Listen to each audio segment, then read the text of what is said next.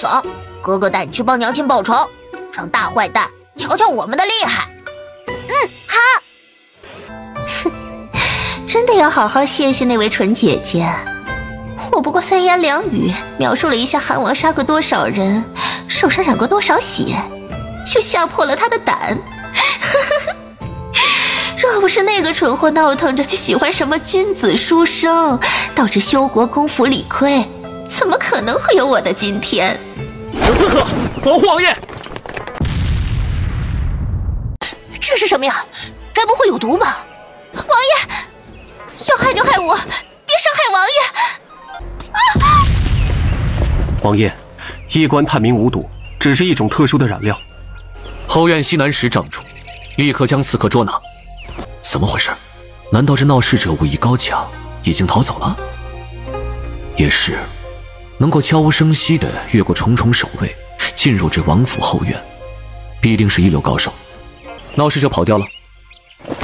回王爷，人没跑，已经捉拿归案了。把人押上来。王爷，押不上来，倒是可以抱上来。抱上来？放开我哥哥，不然周周就代表月亮消灭你们了。一人做事一人当，绣崩是我放的，你们放开我妹妹。一多欺少，一大欺小，你们算什么好汉呢？妹妹不怕，娘亲说过，邪不胜正。没错，大坏蛋，我们不怕你。你们叫什么名字？是哪家的孩子？为何前来韩王府调皮捣蛋呢？哼，周周凭什么把名字告诉你这个大坏蛋？原来叫周周啊，那你哥叫什么？周周才不告诉你。啊，让本王想想，你是妹妹叫周周，那你哥哥叫范范？才不是，我哥哥叫八宝。原来是八宝和周周。妹妹，你把名字都说了呀？哥哥，我不是故意的。男人的事情我们男人来解决，不要为难我妹妹。大坏蛋打小孩了！大坏蛋欺负我哥哥！周周和你拼了！周人头好疼！你们，八宝的肠子断了！周的脑子坏了！诸位，这俩孩子可有谁认识？别哭了，你们爹爹是哪个？说清楚，本王也好把你们送出去。可怜宝宝，时运不济，无良爹爹狠心抛弃，剩下娘儿仨。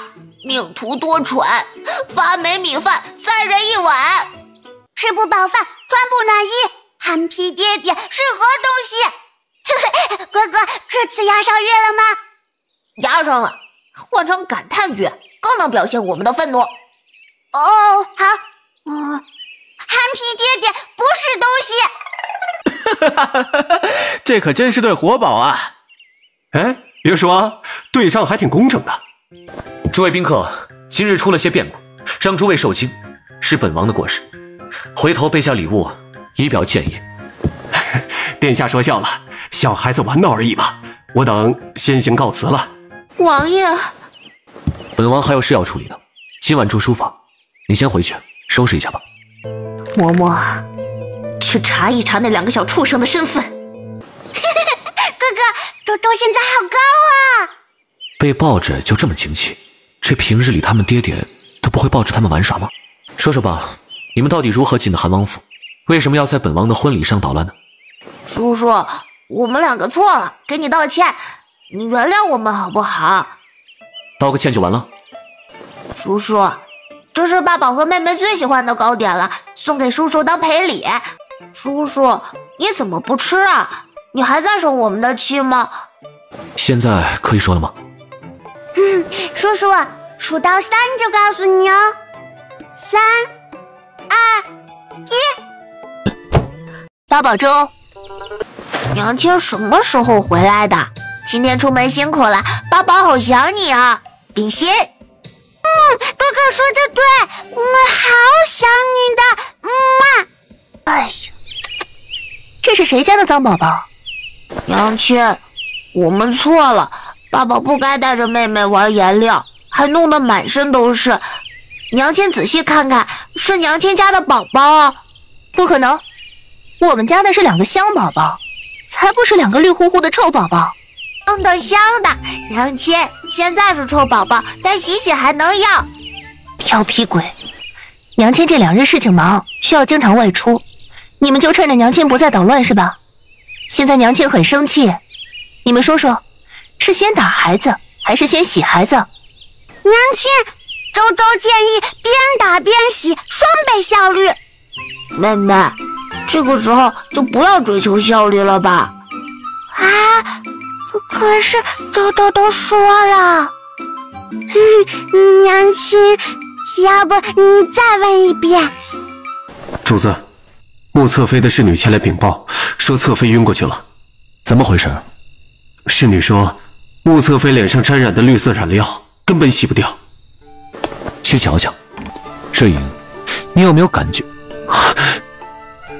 主子，您的额头上好大一个王八。本王自己走走，你们不必跟着。娘亲，周周认输了，我们不玩谁先眨眼谁笨笨的游戏了。周周想吃万果，吃完要仔细刷牙。娘亲，这里住着的只有慕云兰，那俩孩子喊她娘亲，还有万果，那是最近2年刚从百越那边传过来的，宫里都不常见，她怎么会有的？娘亲，你也吃。你们吃，娘亲不吃。娘亲不吃，八宝也不吃了。吃吧，娘亲是大人了。节省果子给孩子，还算是大人，当然要吃个大的。娘亲坏，绝交1秒钟。好了，你们去床上等娘亲沐浴完，就去给你们讲睡前故事。娘亲，今天讲什么故事？该讲哪个了？娘亲之前讲了小红帽暴打大灰狼，美人鱼逆袭当海王，林黛玉倒拔垂杨柳，现在该讲灰姑娘修仙战后娘了。好，一会儿给你编，给你讲。八宝呢？八宝不听故事。娘亲，我觉得你之前给我那本《大周朝律法大全》很有意思，八宝还在研究。你看完了？娘亲，八宝已经有了些想法，等我总结好了再告诉娘亲。采花贼，武功再高也怕菜刀，功夫再屌一砖撂倒。小贼，你来错地方了。你不认识我？看来还是个名声在外的。胡闹！你给我吃了什么？登徒子，别动，有刺客。孩子，放开我！周周要去找娘亲！大坏蛋，放开我！再不放开咬死你！娘亲，快救我！周周和哥哥被大坏蛋抓住了！多谢大侠出手相救，现在没事了。孩子们，到娘亲这里来。大坏蛋欺负娘亲，还要杀周周和哥哥！哼！我没有。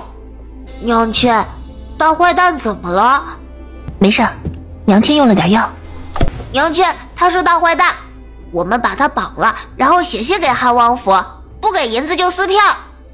韩王府？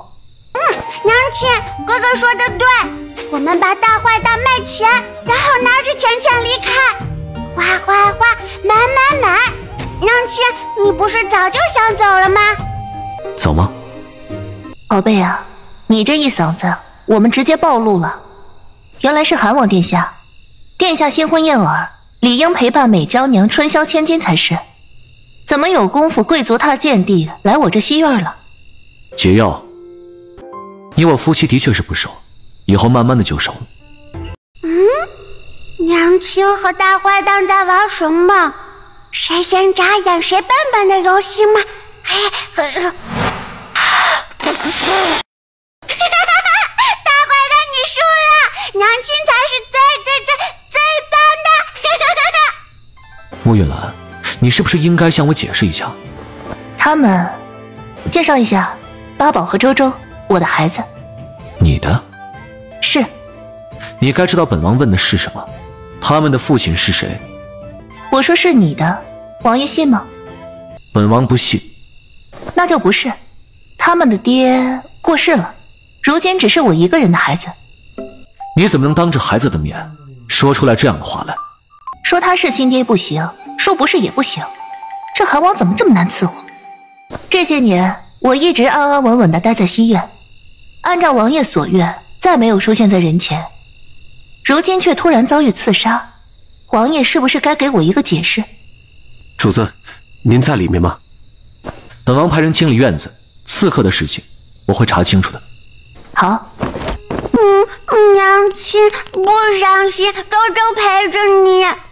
娘亲，是不是因为我们不听话，出了西院，才会有坏人过来要杀我们呢？你们出了西院？娘亲，大坏蛋要娶别人，还一直关着娘亲。八宝和妹妹想帮娘亲报仇。这些事情你们是怎么知道的？我们听到了，桥那边有人说大坏蛋要娶新娘子。不是，娘亲是说大坏蛋是你们爹爹这件事，你们都知道了。娘亲，婆婆之前说过，八宝记得。娘亲还是不要骗我们，是娃娃树上摘下来的了。以后不要叫他大坏蛋了。娘亲和他已经分开，他想娶谁就可以娶谁，和我们没有关系了。娘亲，你不开心吗？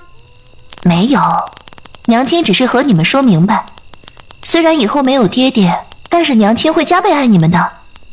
娘亲，我和妹妹不需要爹爹，如果娘亲需要的话，八宝帮娘亲找几个。啊？娘亲不需要。娘亲，你不用不好意思，别人的娘亲有的，你也必须有，还得比别人多，比别人好。等我们离开这里，八宝帮娘亲找。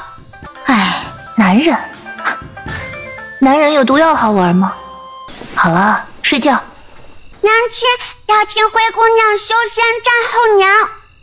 派人围了西院，任何人不准进出。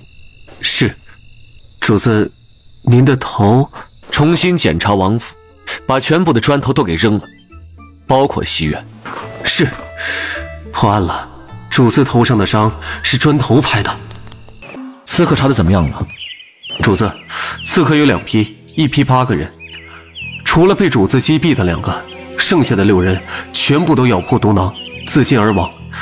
另外一批只有2个，身手极差，已经审问过了，是普通人，稍微懂一点拳脚功夫，收了银子去探查西院的情况，并不知道幕后主使。2批，第一批应该是冲着本王来的，后面这2人仔细的审问，把底子查干净，没用之后直接处理掉。是。西院围好了吗？按照主子的吩咐，围了3层，可就是没有找到主子说的出入口。不急，很快就是有人告诉我们了。你们这是？娘亲，周周带了点心、被子、小枕头，还有娘亲做的玩具。八宝带了药，都是药。再遇到坏蛋，要翻他。好，我们现在就走。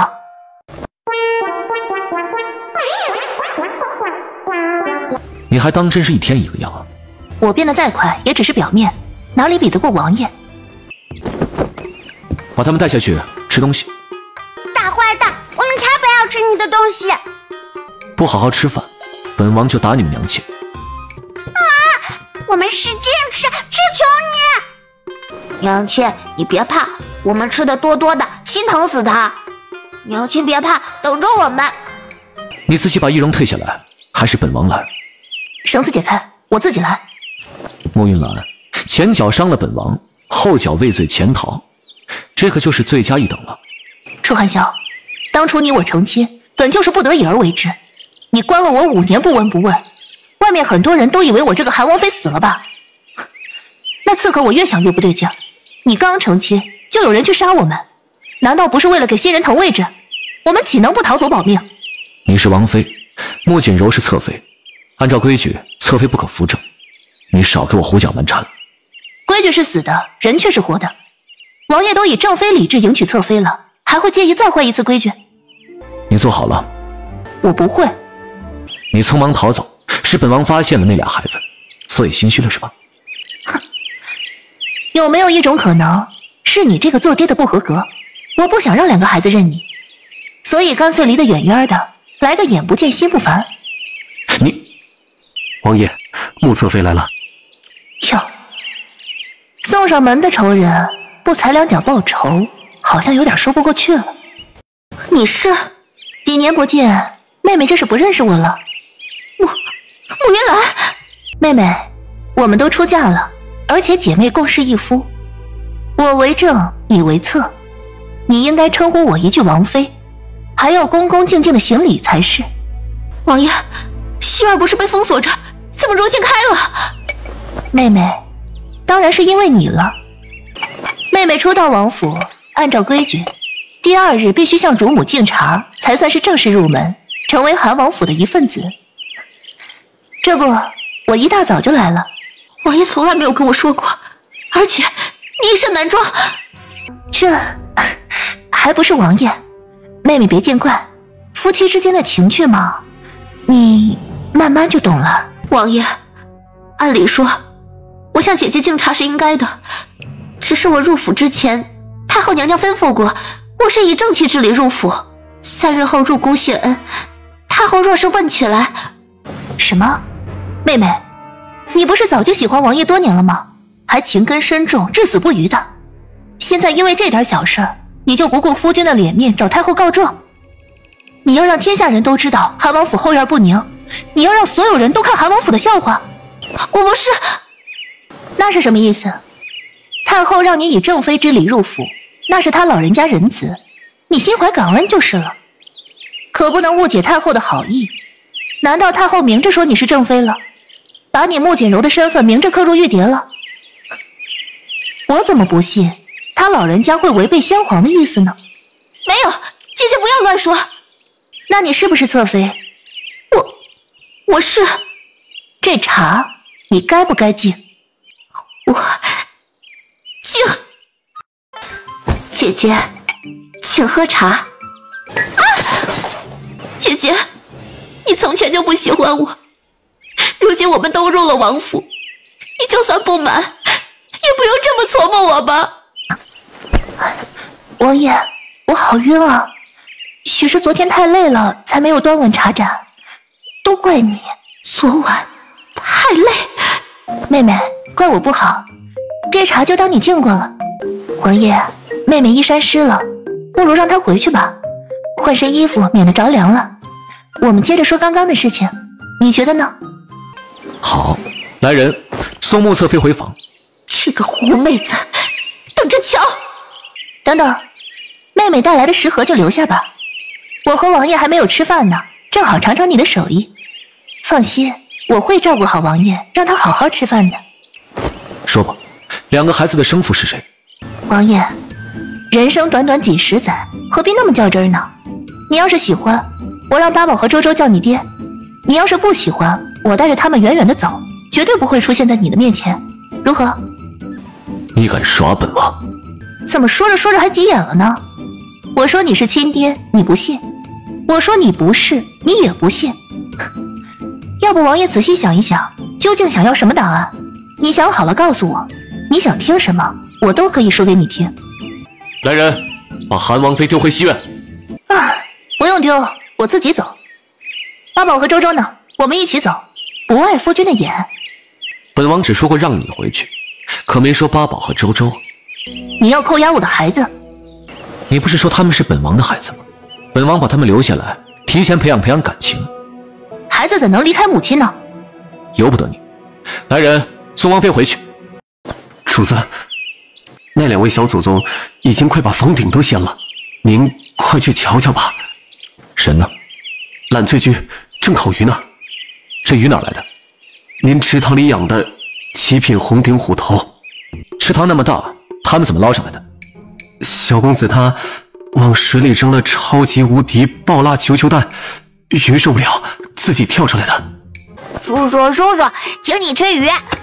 叔叔，鱼快烤好了哦。爸爸和妹妹不能光吃叔叔的东西，我们也要回报叔叔。当当，正宗萌宝牌爱心烤鱼。这是烤鱼。叔叔，你没见过吗？烤鱼可好吃了，你快尝尝。烤鱼见过，只是没见过蓝色的烤鱼。侧妃，打听清楚了，您走了之后，王妃在书房逗留了好一会儿才离开。除此之外，奴婢还打听到一个重大消息。什么？在婚礼上闹事的那2个孩子，叫王妃娘亲。你确定？奴婢亲眼见到瑞影带着他们前去王爷的揽翠居，他们居然喊着要回西院找娘亲。您想想，西院除了王妃还有别人？那2个孩子是王爷的？不对，德妃盼孙子快盼疯了，说那2个孩子真是王爷的血脉，不可能被关在西院至今。但是德妃就不会答应，那肯定是2个小野种。嬷嬷，你去办件事情。主子，这狗是太后娘娘的。小杰，你在哪儿？主子，太后娘娘的爱宠之前生了病，什么东西都不肯吃，却在见到穆侧妃之后，对她极为喜欢，只能吃得下她亲手做的东西。太后爱惜她，就让穆侧妃将狗带出宫来养上几日，调养好了再送回去。奴婢见过王爷。穆侧妃呢？侧妃娘娘身体不适，回到院子就歇下了。奴婢奉命带着小金出来遛弯消食，却不想她像是受到了什么惊吓，直接跑掉了。哥哥，她是疯了吗？好像也不是全疯，不过也快了。2位还请不要乱说话。小金可是太后娘娘的爱犬，侧妃精心照顾着，怎么可能无缘无故就疯了呢？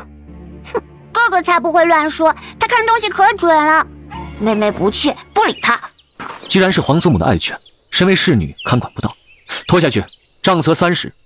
追影，这狗给穆侧妃送回去，告诉她，要是照看不好皇祖母的宠物，就尽早送走，别给韩王府招祸。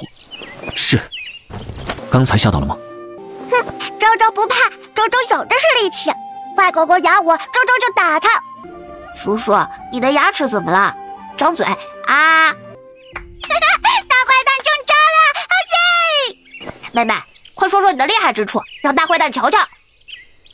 大坏蛋，告诉你，本周周的厨艺得到娘亲郑重认可，周周出征，寸草不生。没错，妹妹超厉害的。你们在胡闹什么呀？怎么了？坏蛋！坏蛋，欺负娘亲，欺负周周，欺负哥哥！不是，我那刚才王爷怎么能凶小孩呢？太不应该了。怎么了？宣太医，去太医，他们打嗝。公子小姐，瞧瞧这是什么？我给你们诊诊脉，然后这糖做奖励，好不好啊？王爷，您在外间稍等，我先帮2个孩子瞧瞧。哎，好。怎样了？王爷放心，2位小主子只是略微受了些惊吓，不碍事的。不过，什么？小姐没什么事，身体康健得很。公子的情况就复杂多了，他有先天不足之症，心肺极为脆弱，按照常理应该活不过2岁的。王爷莫慌，小公子福气深厚，德育神医，已经被调养得好了大半，今后只需要精心照顾，不会对他有太大的影响。不过还是要多加注意，不可情绪太过激动，更不可受到巨大的惊吓。怪我？王爷，您说话怎么了？我没事儿。我大坏蛋，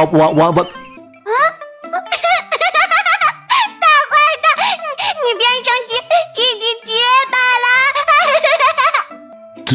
对不起。还有哥哥呢，我们2个人，你要说2声对不起，我们才可以都原谅你。对不起啊。哼，娘亲呢？我们想娘亲了。西苑，你们吃饭，晚上送你们回去。说话算话吗？算。那拉钩啊？拉钩上吊，100年不许变，盖章。好了，我们盖章了，说话不算话，要变成小狗的。好，不用我喂吗？不用，我们很厉害的。可惜了。主子，洛城那边又有几个人被押送了过来，现在已经关入了大牢。前去调查的2位幕僚也已经归来，在前院求见。我忙完了，陪你们。坏蛋叔叔拜拜。保护好了孩子。是，王爷恕罪。拖下去。主子，寇结巴他是真的结巴，不是有意冒犯主子的。王爷勇敢做自己。拖下去。看大门。是。大坏蛋不守信用，要变小狗。小姐你怎么了？快来人！小姐被害死了！坏狗狗死掉了！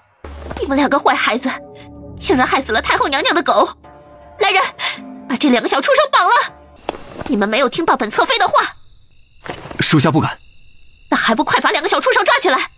这是太后娘娘的爱宠，如今被害死，太后必定追责。你们不捉拿凶手，定会被一并问罪。看来本侧妃是指挥不动你们了。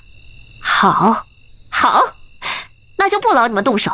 春华、春景，去把那2个小畜生绑了，放肆！你们的眼里还有没有我这个侧妃？我乃太后赐婚，是韩王府正正经经的女主人。你们公然违抗我的命令，信不信我立刻就让王爷处置了你们？谁？好妹妹，是我，你的王妃姐姐呀。妹妹，看来上次进茶没有教会你妾室的规矩。慕云兰，你……妹妹，你称呼我什么？王妃姐姐，我好歹也是侧妃，你怎么能直接对我动手？你都叫我王妃姐姐了，还没明白我为什么会动手吗？那我细致的给你说一说。1，从礼义来说，我是韩王妃，我为正妻，你为妾室，我教训你那是你的福气。2，从情义来看，我是修国公府嫡女，你是庶出，嫡出的姐姐教导庶出的妹妹，那也是理所应当的。于情于理，我对你动手，那都是看得起你，你都该感恩戴德的受着。我是太后赐婚。没错，正因为你是太后赐婚，是我的好妹妹，姐姐心疼你，所以才亲自动手教导，没有让下人来。妹妹自小就乖巧，必是懂我的苦心的，然后牢记这次教导。我说的对吗？妾刚刚一时情急，请王妃姐姐见谅。不过眼下还有更重要的事情，那就是太后娘娘的爱宠被这2个孩子害死了。王妃姐姐说说该怎么办吧。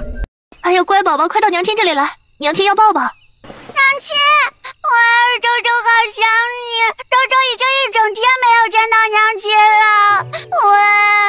王妃姐姐，这2个孩子叫你娘亲？天哪，王府什么时候有了小主子？王爷怎么从来没有提起过？你也知道八宝和周周是小主子，主子的事情自然是没有必要和你一个妾室讲。王妃姐姐，王爷的子嗣都是要上玉牒的，没有上过玉牒的孩子，那就是不受皇室承认的野种。王爷知道你私自把这2个小野种当成他的子嗣，意图混淆皇室血脉吗？住口！妾身见过王爷，王爷，小姐被害死了，这可是太后娘娘的爱宠啊！如今，王爷，狗嘴角有呕吐的血迹，血迹发黑，略有异味，明显是中毒而亡啊！毒？是。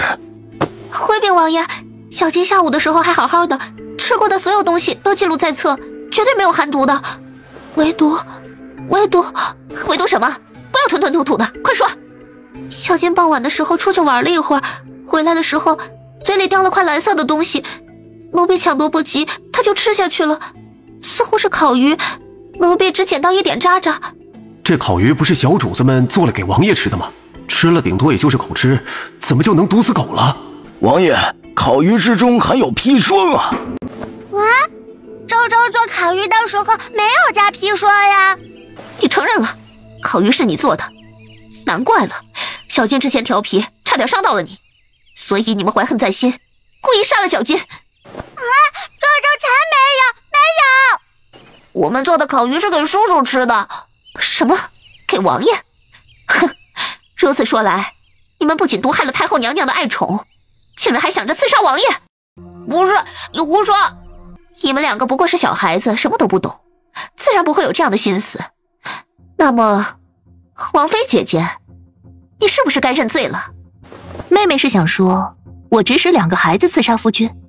这2个孩子瞧着也就3岁吧，总不能是他们自己对王爷动了杀心吧？哼，姐姐真是好算计，知道王爷心善，不会对2个小孩子防备，就先是让他们闹事，毁了我和王爷的婚礼，故意接近王爷之后，指使他们趁机下毒谋害。我没有，这是好宝宝，这没有。坏巫婆，诬陷我们！爸不气，清者自清，娘亲会证明我们的清白的。我哥哥，王爷，您瞧瞧王妃姐姐，王爷是怎么回事？难道他不介意2个小野种的身份？穆锦柔，你什么时候有千里眼的能耐了？王妃姐姐说什么呢？什么千里眼？你一会儿说我指使2个孩子闹事儿，毁了你的婚礼，一会儿说我指使他们刺杀王爷，图谋不轨。说的有鼻子有眼的，必定是有千里眼，隔着院子就能看到了呗。恭喜王爷，贺喜王爷，妹妹这能力实在是好棒啊！以后王爷再上战场，把她带着探查敌情，岂不是攻无不克，战无不胜了？王妃姐姐，你别胡说，我没那本事。你没有千里眼，那怎么说的好像你亲眼看到我指使孩子作恶了一般？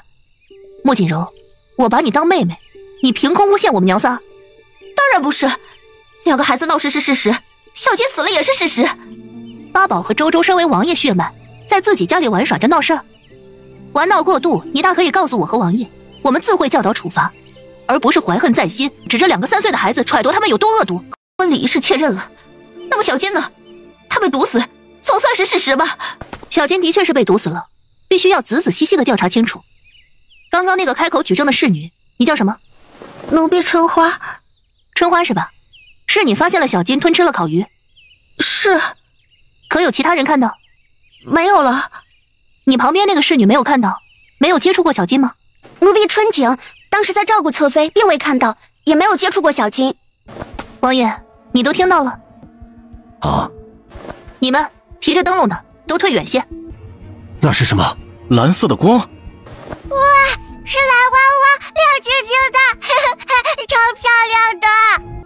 妹妹在诬陷我之前，没有让人仔细检查那只烤鱼吧？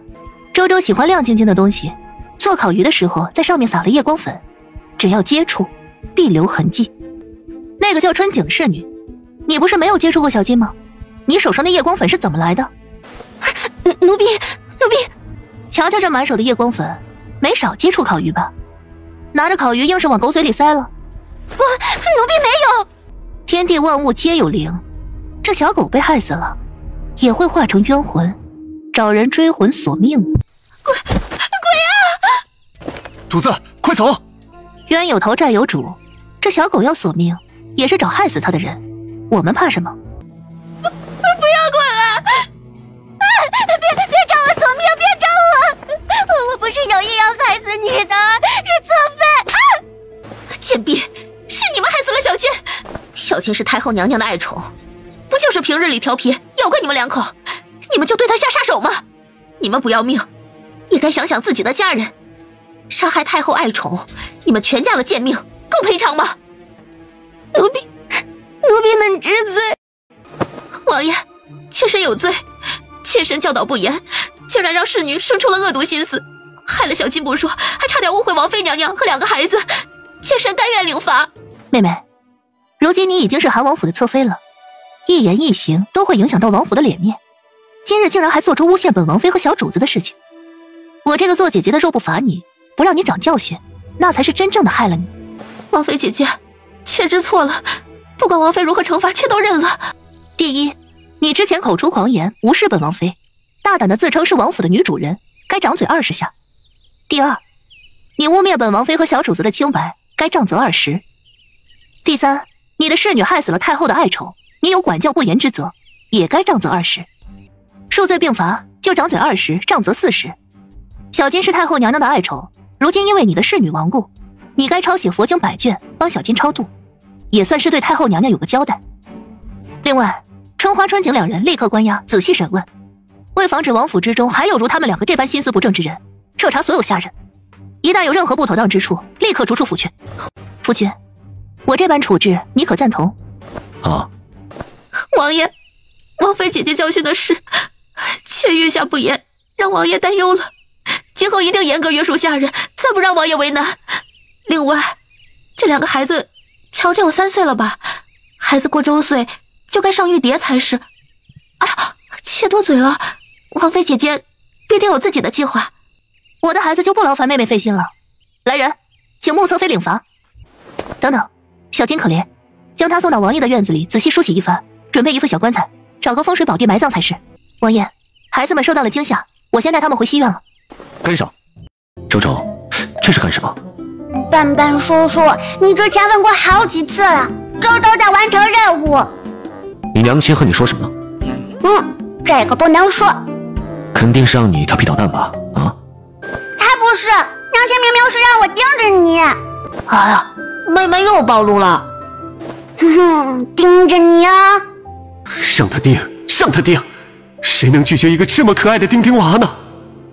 乖宝宝，别怕，我是你们的叔叔。我看不见我，看不见我。盯着，虽然有人贩子坏蛋，但是周周盯着你呢。嗷嗷！三哥，你是故意的还是故意的？瑞影，安王殿下，您快起来。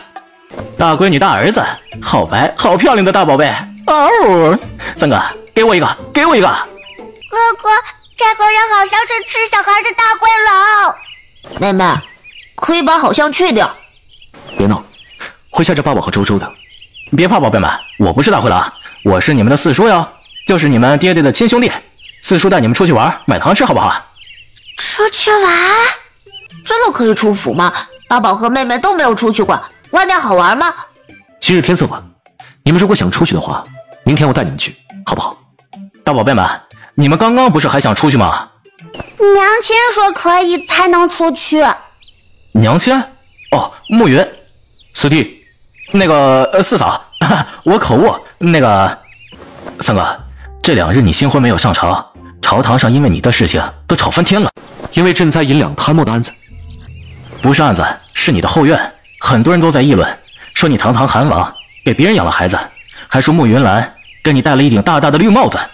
大闺女，谁能拒绝这样一个大闺女？三哥，你把孩子给我养吧，我不怕朝堂议论，更不怕父皇责罚。想得美。三哥，那今晚我不走了，我要和宝宝们一起睡。一起睡？三哥，你别这么小气啊！我不是来拆散你们的，我是来加入你们的。哎，三哥，你别串人啊！我错了，错了。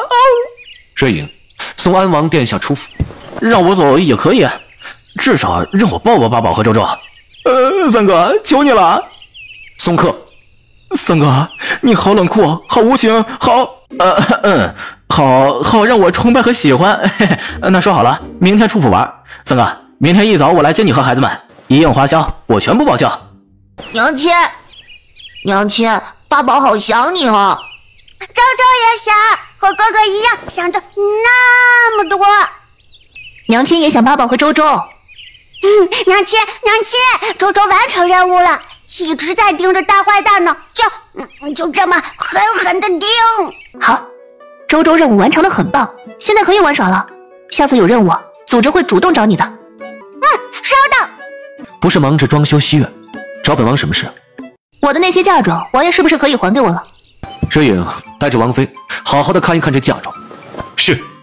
西院，王妃的嫁妆理应随着您一起入西院存储，只是当初西院建造的时候并没有库房存在，王府下人不多，西院侧面的房屋就一直空着。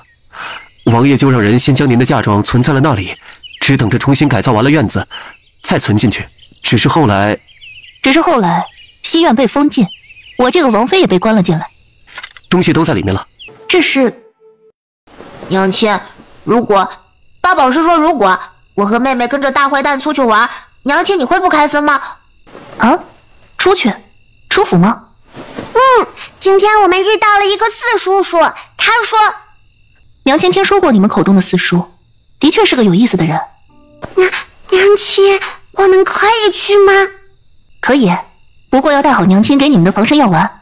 莫云览已经看过他嫁妆了。回主子，王妃已经查验过了。说了什么？王妃的脸色很是不好，吩咐属下将那些箱子都收拾整理出来。箱子？是，王妃说了，那些东西只有箱子最值钱了。主子，时辰不早了，您歇着吧。明日一早，安王殿下还要来接您和小主子们出去玩呢。亲爱的甜心宝贝大乖乖们，四叔来喽！开门开门，快开门！别躲在里面不出声。三哥，甜心宝贝大乖乖们呢？你是不是把我的大儿子大闺女藏起来了？我告诉你，你这样是极其自私的行为，你这样是要被批判的行。清醒脑子，冷静了。小阴阳，我大儿子大闺女呢？殿下，属下叫瑞影。天色尚早，小主子们应该还在睡着。睡着？房间里除了我三哥的寒气，哪里有我的甜心宝贝大乖乖？小阴阳，你骗我！不敢欺瞒安王殿下，小主子们一会儿就过来了。还有，属下叫瑞影。小阴阳，本王知道了。你说小宝贝们在哪里睡？我亲自去提供温柔叫醒服务。叔叔早上好。早，甜宝贝大乖乖们早啊！一夜不见如隔三秋，来让四叔抱抱。哎呀，这也太可爱了，好萌好乖好可爱，好香好软，好像拐啊！娘亲说了，不可以捏捏，不可以哦。哥哥说的对，拒绝捏捏，文明为冠，不然就要吃周周一拳哦。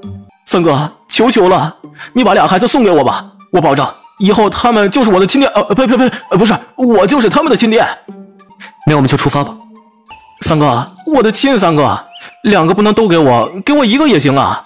我拿我以后生的儿子给你换，两个换一个行不行啊？我想了想，乖乖们这么好，两个换一个，三哥你确实吃亏了。那三个换一个，四个，5个，不能再多了，再多我怕我生不出来啊。三哥，你可以抱着周周，但是不能戳小白人哦，那是娘亲给我做的。大乖乖放心，四叔保证绝对不戳哦。看护好了周周，稳重些，别吓着他们。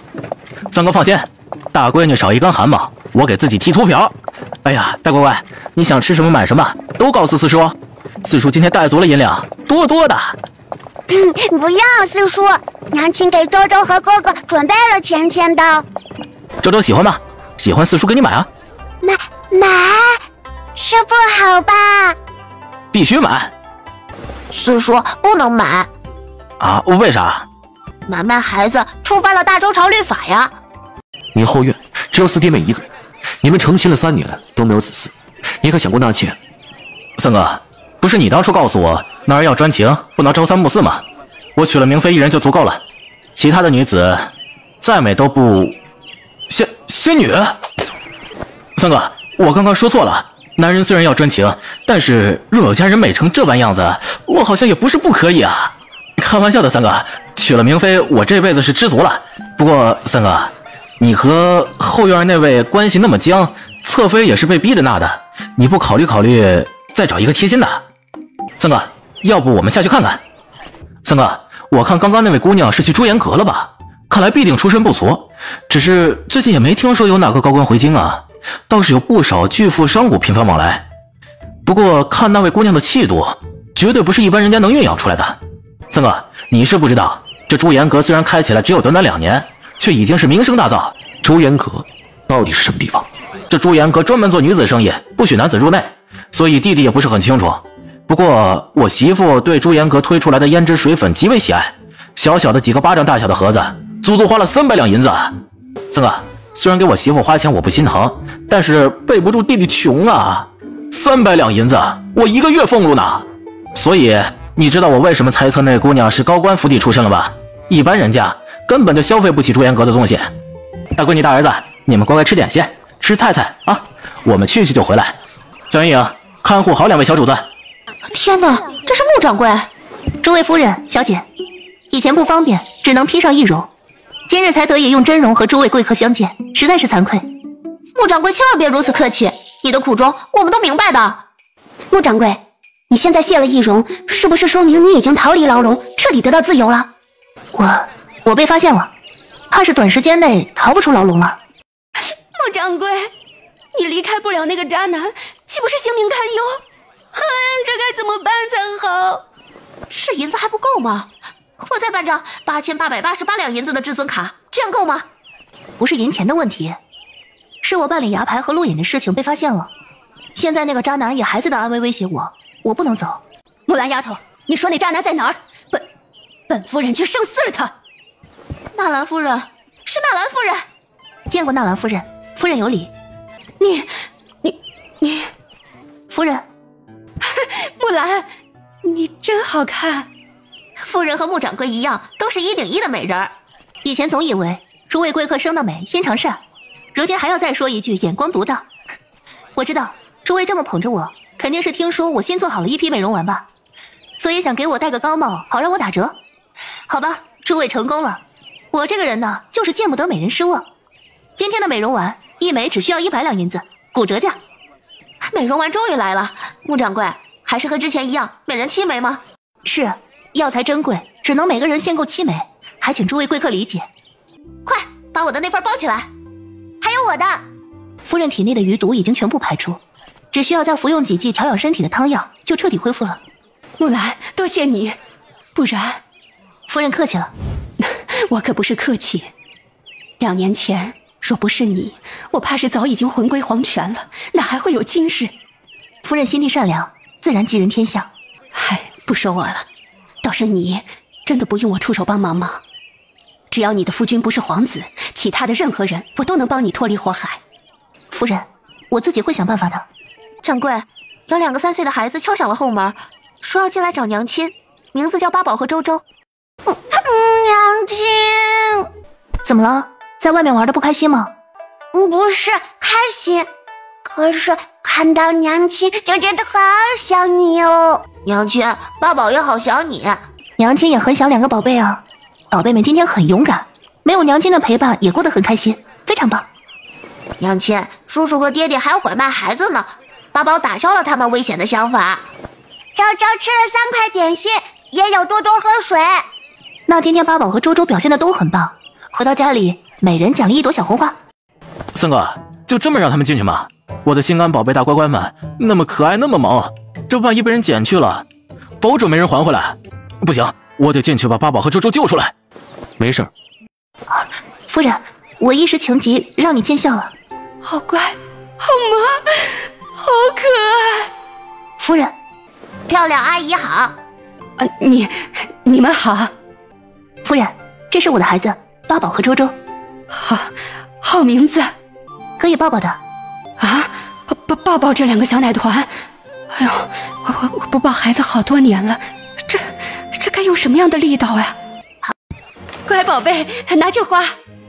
木兰，你又不是不知道，我那儿子不争气，到现在一大把年纪了，还没给我生出个孙子来。看到八宝和周周，我瞬间找到了当祖母的感觉。1点银子，我给宝贝们的见面礼，你可不要拒绝啊，不然我可就真的生气了。那就收下吧。谢谢漂亮阿姨。不用客气，不过不能叫姨姨，我这个年纪应该当你们祖母才是。爹爹的姐妹叫姑姑，爹爹的哥哥叫伯伯，爹爹的弟弟叫叔叔，叔叔的……错了，再来一遍。爹爹，祖母就是爹爹的娘亲。漂亮姨姨，你搞错了，祖母是年纪很大的人啊。我就是年纪很大的人呢，黄土都埋了脖子了。夫人，时辰到了，该回去了。木兰，你别怕，我必定会护着你的。我的毒解了，府里管得严，再想要出来，怕是没有那么容易。不过我们可以写信，我会派人每隔3日来一次朱颜阁，你有什么难处一定要告诉我。好，夫人也要多多保重。姨姨，这个可以保护你哦，有坏人就撒在他的脸上。姨姨，发带送给你，可以扎头发哟，很漂亮的。谢谢八宝，谢谢周周。姨姨再见。再见。三哥，刚刚那位夫人怎么那么像德妃娘娘啊？出来了，出来了！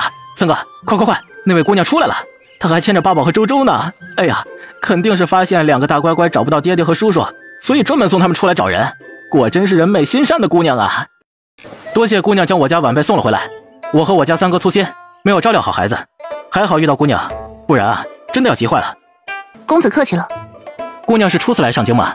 朱颜阁可是上京最受各家夫人小姐喜欢的地方，姑娘真是好眼光。只是看你两手空空，必定是因为照料我家孩子而耽误了采买东西吧？实在是对不住，三哥，我的好三哥，弟弟都把路铺到你脚下了，快抬脚继续往上走啊！三哥今天怎么有点走神啊？为表谢意和歉意，该我家三哥备下礼物送给姑娘才是，还请姑娘切莫推辞。你家三哥好像不是很想理我。怎么会？姑娘误会了，我三哥只是性格内向罢了。今日天气炎热，我和三哥在旁边的酒楼开了雅间，不知姑娘可否赏光上去一坐？该我们兄弟亲自给姑娘斟茶致谢才是。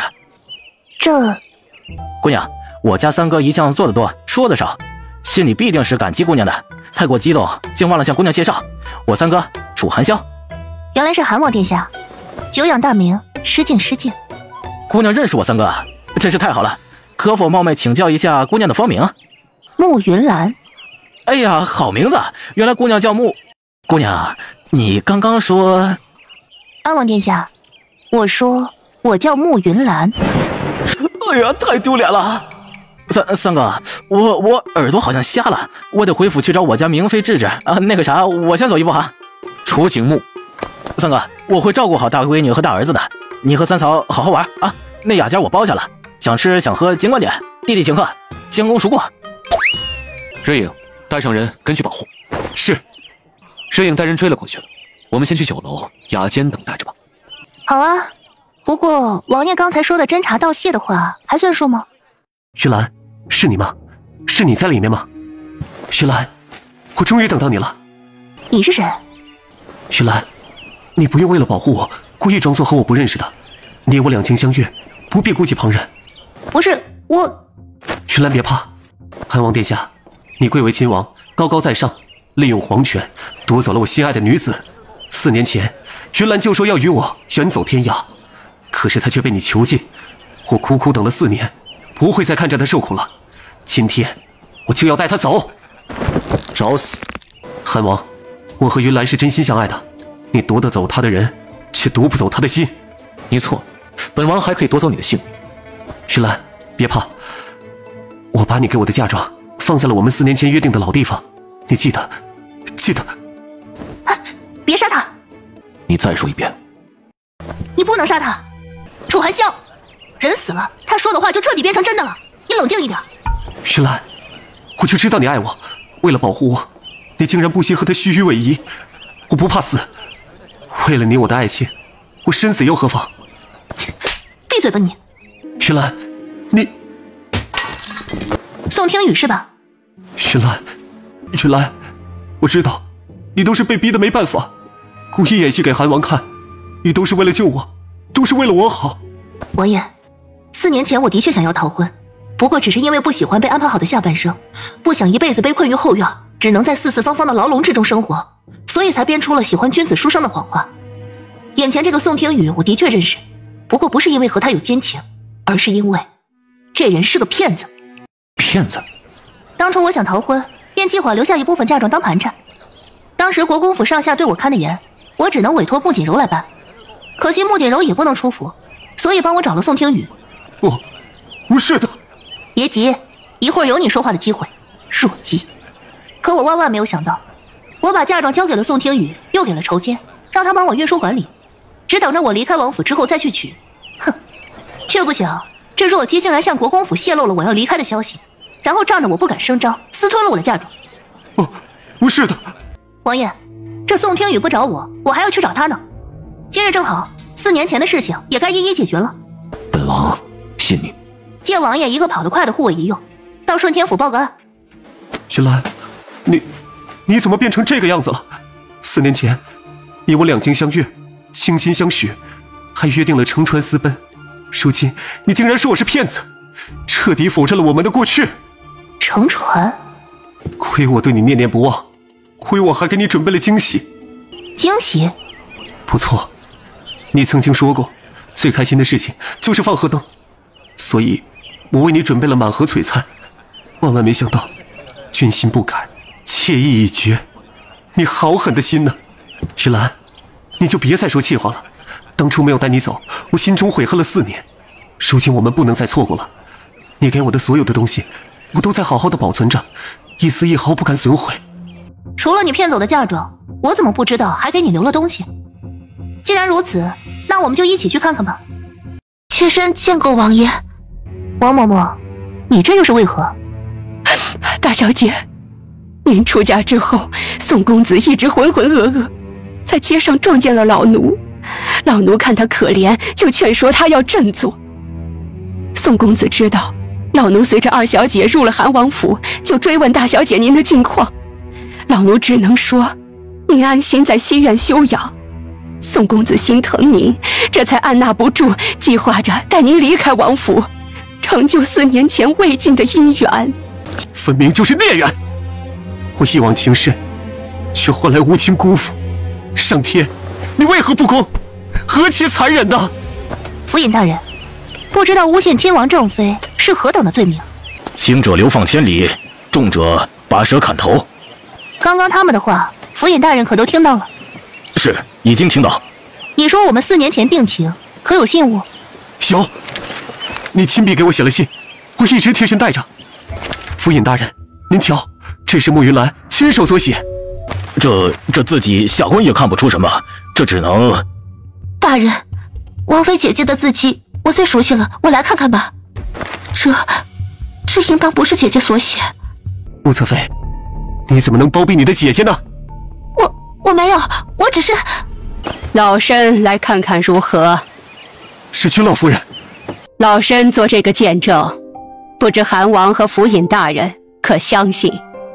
老夫人可以做见证，还我王妃清白，韩小感激不尽。好，信拿来吧。这信不是韩王妃所写。不可能！我的意思是，事关重大，总是要调查清楚，有凭有据才好。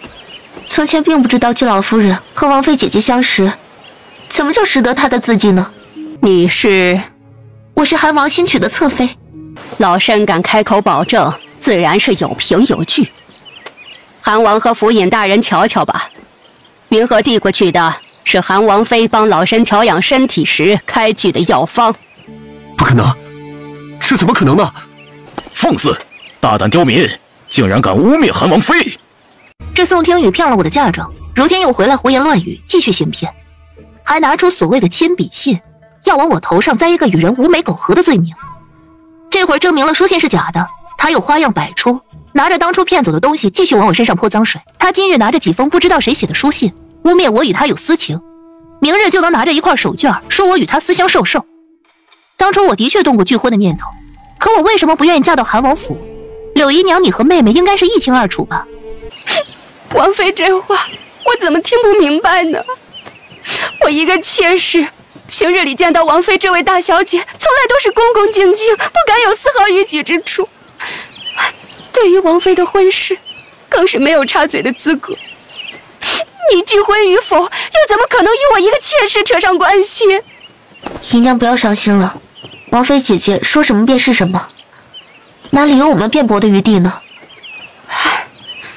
王妃不愿意继续调查，那便不查了，直接把那宋听雨当成骗子拉下去处置了就是。哼，柳姨娘把话都说到这份上了，我若是立马让人把宋听雨处置了，反倒是显得我心虚。既然要查，那就大庭广众之下好好的查个清楚明白。府尹大人，我可否问宋听雨几句话？韩王妃尽管问便是了。第一个问题，你确定船上的东西就是我的嫁妆？没错。好。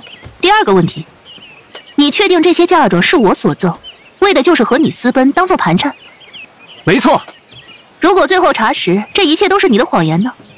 如果我所说的有半句谎话，那就让我天打雷劈，不得好死。诅咒发誓若是有用的话，何须朝廷律法来约束？若你说谎，那就是诬陷亲王正妃的大罪，逃脱不了律法的制裁。府尹大人，我的话问完了，请您派人上船把东西取下来吧。穆侧妃这是怎么了？瞧这脸色不太好的样子。姨娘，不能。天气闷热，耽误了大家这么长时间，事情也该有个了断了。府尹大人，直接让人将箱子打开吧。住手！妹妹这是做什么？之前你和柳姨娘不是还着急调查清楚真相，还我清白吗？孽障！事到如今，还不快把你当初犯下的错误一五一十的向王爷禀告清楚！王爷，王妃说的没错，那宋听雨的确就是个骗子。柳姨娘，你在胡说什么呢？谁是骗子？说的就是你。王爷，4年前，王妃因为年幼，喜好自由，的确是升起过拒婚的念头，也曾想过要离开上京。不是这样的。王妃和锦柔都是性情单纯的好孩子，你故意接近，透露自己有一艘楼船，还说知晓从上京到江南的水路。他们2个深闺小姐哪里懂得人心险恶？王妃是希望得到自由，而锦柔则是想着要帮助自己的姐姐，让她开心，所以就这样将嫁妆交给你，想要借着你的船离开，却不想你直接卷着东西逃走了。你诬陷我，柳姨娘，你这是准备过河拆桥啊！你卷走了那么多东西，却依旧贪心不足，屡次写书信来威胁，让锦柔给你银钱，否则就污蔑王妃和你有私情。锦柔为了维护自己的姐姐，便答应将嫁妆给你一些，让你彻底离开京城。可她哪里知道，你就是条喂不饱的狗！贱人，你放屁！你王爷，我这次带锦柔过来，就是想向王爷和王妃认错，不再纵容包庇宋听雨这个恶毒小人。你的意思是，4年前王妃拒婚，并不是因为和这个宋听雨有私情？是。那你为什么不站出来帮着王妃澄清呢？我只是个微不足道的姨娘，人微言轻，平日连府门都出不得，哪里会有开口的机会？那楼船上抬下来的这些东西，是宋听雨胁迫锦柔不得不给他的。当初我被诬陷，百口莫辩，没有任何人相信我。清者自清，浊者自浊。宋听雨，现在你还有什么话要说？柳氏，你这个贱人，当初是你找到我，让我去勾引韩王妃的，还说让我尝尝世家贵女的滋味，是你们看不惯韩王妃，想要毁她清白，要她性命。韩王殿下，我和韩王妃清清白白，面都没有见过，一切都是柳氏那个贱人的诡计。宋听雨，事到临头你就胡乱攀咬，你可有证据？姨娘，侧妃，王嬷嬷，你太让我失望了。从你刚刚开口污蔑韩王妃开始，我就知道你和那个宋听雨就是一伙的。不是。我刚才没有出声，就是想看看你和宋听雨还能搞出什么把戏。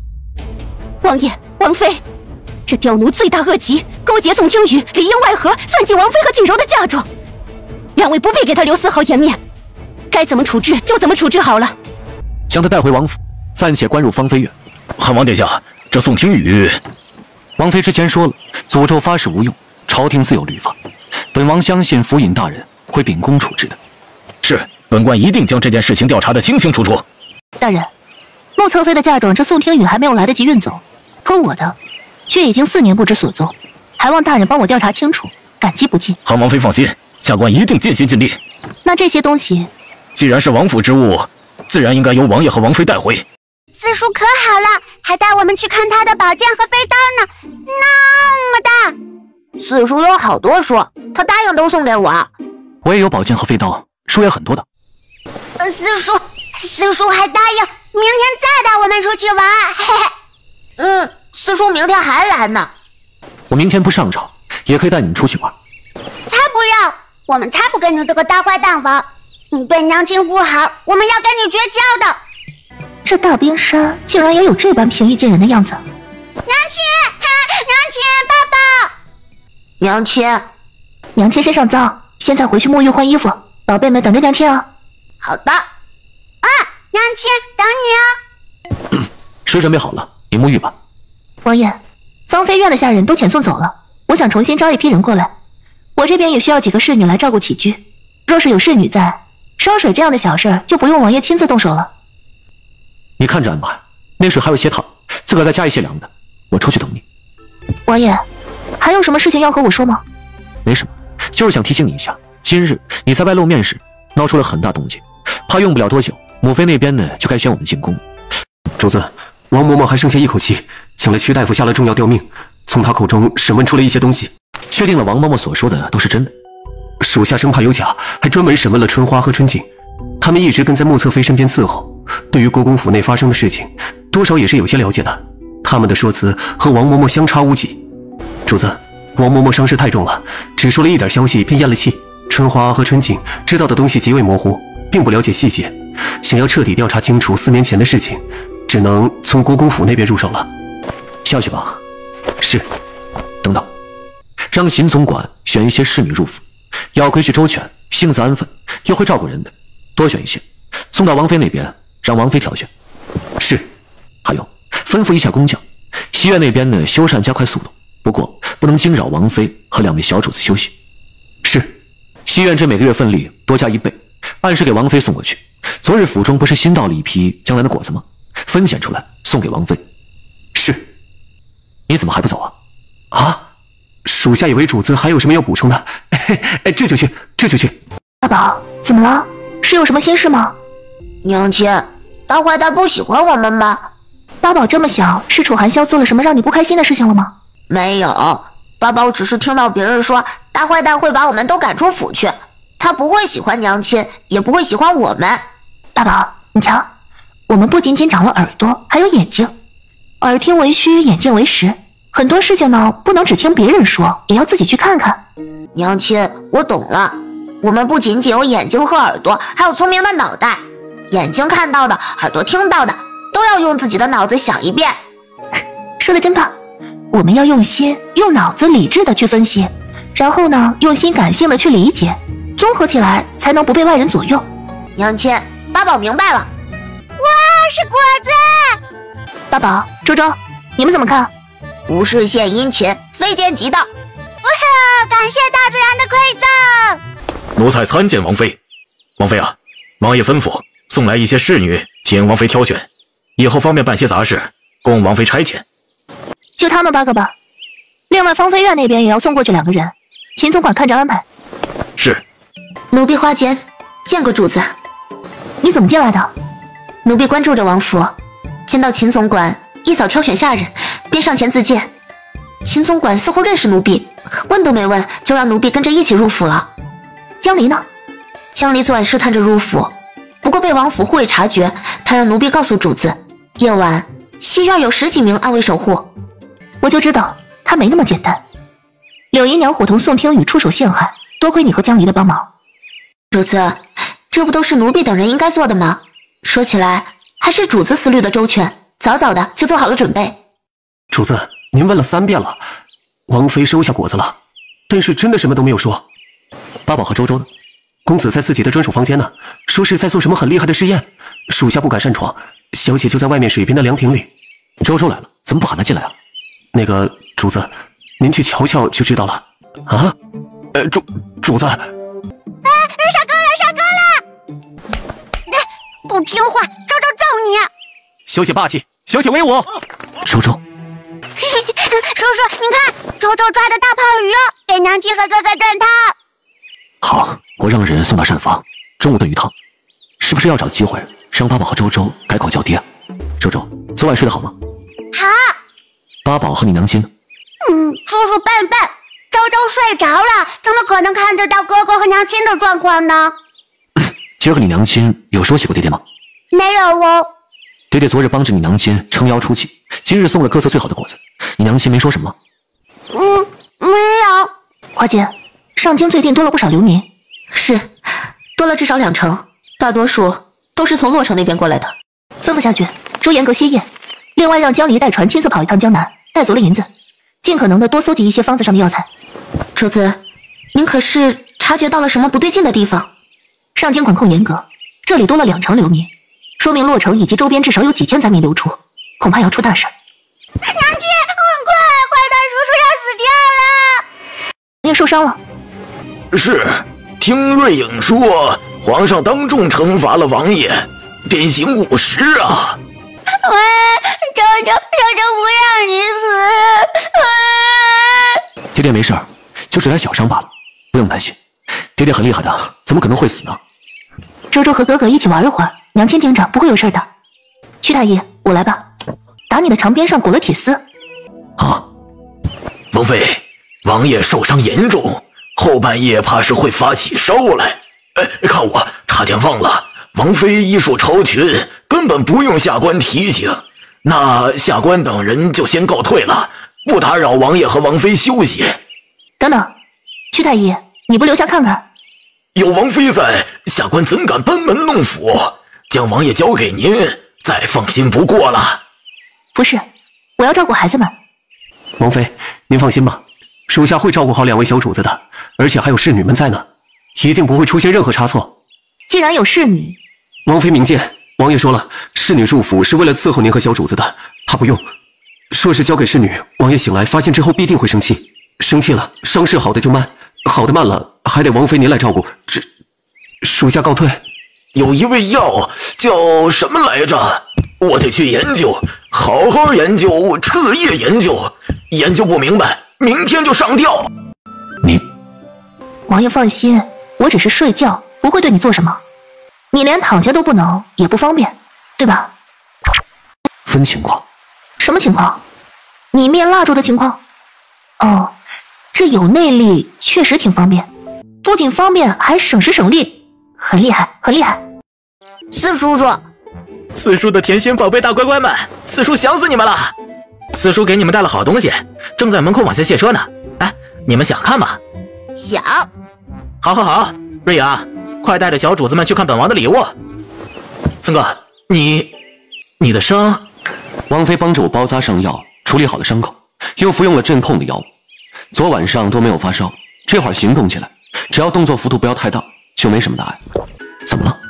森哥，你第一次和我说这么长的一句话。说正事。森哥，今天早上朝堂闹成一锅粥了。天刚亮，父皇直接下令杖毙了太子宫中3个属官、4名内侍，宫女也大换血。今天一早，父皇对太子的态度不冷不热的，我还是第一次见父皇对他这样。不过这也是他活该，赈灾的银子都敢贪墨，他就不怕夜晚睡不着，洛城受灾的亡魂找他索命吗？有父皇的庇护，他怕什么？事情算是过去了吧？啊，森哥，你都猜到了。森哥，父皇太偏心了，你只是说了实话就被当众鞭刑，丝毫不顾及你多日的辛苦。可太子呢？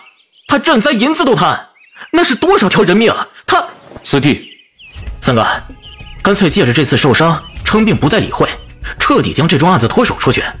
太子那边生怕你再查出不妥，一定会找人接手的。事情已经闹大，有那么多双眼睛盯着，太子也不敢太过分。洛城那边应该能够得到很好的赈济。不用。三哥，难道你打算和太子硬扛到底啊？父皇不会允许任何人动摇太子地位的。太子可以因为父皇的偏心，暂时不用受罚，可那些官员、朝廷的蛀虫，一个也不容放过。森哥，你尽管放手去做，弟弟永远支持你。不管以后遇到什么问题，我永远和三哥你共进退。皇兄，你尽管吩咐。吩咐倒是不用，就是你对八宝和周周这脾气，了解的如何了？大乖乖们呀，又乖又萌又聪明，又软又香又听话，简直就是梦中情娃。看来了解的很透彻吗？必须的。那你有办法让他们2个改口叫我爹爹吗？皇兄，你的意思是？八宝和周周是我的孩子，我要让他们成为韩王府堂堂正正的小主人，而不像如今这般被人百般议论。不就是改口吗？三哥放心交给我，我现在就去把八宝和周周带过来。周周叫我什么呀？坏蛋叔叔。八宝要叫什么呀？叔叔。三哥。啊！三哥！爹爹。叫呀！传皇上口谕，韩王殿下，那2个孩子……怎么？父皇的口谕不是传给本王的吗？传皇上口谕，韩王楚寒萧戾气太重，以至于影响太后凤体康复。从即日起，发闭门抄经100卷。韩王殿下，还不快快领旨谢恩？我家王爷心善，听到因为自己的缘故导致太后娘娘凤体欠安，这是愧疚的失神了。王爷谢恩吧。是，儿臣领旨，谢父皇隆恩，必定在府中好好抄经，为皇祖母祈福。我想着让八宝和周周改口叫我爹。你说什么？不是你说的吗？他们是我的孩子吗？既然是我的孩子，那么叫我一声爹爹，不也是理所当然吗？你试过了？我……八宝和周周不买账啊？想让我帮忙？哎，王爷，你要知道，小孩子幼年的经历是会影响他们一生的。我虽然是孩子们的娘亲，可也不能逼迫着他们做自己不愿意的事情啊，对不对？有道理，是吧？所以啊，得加钱。加钱？不然呢？他们俩是好孩子呀，你……多谢王爷提醒，加双倍。没事，王爷可以先写张欠条嘛，分期付款。分期？没错，花明天的钱还今天的愿，让生活美满，不留遗憾。那明天用钱时候该咋办啊？王爷，做人要有远虑，可也得想得开啊。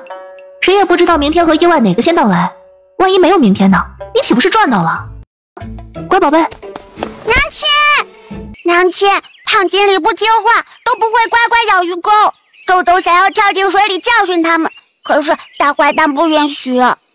娘亲，大坏蛋今天想让我们改口叫爹爹，八宝和妹妹都拒绝了。娘亲，周周差点没有拒绝，是哥哥提醒了我。妹妹，你没有扑过去直接叫爹爹，已经很棒了。啊，真的吗？真的。现在有个事情，娘亲要宣布一下。娘亲把你们两个的改口权给卖掉了。娘亲，早知道改口能赚钱，八宝和妹妹当初就不应那么痛快的叫四叔啊。王爷，我把八宝和周周带来了。来，孩子们，我郑重给你们介绍一下，这是你们的爹爹。等等，王爷，契书都签了，手印都摁了，这可不能毁约，要付违约金的。不是，改天吧。改口延迟，钱不退的。好，不退。主子，王妃，大事不好了！宋廷宇不知为何在牢中自尽，自尽之前留下了血书，说自己和王妃有私情，而且还说两位小主子是他的孩子。人已经死了。是。顺天府大牢这狱卒是摆设吗？犯人关押其中，想自尽就自尽，还能留下来血书？用不了多久，这血书的内容就会传遍京城吧？是，如今已经开始流传了。云兰，对不住。你道什么歉？人又不是你杀的。太子是想着用这样的方式逼迫我放弃洛城赈灾银两贪墨案，放过牵扯其中的太子一派的官员。那你准备放吗？他们该杀。既然该杀，那就全部都给他们送走。王爷，准备纸张，我们开始抄经吧。抄经？没错，抄经，诚心诚意的抄完，然后供奉到太后的面前，好好的表一表孝心。八宝和周周也一起抄。孙媳慕云兰见过皇祖母。放肆！韩王妃，太后尚未叫起，你怎能自行起身？放肆！韩王妃，你太放肆了！听闻皇祖母头风之症发作的厉害，孙喜早该入宫请安的，不知道皇祖母现下如何了。你还知道哀家是你的皇祖母？皇祖母哪里的话，这么重要的事情，孙喜还能忘吗？哀家的小金呢？你进宫没把小金带来？皇祖母，穆侧妃上次入宫没有如实告诉您吗？小金死了呀。什么？死了？哀家的小金，哀家的头好疼。汉王妃口不择言，导致太后娘娘身体不适，头风之症再次发作，快去禀告皇上。好疼！太后娘娘，你忍一忍，皇上马上就到了。皇上驾到！皇祖母，您这是怎么了？皇祖母，参见皇上，太子殿下。你们是怎么伺候的？太后怎么能坐在地上？还不赶紧把太后扶起来！皇祖母这是头风之症又发作了，姑来扶吧。太医呢？太后病重，为何不请太医啊？你们这些工人都是摆设吗？把太医院所有人统统宣过来！皇上，下官无能啊！太后娘娘的病症只是又严重了。皇祖母的头风之症不是好了很多吗？怎么好端端的突然严重了？皇上，是韩王妃，是韩王妃向太后娘娘起病的。太后本来好好的，见到韩王妃之后就这样了。韩王妃是皇祖母的孙媳，还能冲撞了皇祖母不成？更何况，姑听说三弟和三弟妹这次入宫，可是为皇祖母送上佛经的。父皇，佛经可是三弟一家子共同抄写的，足可见心诚啊！皇上，青天剑监正说过了，太后凤体欠安，就是因为韩王殿下戾气冲撞。今日韩王殿下入宫，太后的病症就突然严重了。这奴才多嘴，应当是巧合。那个孽障呢？还不赶紧让他滚进来！父皇，三弟已经知错了，您罚也罚了，万不能再如此动怒了。父皇，三弟身上有伤，三弟没有体弱，让他们起来回话吧。啊，起来吧，老三，你身上戾气重，现在立刻出宫闭门思过。儿媳参见父皇。何事？听闻皇祖母身体不适，王爷带着儿媳和2个孩子连夜抄经，终于写满100卷，特意送入宫中为皇祖母祈福。儿媳无意自夸，只是为我家王爷鸣不平。王爷孝心感动天地，身受重伤依旧坚持抄经，难道还不足以抵消守家卫国不得已杀敌时沾染上的那点戾气？父皇，好歹拿出王爷抄写的佛经，让皇祖母瞧一瞧吧。如此也算是给王爷和儿媳等人一个表达孝心的机会。准。哎呦，不疼了，哀家的头不疼了。太后娘娘脉象平稳，头风之症也已经不再发作，大喜大喜呀！皇上，瑶华宫的宫女在殿外跪求皇上救命呢。瑶华谷，德妃。皇上，请您救救我们娘娘吧。德妃怎么了？回禀皇上，德妃娘娘连续3日跪经，为太后祈福，称愿意以身相替，为太后娘娘承担苦楚。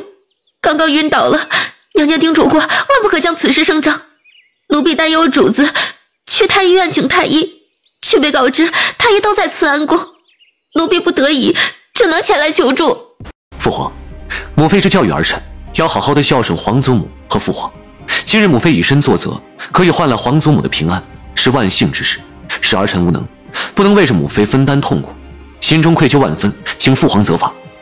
老三，起来吧，你孝心重，父皇一直清楚。来人，立刻派遣3名太医前去瑶华宫，仔细帮着德妃看诊。皇祖母，德妃为您祈福，三弟抄写经文，真心是感天动地，这才换来您这么快转危为安呐。这些都是韩萧和他王妃抄写的，这字写的是真不错。哀家记得太医院的张院正对书法研究颇有心得。张院正，你瞧瞧这字写的如何？回禀太后，的确是一手好字，微臣钦佩。哀家的小金。皇祖母，孙媳知道您伤心，没有看护好小金，孙媳心中也是万分愧疚。小金在宫中的时候一切都好好的，怎么到了韩王府突然就被害死了？皇祖母，您瞧，这里有几份供词，写明了小金被害的经过，凶手春花、春景2名侍女共认罪责，甘愿领罚。你说什么？小金的尸体里藏毒？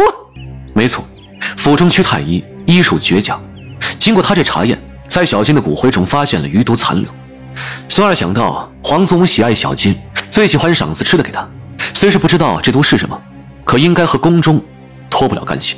小金中毒，岂不是说哀家也中毒了？太医，太医！微臣无能，请皇上太后降罪。脉象如何？没有异常。韩萧，你府中的那个屈太医，我记得他是上一任的院正吧？是。那医术肯定是没错的。皇祖母，屈太医这段时间一直废寝忘食地翻阅医书，为的就是找到这种毒的来源。皇祖母允许的话，明日孙媳带他入宫来为皇祖母请平安脉。好，哀家就知道你是个孝顺的。明日按时进宫，哀家在慈安宫等着。参见皇上，参见太后。何事？皇上，今日一早，顺天府尹将一桩人命官司移送刑部，其中牵扯到了皇子，臣不敢擅自做主，特意前来向皇上禀报。皇上，死者乃是宋听雨，上京郊县人士，年22，男。5日前在临河码头因韩王妃状告他骗取嫁妆钱财而被捕。昨日在狱中自尽，自尽前留下血书，称自己绝没有骗取钱财，还说……皇上，最近这段时日，上京民意沸腾，议论最多的就是韩王府的2个孩子。如今都在说韩王妃失去清白，还剩下2个孩子，甚至意图混淆皇室血脉。臣请皇上严查。孩子，老三，这怎么回事？皇上，这件事情还是臣妾来说吧。这个声音怎么那么耳熟啊？臣妾见过皇上。德妃来了，免礼。木兰，她怎么在宫中？不对，皇上，臣妾前来是有件大喜事要禀告给您和太后。臣妾本来身体不适，听到这件喜事之后，整个人都精神了。喜事？咱们皇室终于有女娃娃出生了。说起来，都怪韩萧这个孩子。韩萧一直想要有个女儿，之前没少到广度寺祈福上香。4年前有一次回来途中遇到一个白胡子老僧，那老僧知他所求，告诉他命里有女。不过他多次上战场，煞气太重，和儿女命格相冲，所以要想保住孩子，必须和王妃避讳。韩萧自然焦急，谁不知道他和媳妇儿是太上皇赐婚，上天注定的姻缘，这一直避讳，岂不是和太上皇的旨意相违背？还好那老僧说，只需等孩子满3周岁，命格稳固之后就可以了。韩萧是个心眼实的，这几年一直严格遵守老僧的话语。他媳妇儿怀孕生下龙凤胎，他都强忍着初为人父的激动，一心避讳着，连我这个做母妃的都没有告诉我。这不，最近孩子们满了3周岁，他才彻底放心。皇上、太后，韩萧有了一儿一女，还是罕见的代表吉祥如意的龙凤胎。孩子呢？在外面等着呢。外面多热，孩子那么小，放外面晒坏了怎么办？宣进来。儿臣参见父皇、皇祖母。您瞧，我3哥家的龙凤娃娃，我给您带来了。爸宝、周周，快给你们皇爷爷、曾祖母行礼。昭昭拜见皇爷爷，拜见。不可。礼部尚书御前勋华，该当何罪？安王殿下，我乃朝廷命官，本王乃当朝皇子。皇上，你小声点儿，朕没聋。王爷爷，你好威风啊！有吗？也还好吧。比你们父王如何？父王是啥？妹妹就是换爹爹了。皇爷爷，娘亲说了，你是大龙龙，是最厉害的。哈哈，没错，朕的确是真龙天子。皇爷爷真的是大龙龙。皇上，2个孩子的身世尚且存疑，还是要先明确才是。父皇，当时为儿臣探查命格的高僧，乃是广惠寺了尘大师。父皇可以把人宣入宫中进行问询，朕有办法查验这2孩子的血脉。先皇曾经告诉过朕，老楚家这女儿金贵，若是有女儿出生，身上必定要带着楚家的印记。这事儿在皇家族谱上都有过记载。皇上，可是后腰处有一胎记，是月牙状。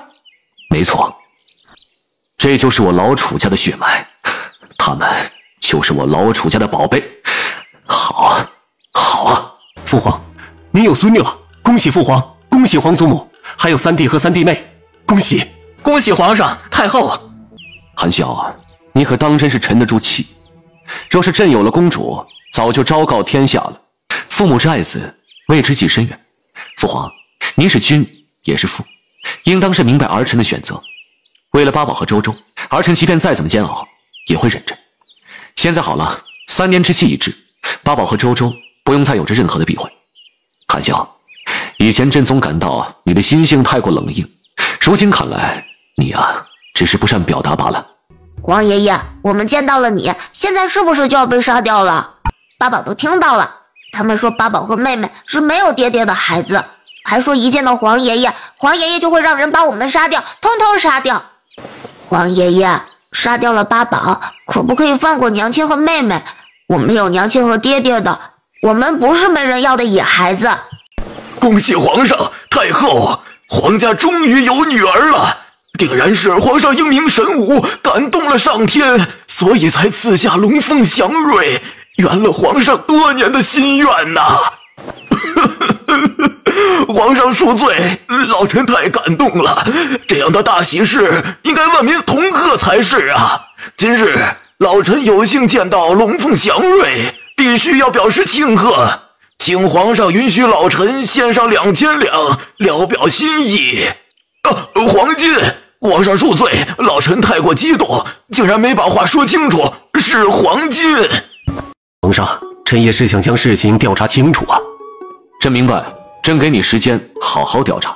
什么时候查清楚了？什么时候外面不再议论朕的孙子和孙女？你什么时候再回来述职吧？皇上息怒，微臣也是为了皇室血脉的纯正。眼睛不好就挖出来当炮给踩了。你瞧瞧爸爸和周周，莫非长得和朕不是一模一样吗？你说呢？回禀皇上，您说的对。中午了，让德妃带你们下去吃好的，可好？王爷爷，你也要多吃东西哦，这样才能长高高、长胖胖。好，皇爷爷记下了。周周喜欢这牡丹啊，来，祖母帮你摘。哎呀，我大孙女眼光真好，看中的牡丹都是名品。八宝呢？八宝不喜欢花呀？那你喜欢瓷器、字画还是玉器？你说那只金色的缠枝玫瑰纹瓷瓶不错，你拿回去练头壶玩呀。云兰见过母妃。好孩子，快些免礼。都傻站着做什么？去吩咐御膳房熬点滋养身体的燕窝粥。另外，快去本宫的库房，把本宫存起来的首饰、布料、玉石、翡翠一类的，通通拿出来。算了，你们笨手笨脚的，慢死了。本宫带云兰自己去挑。哀家今日宣你入宫，是听闻你有法子治疗疫病，请皇祖母恕罪，不知哪里来的流言，实在是毫无根据。孙媳虽然懂些医术，可知道的都是调养身体的方子，能解决一些女人身上的小毛病。至于疫病，实在是无能为力。王妃姐姐，洛城千千万万的灾民时刻被疫病折磨，如今都有几千人丧生了。妹妹求姐姐不要藏拙，赶紧出手救救那些无辜的百姓吧。你觉得洛城灾民可怜就自己去，逼迫本宫的儿媳妇做什么？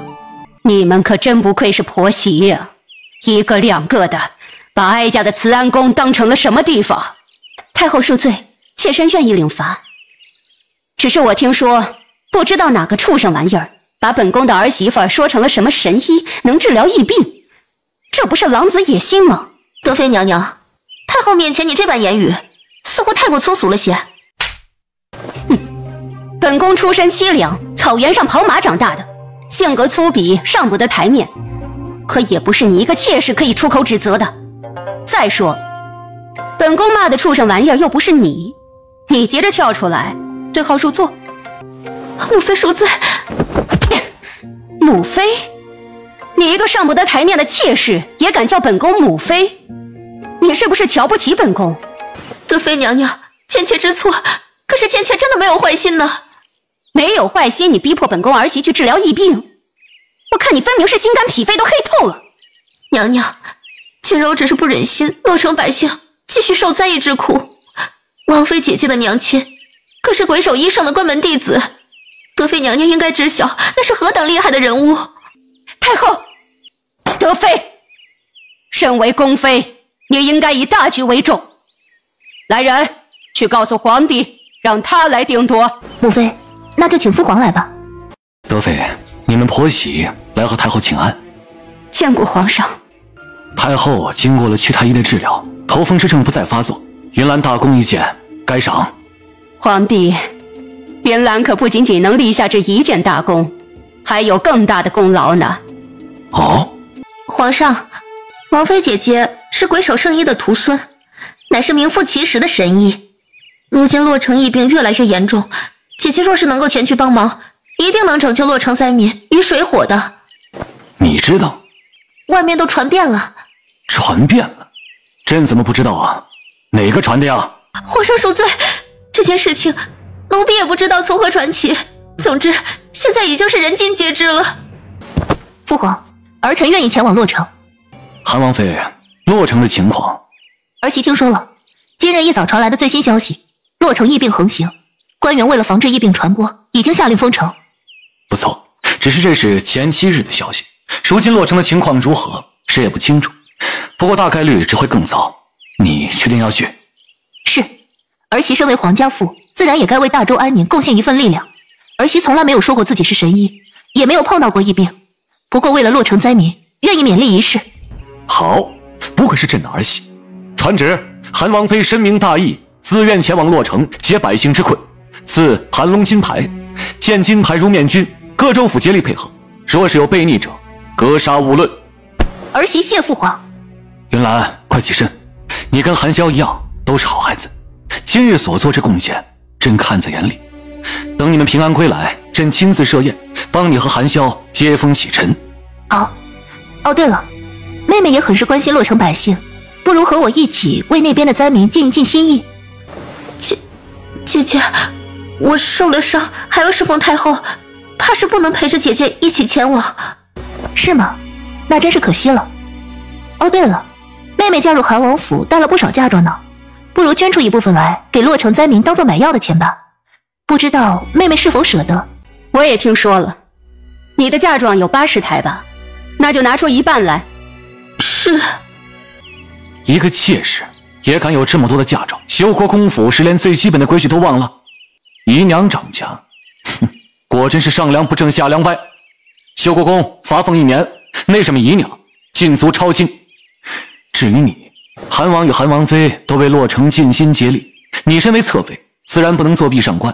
每日归京4个时辰，只能多不能少，潜心的诵读经文，为2位主子祈福，直到他们平安的归来。见过太子。三弟妹，你们能够平安归来，大哥的心中实在是高兴啊！都是一家人，快免礼。礼不可废。父皇和百官在殿中等着给你们接风洗尘了。景木，这一趟你同样也出力不小啊。太子大哥，我可不是出力不小嘛，你是不知道，我三哥弄来粮食一车又一车，我跟着搬来着，胳膊都要断了，可累了。哎，太子大哥，父皇准备怎么赏赐我三哥三嫂？我出了那么大的力，怎么也能跟着受点赏赐吧？比如给我10几万两银子之类的。这，太子大哥，你是好人，之前我闯祸总是你帮着求情，这一次你帮我多要点赏赐，回头我分你1半也行啊。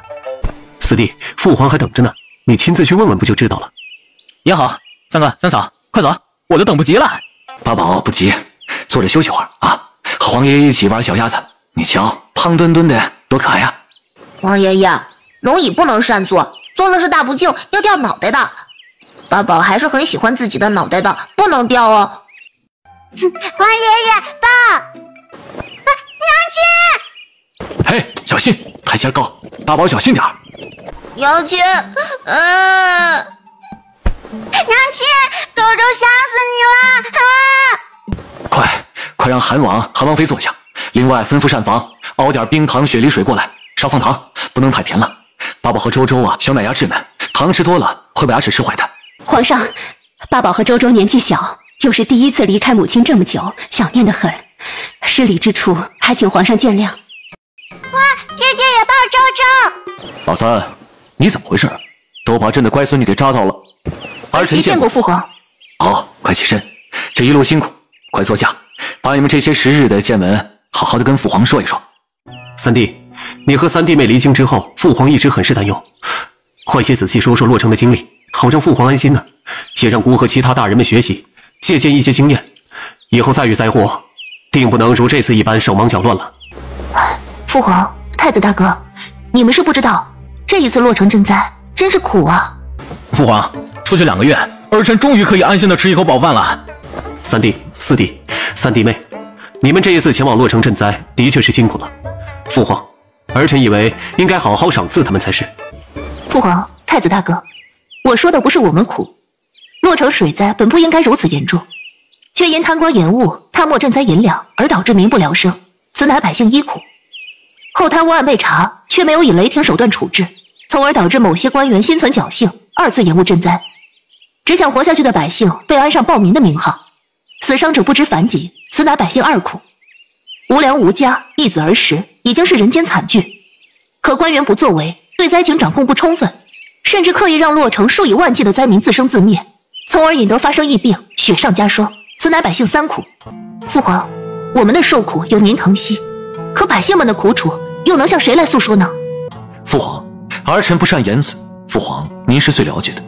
儿臣王妃这所言，句句是儿臣的心中所想。洛城灾祸虽是平息，可死去的都是大周朝的子民，这样的伤痛，怕是一生都无法抹去的。父皇，儿臣等人不要什么奖赏，只希望这一回洛城一案可以给天下官员一个教训，希望这样的苦难不要再降临到大周百姓的头上。父皇，儿臣也不要赏赐，经此一事，儿臣也想明白了，不能再虚度时光。以后再有什么差事，您派遣三哥前去的时候，别忘了儿臣。儿臣定然竭尽所能，帮三哥打下手，为咱们大周朝出力。爸宝也要出力的。韩王、安王，韩王妃为国为民，实乃大周之福啊！韩王之前战场领兵，已经立下了赫赫战功。这一次调查洛城案，临危不乱，处置果决，以最快的速度稳定了洛城。朕心甚美，韩王妃巾帼不让须眉，身为女儿身，却只身的前往洛城，平息灾祸，救助万民，乃女子典范。安王也不错，以往总感到你贪图享乐不着调，如今事业成长了，以后要多跟着你三哥学习。你们都是好孩子，不过大周有律法，朝堂有规矩，朕亦是赏罚分明。韩孝义是亲王之尊，这尊位上是没办法再提了，从即日起向亲王双奉。至于说韩王妃，皇上，有件事情微臣本不该在这个时候提起的，可事情牵扯到了许多的官员家眷，微臣不得不说，韩王妃设立了朱颜阁，那是单独服务女客的地方，不仅有裁缝、量体裁衣，帮官员女眷提供衣服，还有医者为其诊脉调养身体。最重要的是，朱颜阁中的药丸卖的价格奇高，微臣了解过，一枚简简单单的美容丸竟然卖到了100两银子一颗，每次贩卖都是每人限购7枚，这就是700两银子。皇上，这分明是借机敛财。另外，朱颜阁有意讨好，引得诸多官员女眷逗留。这2年，韩王妃隐姓埋名，改变容貌，隐瞒身份，就刺探消息，讨好串联闺院之嫌。太子，朱颜阁你可听说过？对此有什么看法？父皇，儿臣对朱颜阁有所耳闻，不过了解不多，只知道是3地府中的产业，具体做什么的，儿臣没有过多打听。不过儿臣相信3弟的为人，他不是喜欢结党营私、使用算计的。皇上，微臣惭愧，对家中女眷约束不力，竟是让他们沉迷购买什么美容丸，还在朱颜阁聚集，失了体统，请皇上降罪。皇上，微臣也要请罪。父皇，说起朱颜阁，儿媳有一事，正想禀明父皇。敢问诸位大人，还有要出来为自己家人请罪的吗？看来没有大人要请罪了，那我就要向父皇求恩典了。恩典？是，父皇，这个恩典不是儿媳为自己求的，而是为朱颜阁所有的客人求的。朱颜阁开办之初，儿媳的确隐瞒了身份，为的就是不想让人误会，说韩王府敛财，勾连官员女眷。可没想到张御史还是参奏了我。微臣只是实话实说。父皇，朱颜阁开办至今，刨去成本，总共盈利15万两。皇上，您都听到了，15万两，足足15万两啊！啊，谁？皇上面前公然殴打朝廷命官，简直放肆！皇上，我昭昭，打断别人说话是不礼貌的，你为什么总打断我娘亲的话？哼，你娘亲没有教过你，好宝宝要懂礼貌吗？大侄女说的对，小孩子都明白的道理，张御史你怎么不懂呢？那就请韩王妃好好解释解释，赚了那么多银子的朱颜阁有什么功劳可请吗？父皇，朱颜阁每一笔银子进账都记录得清清楚楚。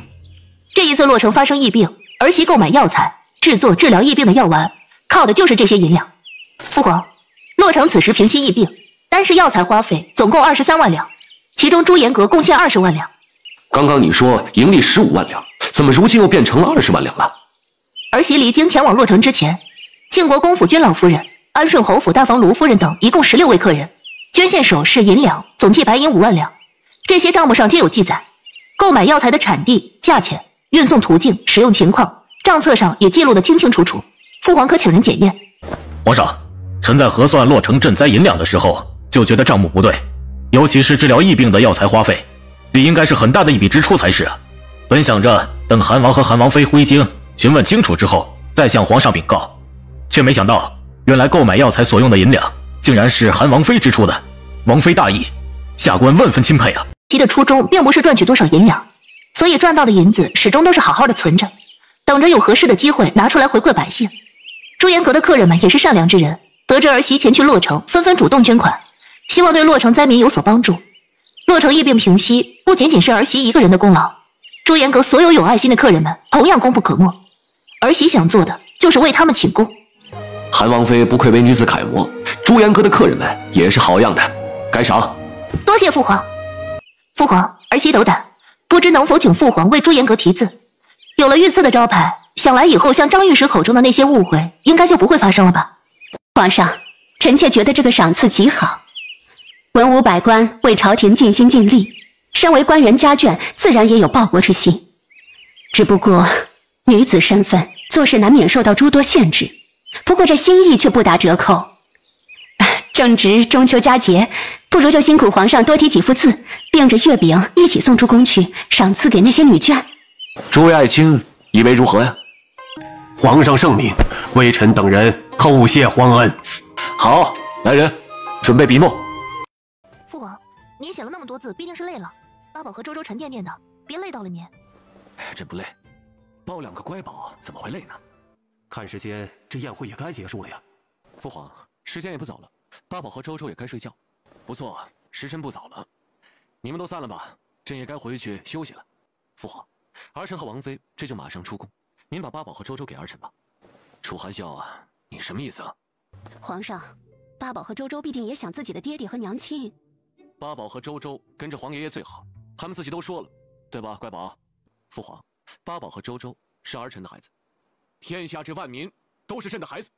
父皇，您如果想念这八宝和周周，儿臣自然会带他们入宫拜见的。朕现在已经开始想了。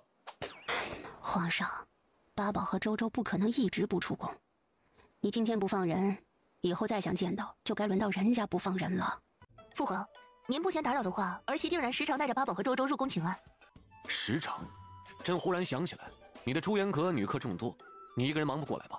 太医院这不少太医精通千金课，你要是有需要，让太医院的人轮流过去一诊。儿媳刚才瞧着八宝和周周这2个月竟然白胖了不少，父皇和母妃对他们的照料比儿媳都要细心，以后经常入宫，父皇母妃不要嫌烦。朕这忽然想到啊，这朱颜阁你花费了心思与时间，赚些银两也是应该的。韩萧这花钱大手大脚，这些年府中也没什么积蓄，你该赚的还是得赚，也不能太过淳朴良善，和那些夫人小姐该怎么来往就怎么来往。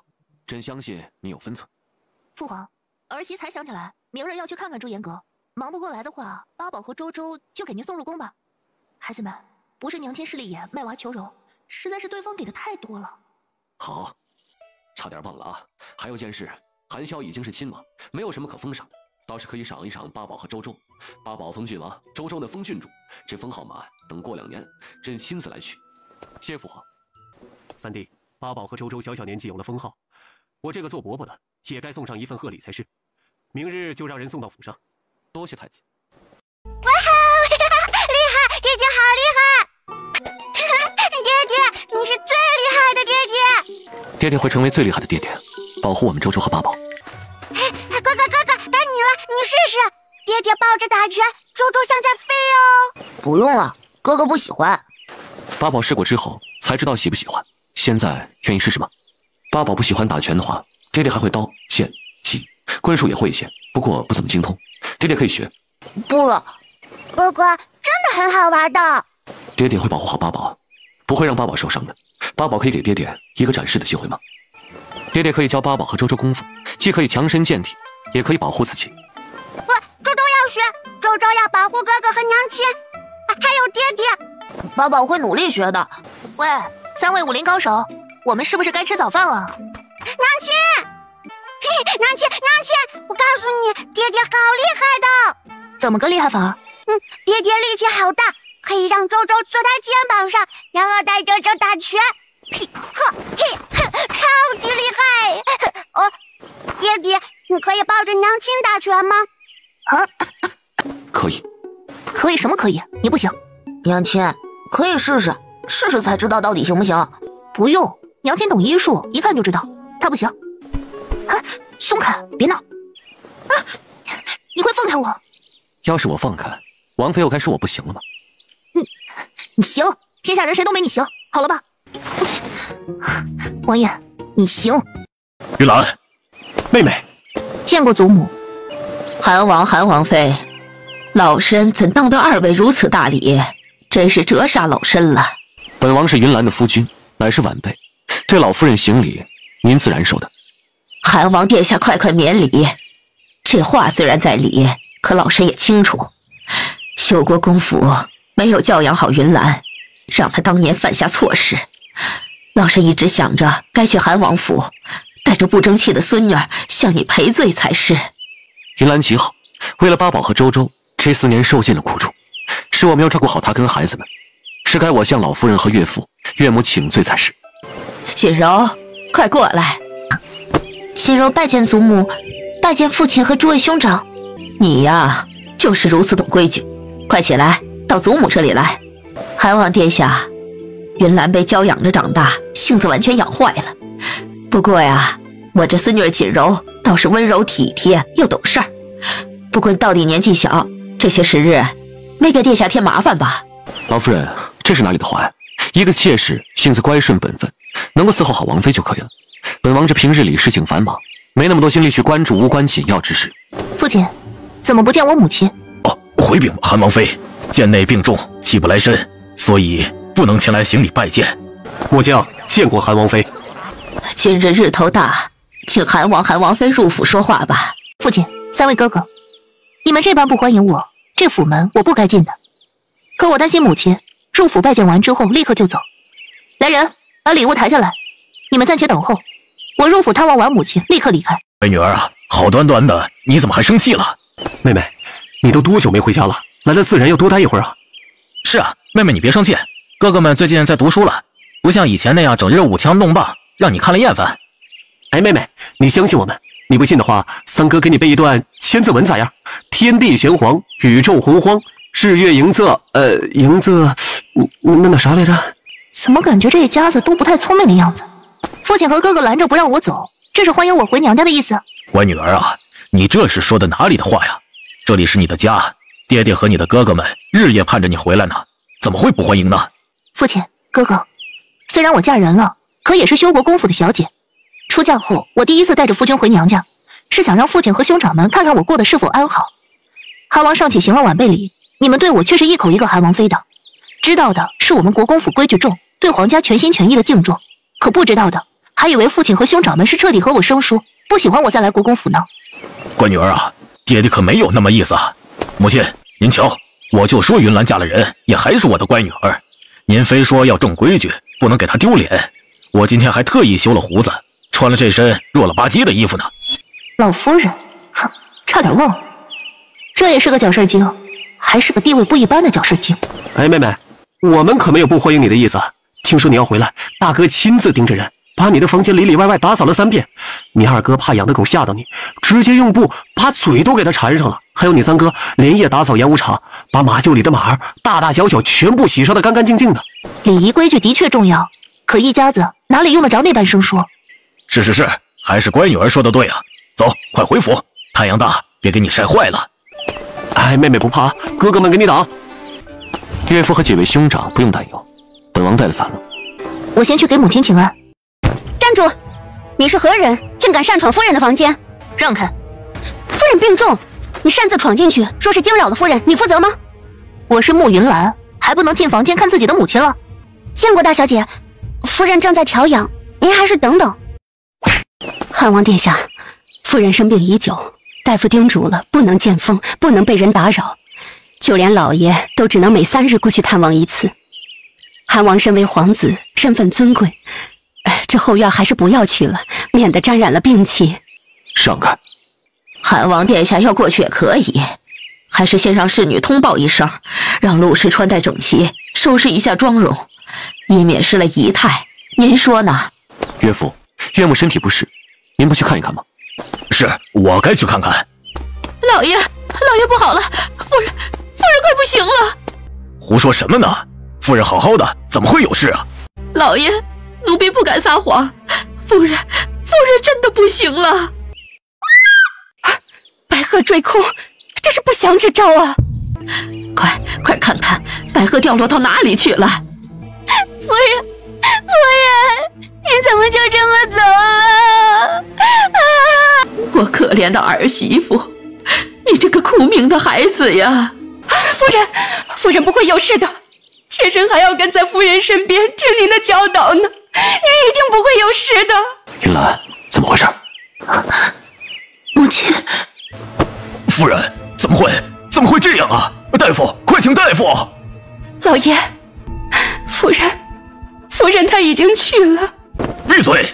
你敢诅咒当家主母？老爷，给妾身1万个胆子，妾身也不敢呢。只是夫人她真的去了。把那个庸医叫过来。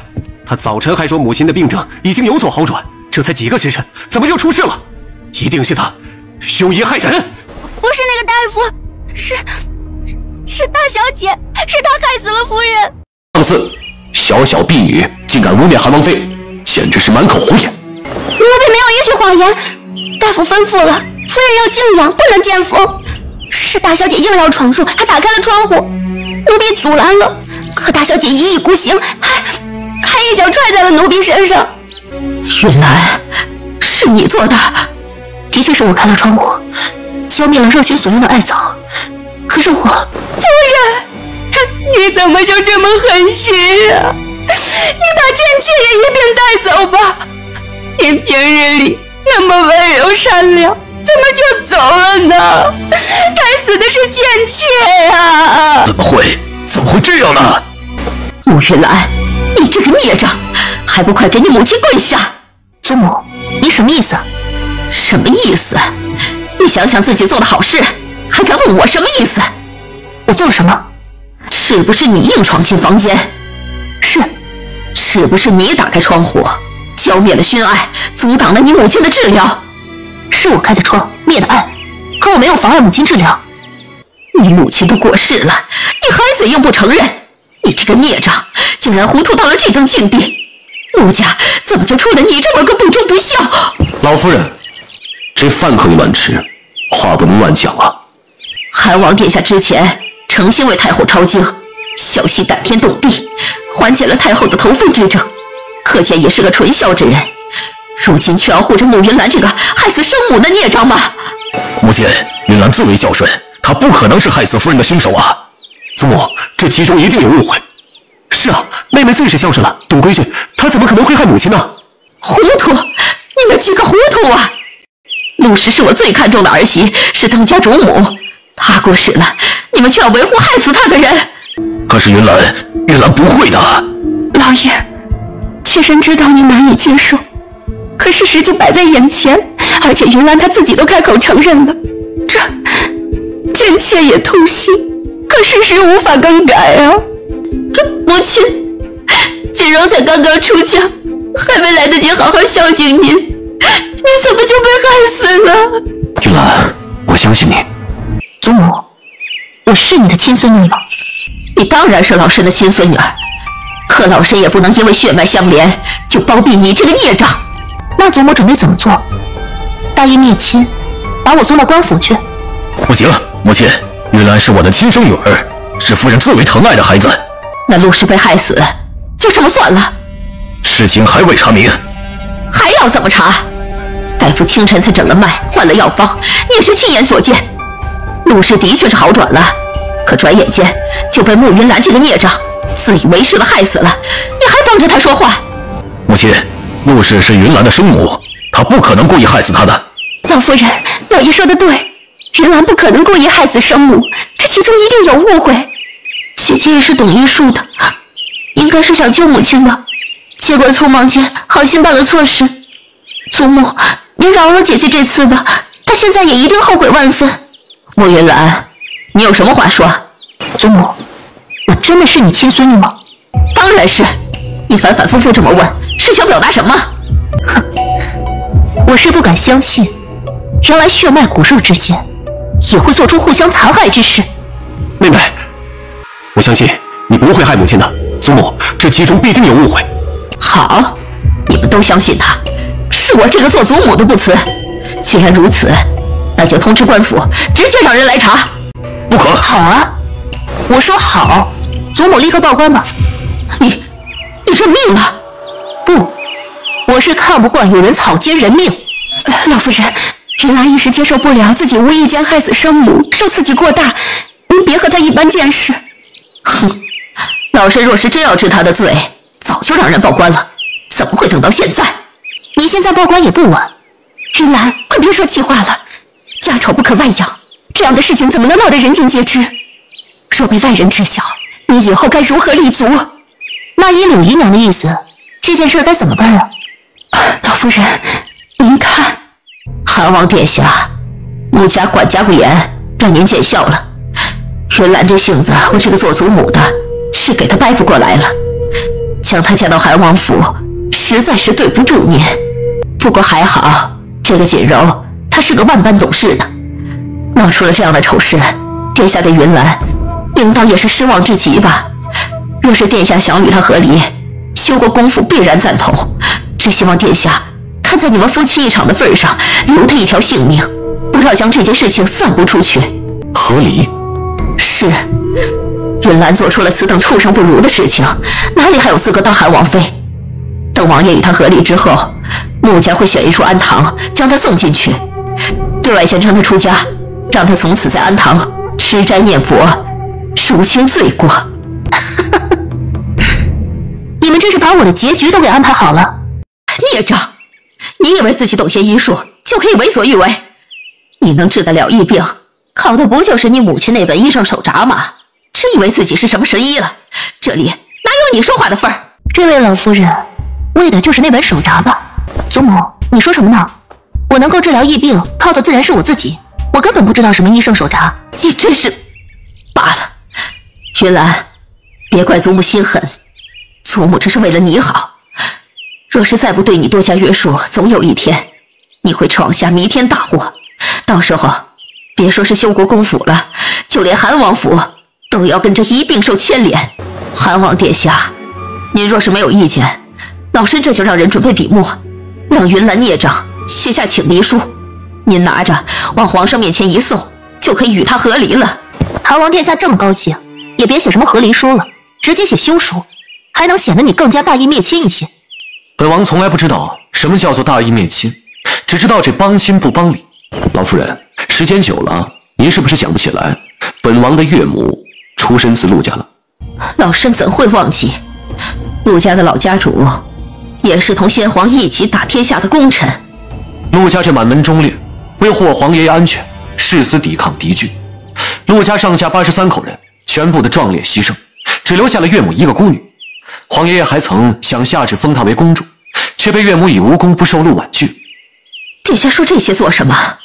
本王是要提醒下老夫人，岳母虽是没娘家庇护，可是陆家战功赫赫，先皇特许随葬皇陵，也不是什么人都想害她就能害她的。王爷，自从王妃嫁入韩王府，夫人日夜担忧，思念女儿，身体就不好了。这2年更是汤药不离口，本来有所好转的，是王妃打断了夫人的治疗。王妃的医术精湛，怎会害死岳母？岳母究竟是如何过世？这些年经历过了什么？本王自会调查得一清二楚。所有做过亏心事、为难、暗害过她的人，本王和王妃必定会为岳母讨个公道。王爷，老身之前提议，可都是为了王爷好。云兰这孽障害死生母，老夫人，人是不是云兰害死的，得等通知官府验尸查证之后再下定论。你要是再往云兰的身上胡乱攀扯，本王现在就可以对皇室不敬为由，先把你拖下去处置。韩王，我乃皇上亲封的一品诰命，我的夫君乃是老修国公，他老国公性情刚正，为大周朝立下了汗马功劳，本王钦佩。可是老夫人您引以为傲的诰命，视若倚仗的龙头馆，靠的是老国公的血汗，和你一个只知道压迫亲孙女的妇人没有任何的关系。老夫人，您怎么样？贱妾这就帮您去请大夫。好一个韩王啊！老身竟然不知道，你竟然也有这般伶牙俐齿的时候。老夫人谬赞了，本王不善言辞，只不过有时候喜欢实话实说。老身自认没有教养好孙女儿，为了不牵连韩王府，也为了修国公府的声誉，这才忍着心痛，大事化小，小事化了，想着让你们和离。韩王殿下既然不领情，那老身也不勉强，索性不管了，让天下人都知道韩王妃忤逆弑母，韩王谋私包庇。老身倒要看看韩王、韩王妃，你们如何堵得住天下人的悠悠众口。不行，母亲，这件事情不能宣扬。祖母，母亲已经过世了，您不能再毁了妹妹啊！父亲，三位哥哥，你们信我吗？自然信你。好，你们信我，那今天我要清理门户，为母亲讨还公道，你们可愿意支持我？穆玉兰，你说什么？祖母，柳姨娘，我母亲这些年身体不好，可有请大夫调养？自然有。那大夫为我母亲医治，什么脉象，用了什么药，效果如何？可有记录脉案？有的。拿过来，我要查。瑞颖，立刻去淮安堂捉拿为我母亲看诊的那个大夫。大小姐，府上为夫人请的大夫可是医术绝佳、声名在外的，您无凭无据的去抓人，这闹开了，还以为咱们国公府以势压人呢。根据脉案记载，我母亲刚开始只是脾胃不和，血亏体虚，偶感风寒之后咳嗽不止，可他们却开了大寒的药材。单单是这一位田丽子，看着镇咳平喘的，可我母亲乃是体虚导致的阳气不足，这药反而会加重病情，根本不对症。大夫每个人诊脉情况不一样，也许用药有失妥当也是有可能的。这有可能。那么我母亲体虚导致的月事失调，她却开了大寒和活血的药物，从而导致她长期流血不止，以至于得了夏红症。刚刚入门的学徒也知道这夏红症应该是温补止血，慢慢调理，可她的方子却从始至终没有变过。这不是草菅人命、故意谋害吗？你懂医术？哼，麝香和泽兰互相配合，活血效果加倍。母亲的夏红症久久不愈，这熏香功不可没。熏香，刘氏，这熏香是你让人调制的。老爷，妾身吩咐下人制香，是听闻夫人失眠严重，为的给她养神安眠。妾身根本不认识什么麝香，更不知道泽兰为何物。大小姐却总是含沙射影，指责我谋害夫人，妾身冤枉啊！王妃，夫人都过世了，你竟然还对她的尸身不敬！滚！夫人，母亲，你怎么样？原来是我。别动，夫人别动啊！你的身体虚弱，不能乱动啊！我还活着，让你失望了。夫人，您没事真的是太好了，妾身还以为您差点要跟着您一起去。好孩子，你醒了，太好了。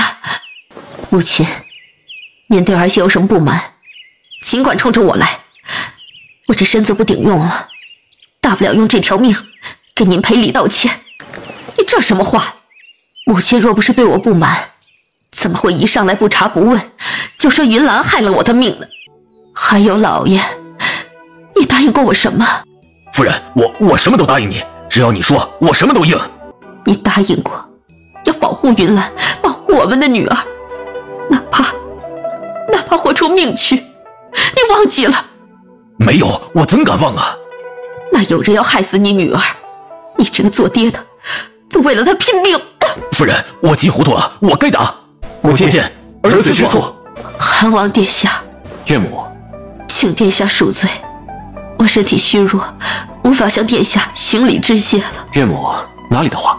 云兰是我的王妃，我维护她是夫君的应尽之责，何须要感谢啊？是我病糊涂了，不过这病来得好，生了这场病，看清了不少东西。柳姨娘，你过来。夫人要责罚，妾身甘愿领受，只是妾身却不明白自己究竟错在何处，请夫人明示。夫人别动怒，你得保重身子啊！我身边的侍女都被换干净了，留下的2个整日对我嫌弃，除了你来探望，床褥都不愿意给我换，你可知道？什么贱婢，他们怎敢？他们不仅敢怠慢我，还敢给我灌药。我早晨起来迷迷糊糊，觉得汤药味道不对，便不想喝。可是那2个侍女硬生生给我灌了下去。母亲，可是这2个贱婢？不错。留活口，审问清楚。2个奴婢可是没有谋害主子这胆量。多谢韩王殿下提醒，这2人是你安排的？不是，老爷，这两人是老夫人指派的，您忘了？你这个孽障，你怀疑老身会害死你媳妇？我不是那个意思，只是……陆氏，母亲知道你受苦了，可是这里面是不是有什么误会？母亲对你历来疼爱，柳姨娘也是恭顺有加。这2年你病着，她打理府中事务从来都是妥妥当当。倒是云来说到的那个大夫，开的药方不对症，很是可疑。老夫人说的是，一定是淮安堂的那个庸医。王爷、王妃，淮安堂刚刚着火，给休国公夫人看诊的大夫方敏逃生不及，放身火海，死了。是。哼，这可真是巧啊！我前脚要查他，后脚人就死了。瑞英，将这2名侍女扣押起来，我要亲自审问。这2个贱婢，老身指派了他们伺候，就是看他们手脚勤快，脑子也灵活，定是做事周全。却不想他们竟然如此胆大包天。月兰，今天的事情是祖母冲动了，竟差点误会了你。都是一家人，你不会跟祖母生气吧？一家人？祖母口口声声指责我谋害生母的时候，可没想过我们是一家人。逼迫王爷与我和离，恨不得把纸笔塞到王爷手里，让他立刻写下休书的时候，也没有想过我们是一家人。你竟敢这般跟我说话！云兰，我可是你的祖母。你是我祖母，不是我祖宗。你这么跟我说话，简直大不孝。孝，上慈下孝，做长辈的慈爱，我们做晚辈的才甘愿孝顺。你诬陷我害死生母，都要毁了我的名声，将我送入安堂当尼姑了。一个孝字，就想压着我忍下这份委屈，那我就是个傻子。你，穆清风，你养的好女儿，我一把年纪了，还要帮忙费心府中杂务，既要安排人照顾陆氏，又要帮衬着柳姨娘处理后院，还不是因为你们几个爷们儿不争气？若你们能撑得起休国公府的门楣，我本该荣享尊荣的时候，何必再劳心劳力？玉兰，你已经成为韩王妃，以后好好和韩王过日子。这国公府的事情你就不要管了。母亲，今日的事情都是一场误会。是啊，都是误会。谁知道一个小小的大夫，竟然因为自己的龌龊心思，歹毒的要谋害国公府的夫人。话又说回来，淮安堂的大夫已经死了，人死罪消，我们也无法再追究。更何况府中出了侍女和外男沟通的阿杂事，也不好闹得太大，以免牵连府中女眷的名声。母亲，我夫人在自己的家中险些被毒害，显然我们国公府的规矩已经疏漏得跟筛子一样了。你想说什么？先前皇上下令说儿子宠妾灭妻，竟然让妾室当家，十分不妥当，还罚了儿子的俸禄。如今国公府又出了谋害主母的恶事，简直骇人听闻呐！所以这钟馗还是交还我夫人手中吧。陆氏，你瞧瞧他现在病弱的样子，只剩下一把骨头了，如何管得了这偌大的国公府？母亲说得对，我夫人还在病中，又体弱，单单靠她一人，的确是难以管理整个国公府啊。云兰啊，父亲厚颜，叫你讨几个嬷嬷和侍女来帮衬一下你母亲，如何？穆庆风，你糊涂了！云兰一个外嫁女，你要从她身边捡人，难不成我堂堂休国公府连几个下人都买不起？母亲啊，皇上都下令斥责我了，您还敢让柳姨娘掌家？您是觉得我这个休国公当得太舒服了，想让儿子挪挪位置吗？你胡说什么呢？你的位置是先皇钦定的，我们国公府3代袭爵，皆不用降位。将皇是下了旨，袭爵不降位，可没说儿子自请削夺国公府的称号也不行。你疯了！你们父女都商量好了，还看我做什么？以后这府中有什么事情，也不必来找我商量，就只当我这个老夫人死了好了。母亲定然长命百岁，为了让母亲好生休养，以后府中的这些杂事，儿子和夫人一定处理好，不再让您劳心费力。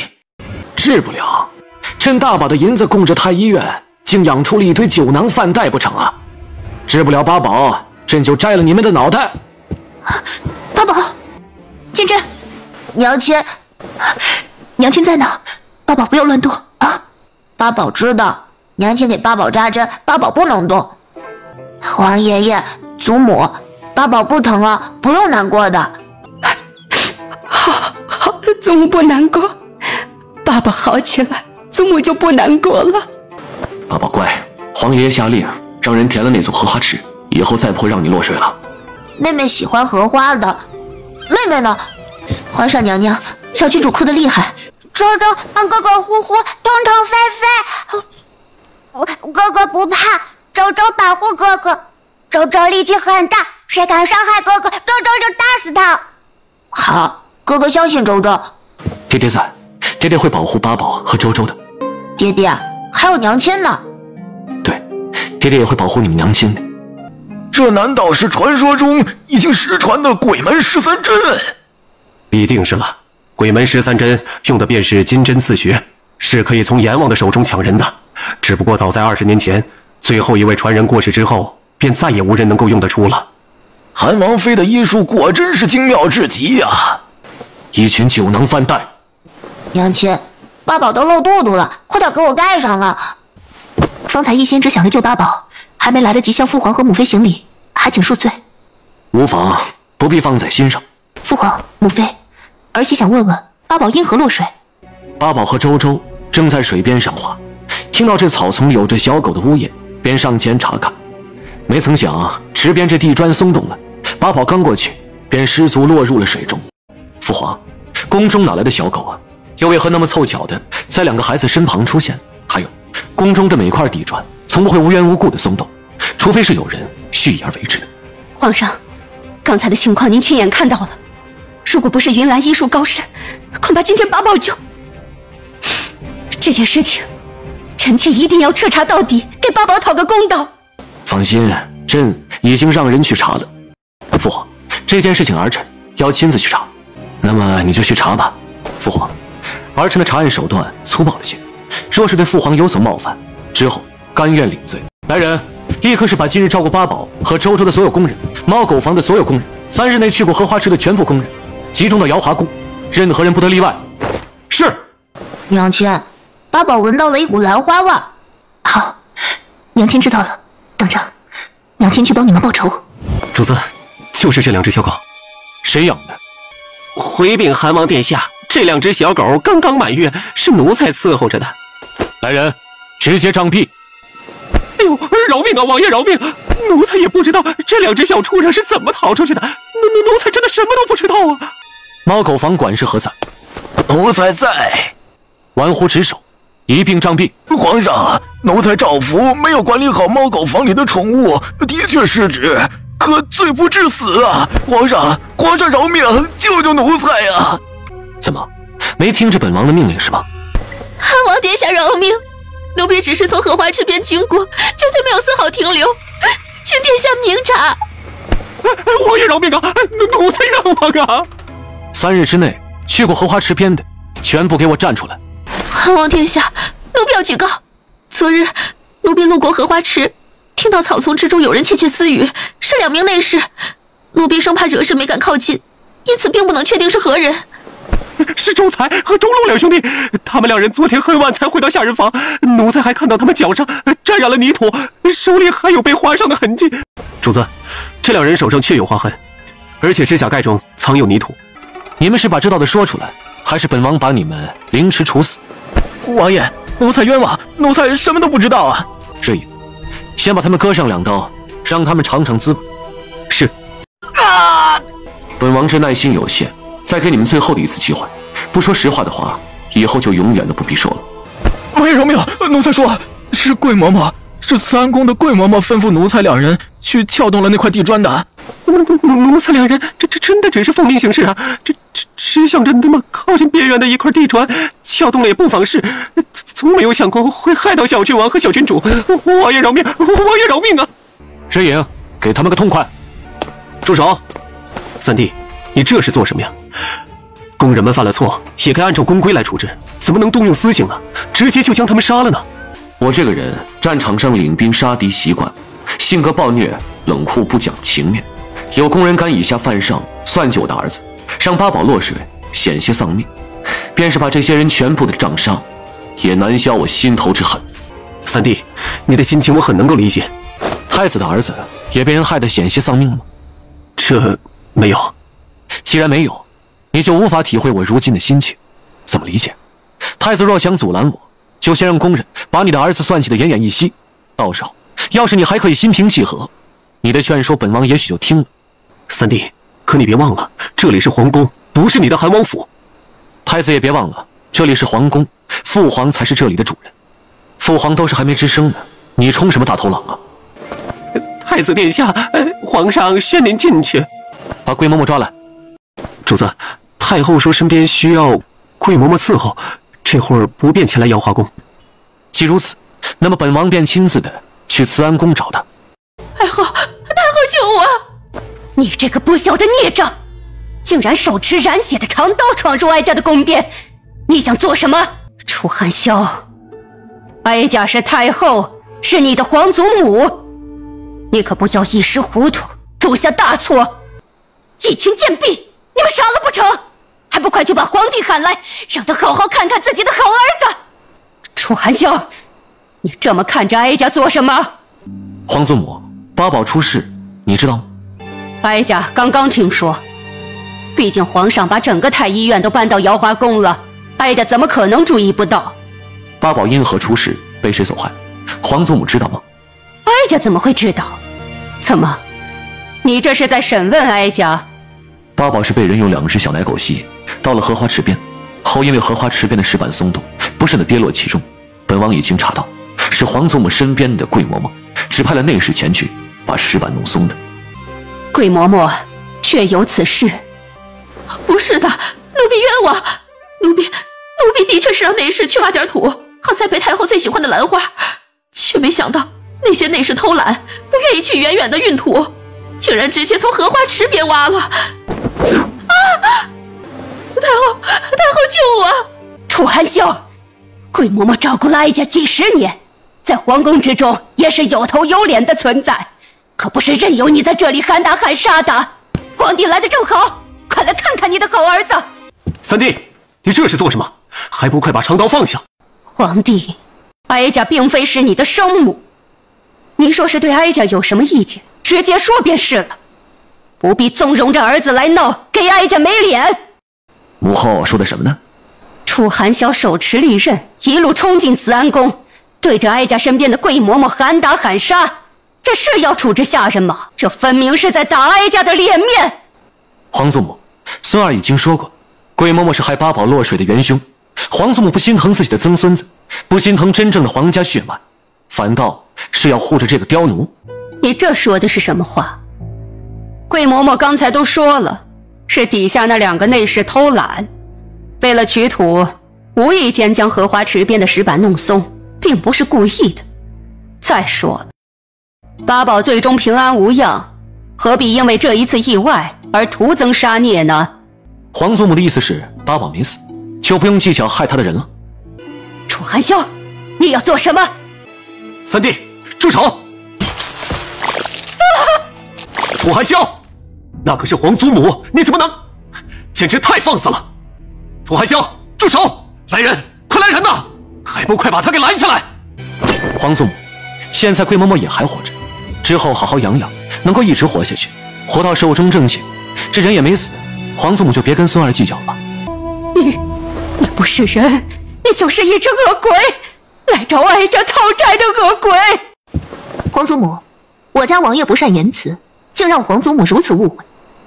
身为人子，我家王爷既能征战沙场，为国效力，保卫大周朝安宁，又能孝顺母妃，时刻周全细致，让母妃开怀。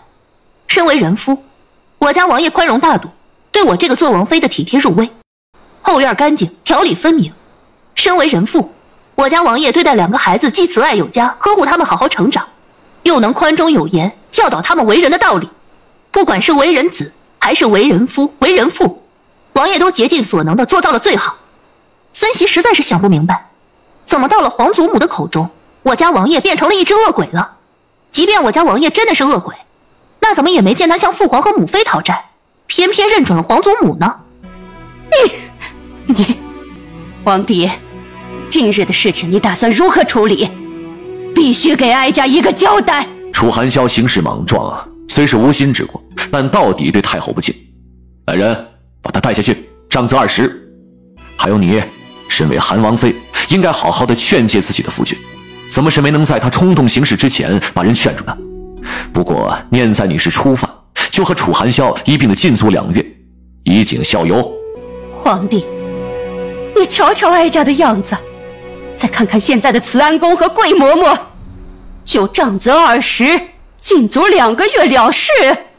太后说的是，朕考虑不周了，竟是忘了还有桂嬷嬷。这刁奴虽是居心不良，但到底是太后身边的一等女官，看在太后的面子上，朕也应该保住她的性命才是。哀家说的不是这个意思。来人，立刻把太医院的太医都召集过来，让他们好好的帮助桂嬷嬷诊治。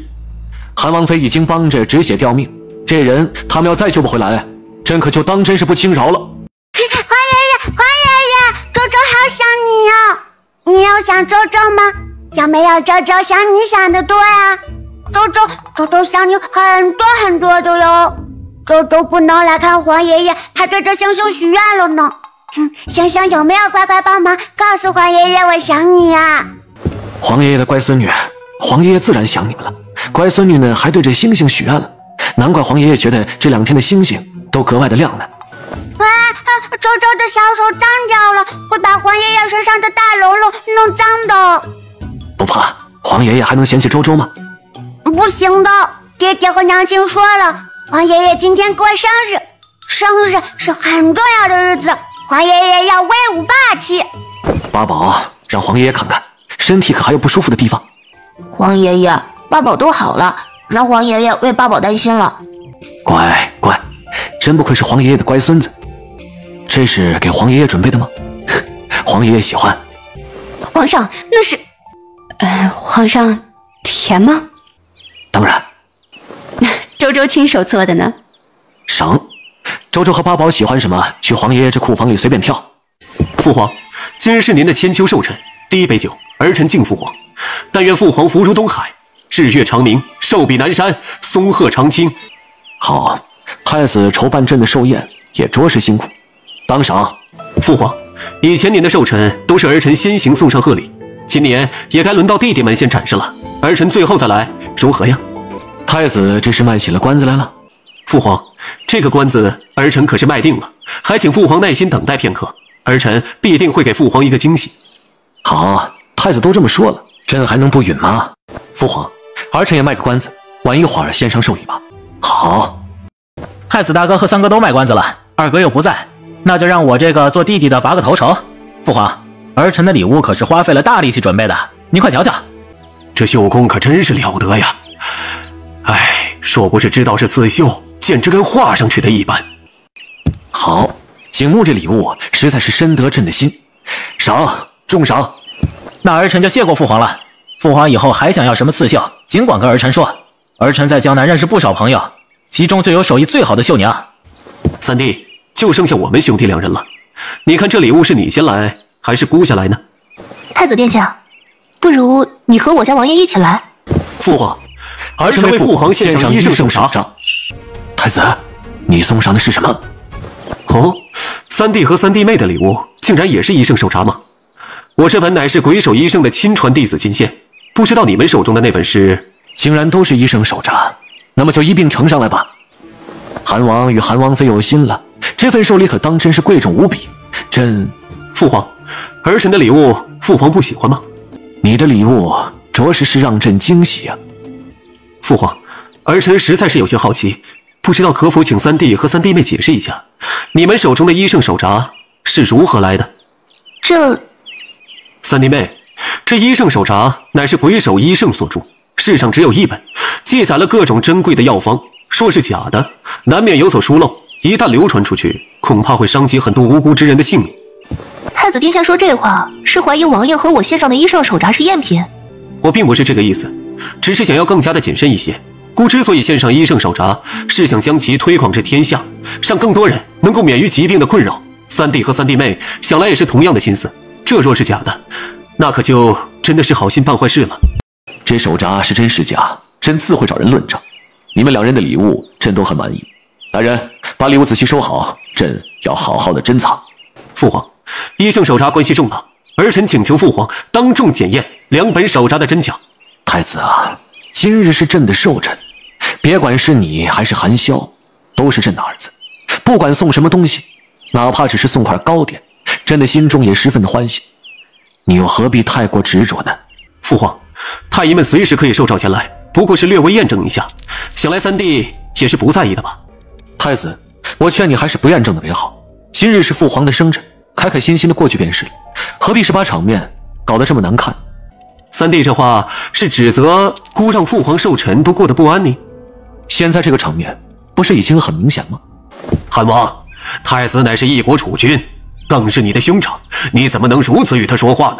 皇上，太子殿下为了获得这份医圣手札，可是亲自三顾茅庐，拜访鬼手医圣的亲传弟子，以自身贤德感化了他，才让他拿出了这份至宝啊。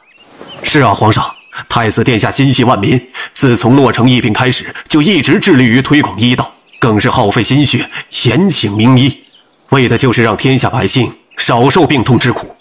真不知道韩王殿下什么时候得了风声，竟也找来一份医圣手札，还在皇上的生辰宴上故意当众献出，这分明是东施效颦。哼，诸位大人除了当官，莫不是还有个做厨子的副业吧？要不然怎么添油加醋和甩锅都做得如此熟练呢？韩王妃，这里是朝堂，哪有你一个女子插嘴的份儿？这里是朝堂，父皇还没有说话呢，轮得到你一个官员来嚣张？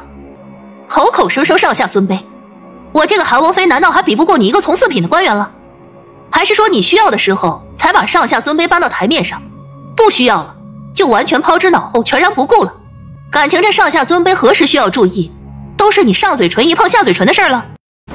皇上，微臣绝对没有此意。还有没有哪位大人觉得我一介女子不配站在这里说话的？我就说嘛，父皇英明贤德，朝堂上的官员们自然不会像刚才那位大人一样，都是沽名钓誉之辈。韩王妃，你怎能公然侮辱臣子？侮辱？当初洛城发生疫病，诸位大人一口一个我乃韩王正妃，是皇室中人，理应为百姓效力。如今洛城一案才平息几日，我就成了你口中的一介女流，没有在父皇面前说话的资格了？还是你觉得父皇是不辨是非、不计功过的昏君？来人，脱了他的官袍，摘了他的顶戴，直接扔出宫去，永世不得录用。父皇，刚刚是我家王爷一时口误，错把医典大全说成了医圣手札，也难怪太子殿下会心生疑虑，本就是完全不同的2本书，完全没有再行甄别的必要。父皇，儿臣一时口误，引得了太子误会，搅扰了父皇的生辰宴，心中这万分愧疚，还请父皇责罚。口误？什么口误？会把医典大全说成是医圣手札，这2者之间的区别可是隔了10万8千里呢。楚寒萧和慕云兰分明是找借口为自己开脱。原来是误会啊！既然这样，那就是2份完全不同的寿礼了。皇上，太子殿下和韩王送上的寿礼都是医书，而且都有心将其推广开来。既如此，那为何不让太医院的太医们将其整理一番？如此也好取长补短，更好的为大周朝百姓谋利啊！父皇，请父皇定夺吧。太子，你也认为应该宣太医入殿？父皇，儿臣觉得诸位大人说的有道理，请父皇宣太医入殿吧。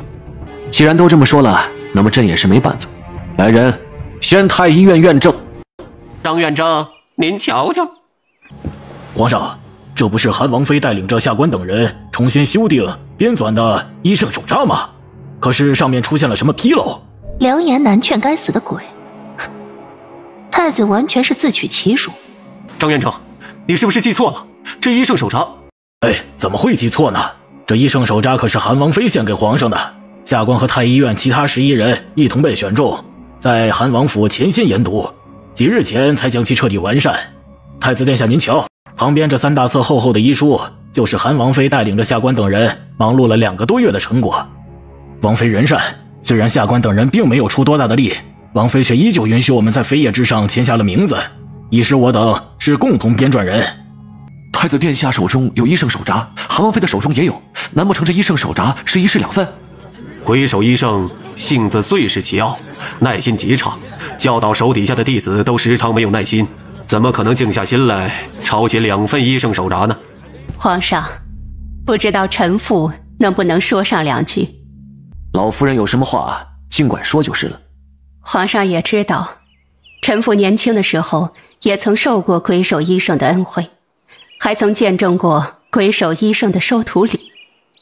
当时医圣收下的弟子便是韩王妃的母亲，陈父倒是能够证明医圣手札的确是鬼手医圣亲手交到韩王妃母亲手中的。至于医圣有没有再写一本传给其他的弟子，陈父就不知道了。不过鬼手医圣亲口说过，他给每个弟子的拜师礼都是独一无二的。比如韩王妃母亲的这本医圣手札，在最末页清楚地写了赠与爱徒陆石浅。父皇，陆石浅正是家母的名讳。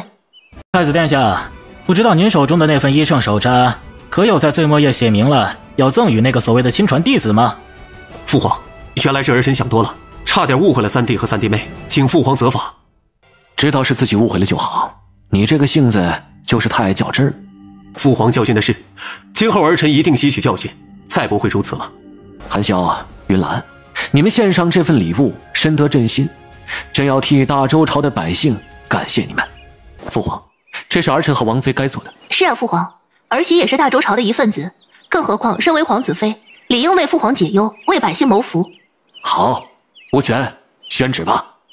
奉天承运，皇帝诏曰：韩王、韩王妃进献医圣手札有功，特赏赐黄金10000两，成交黄庄一座，翡翠玉石。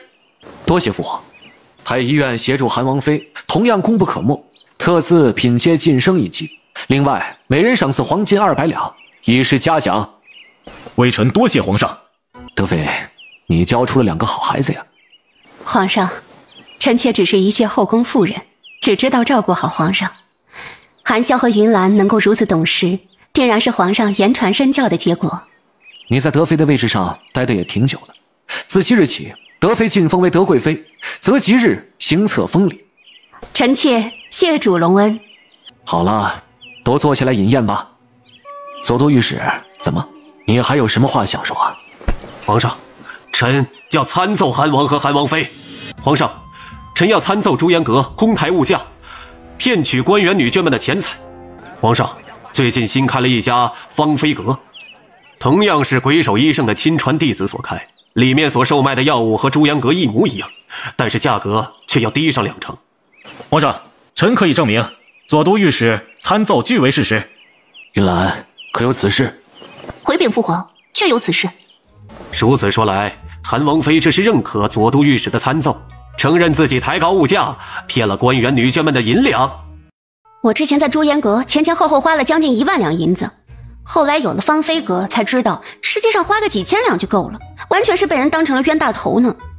韩王妃想挣银两无可厚非，可以不能把我们当成傻子吧？是啊，同样的东西，同样的效用，朱颜阁比芳菲阁硬生生贵了2成。还好这位鬼手医圣的亲传弟子出现，不然呢，我们被人占了便宜还不知道呢。原来是礼部尚书家的夫人，我还以为礼部尚书仍旧在外面平息流言，没有入朝呢。父皇，儿媳做生意讲究的是1分银两1分货，朱颜阁中售卖的所有药丸皆是儿媳亲手制作，里面还添加了独家秘方，绝对不是其他人想仿制就能仿制的。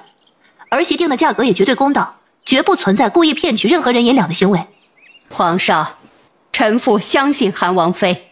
皇上，臣女臣父等人同样相信韩王妃。同样相信韩王妃。看来愿意多花冤枉银子的人不少，这倒也是你情我愿的事。好痒，这是怎么了？可是宴席上的东西有所不妥。来人，快宣太医，帮这些夫人小姐们诊治。皇上，出事的夫人和小姐们没什么大碍，只不过是用了不太干净的东西在身上。不太干净？是，礼部尚书夫人脸上涂抹了一种粉霜，可以使人面容白皙无瑕，不过这里面却添加了许多铅粉，引发了过敏之症。其他一些夫人们则是脾胃不和，明显是吃错了东西，导致体内有细微的毒素堆积，以至于今日恰巧发作罢了。哎，怎么会有这么多夫人和小姐同时出事，而且症状如此的相似？难不成他们用了一样的东西？是方飞阁买的那些东西，一定是方飞阁。你怎么入宫了？皇上，上京之中发生骚乱，牵扯进去大约上千人。怎么回事？回禀皇上，起因是那京城之中新开的方飞阁，方飞阁的顾客用了其售卖的东西，纷纷出现面起红斑、腹痛、呕吐等一系列不适的症状。又是方飞阁，出了这么大事情，方飞阁就没给个说法？众人前去方飞阁讨要说法，却不料有人当场认出建立方飞阁的那个所谓的亲传弟子，竟然是江南那边流窜过来的骗子。众人愤怒不已，不仅将方飞阁给砸了，还把那个骗子打了个半死。还好下官及时赶到，把人给救了出来。不过民愤难平，现在外面人闹着呢。父皇，儿臣实在是没想到，那骗子如此胆大包天，竟然冒充鬼手医圣的弟子，不仅欺骗了儿臣，还用方飞阁来敛财，害了那么多无辜之人。请父皇立刻下令将其处死，给无辜受害的众人一个公道。皇上，这方飞阁出现的颇为蹊跷，不仅直接开在了韩王妃的朱颜阁对面，而且里面卖的东西也是比照着朱颜阁来的，而且还蓄意压低了价格。微臣觉得这件事情绝不是巧合。皇上，微臣觉得这方飞阁有可能是针对韩王妃来的。哦，你可有什么凭据？微臣没有凭据，只是心中猜测，请皇上恕罪。不过韩王妃手中掌握着治疗疫病的药方，这些时日上京之中多了不少外族面孔，说不准这方飞阁的幕后黑手就是外族奸细。哼，真不错，会说你就多说点。禁军统领立刻率200人彻底搜查方飞阁，全部的物品尽数封存，送入宫中。你也即刻出宫，把全部的身体不适之人的名讳、住址仔细记录在册，以便之后追查。若是有这无辜百姓受了牵连，需细心的安抚，病情严重者，朝廷会出银两帮他们治疗。回禀皇上，那么多人聚集，的确有百姓受伤，还有一些受害者伤情严重。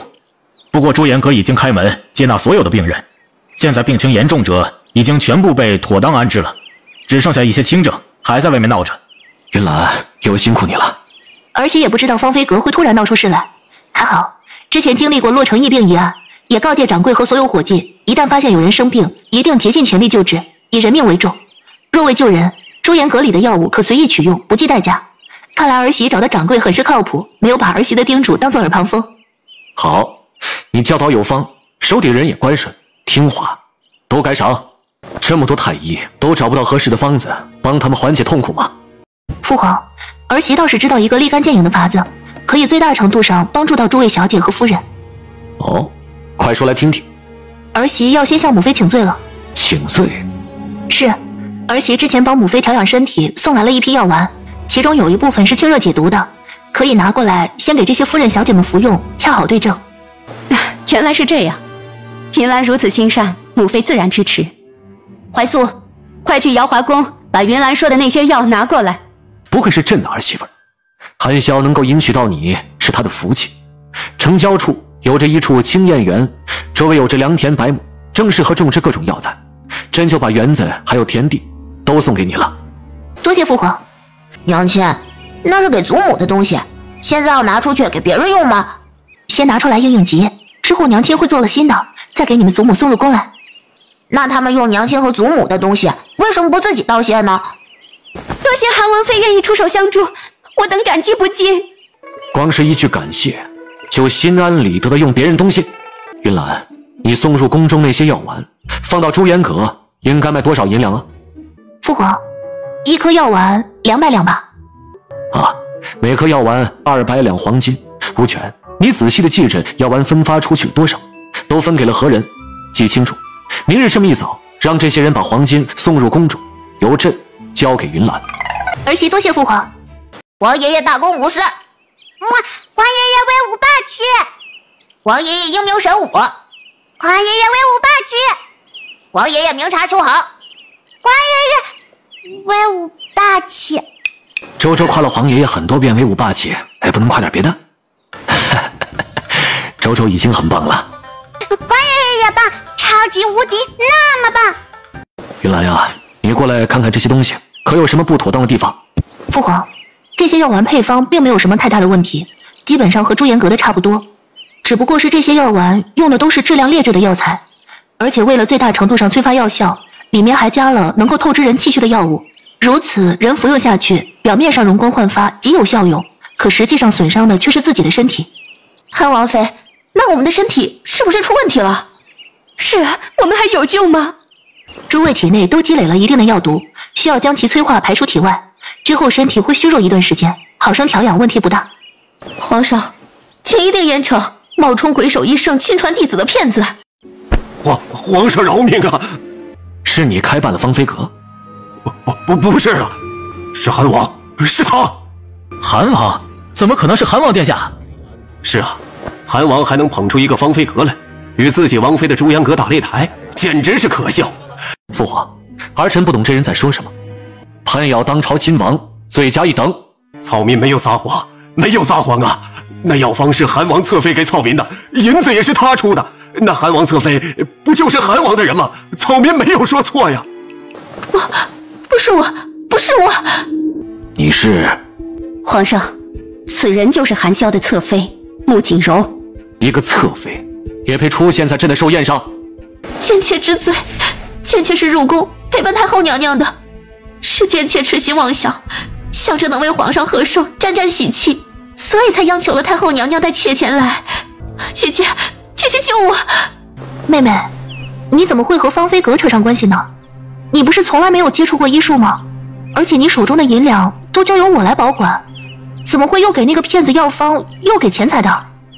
皇上，这其中是不是有什么误会？锦柔是哀家看中的孩子，性子最是恭顺柔和，不像其他人似的总爱在外面抛头露面出风头，怎么会和芳菲阁扯上关系呢？父皇，儿媳也不愿意相信穆锦柔和芳菲阁有牵扯，想来这其中一定是有什么误会吧。皇上，臣女见到过穆锦柔女扮男装进入芳菲阁后院，这是什么时候的事情？大约在5日之前。5日前？那个时候妹妹的确告诉我，说柳姨娘身染重病，要到国公府中去照顾。难道你是以市集为由前去芳菲阁？难怪这芳菲阁和妹妹所住的芳菲院名字相似，原来其中就有妹妹的参与。皇上，修国公在殿外求见。把人宣进来。是，宣修国公觐见。老臣教女无方，让他受了奸贼蒙蔽，闯下祸端，特来向皇上请罪。修国公，你这是在替谁请罪啊？孽障！你都做了什么？还不实话实说？父亲，别叫我父亲，我可没有你这样不争气的女儿。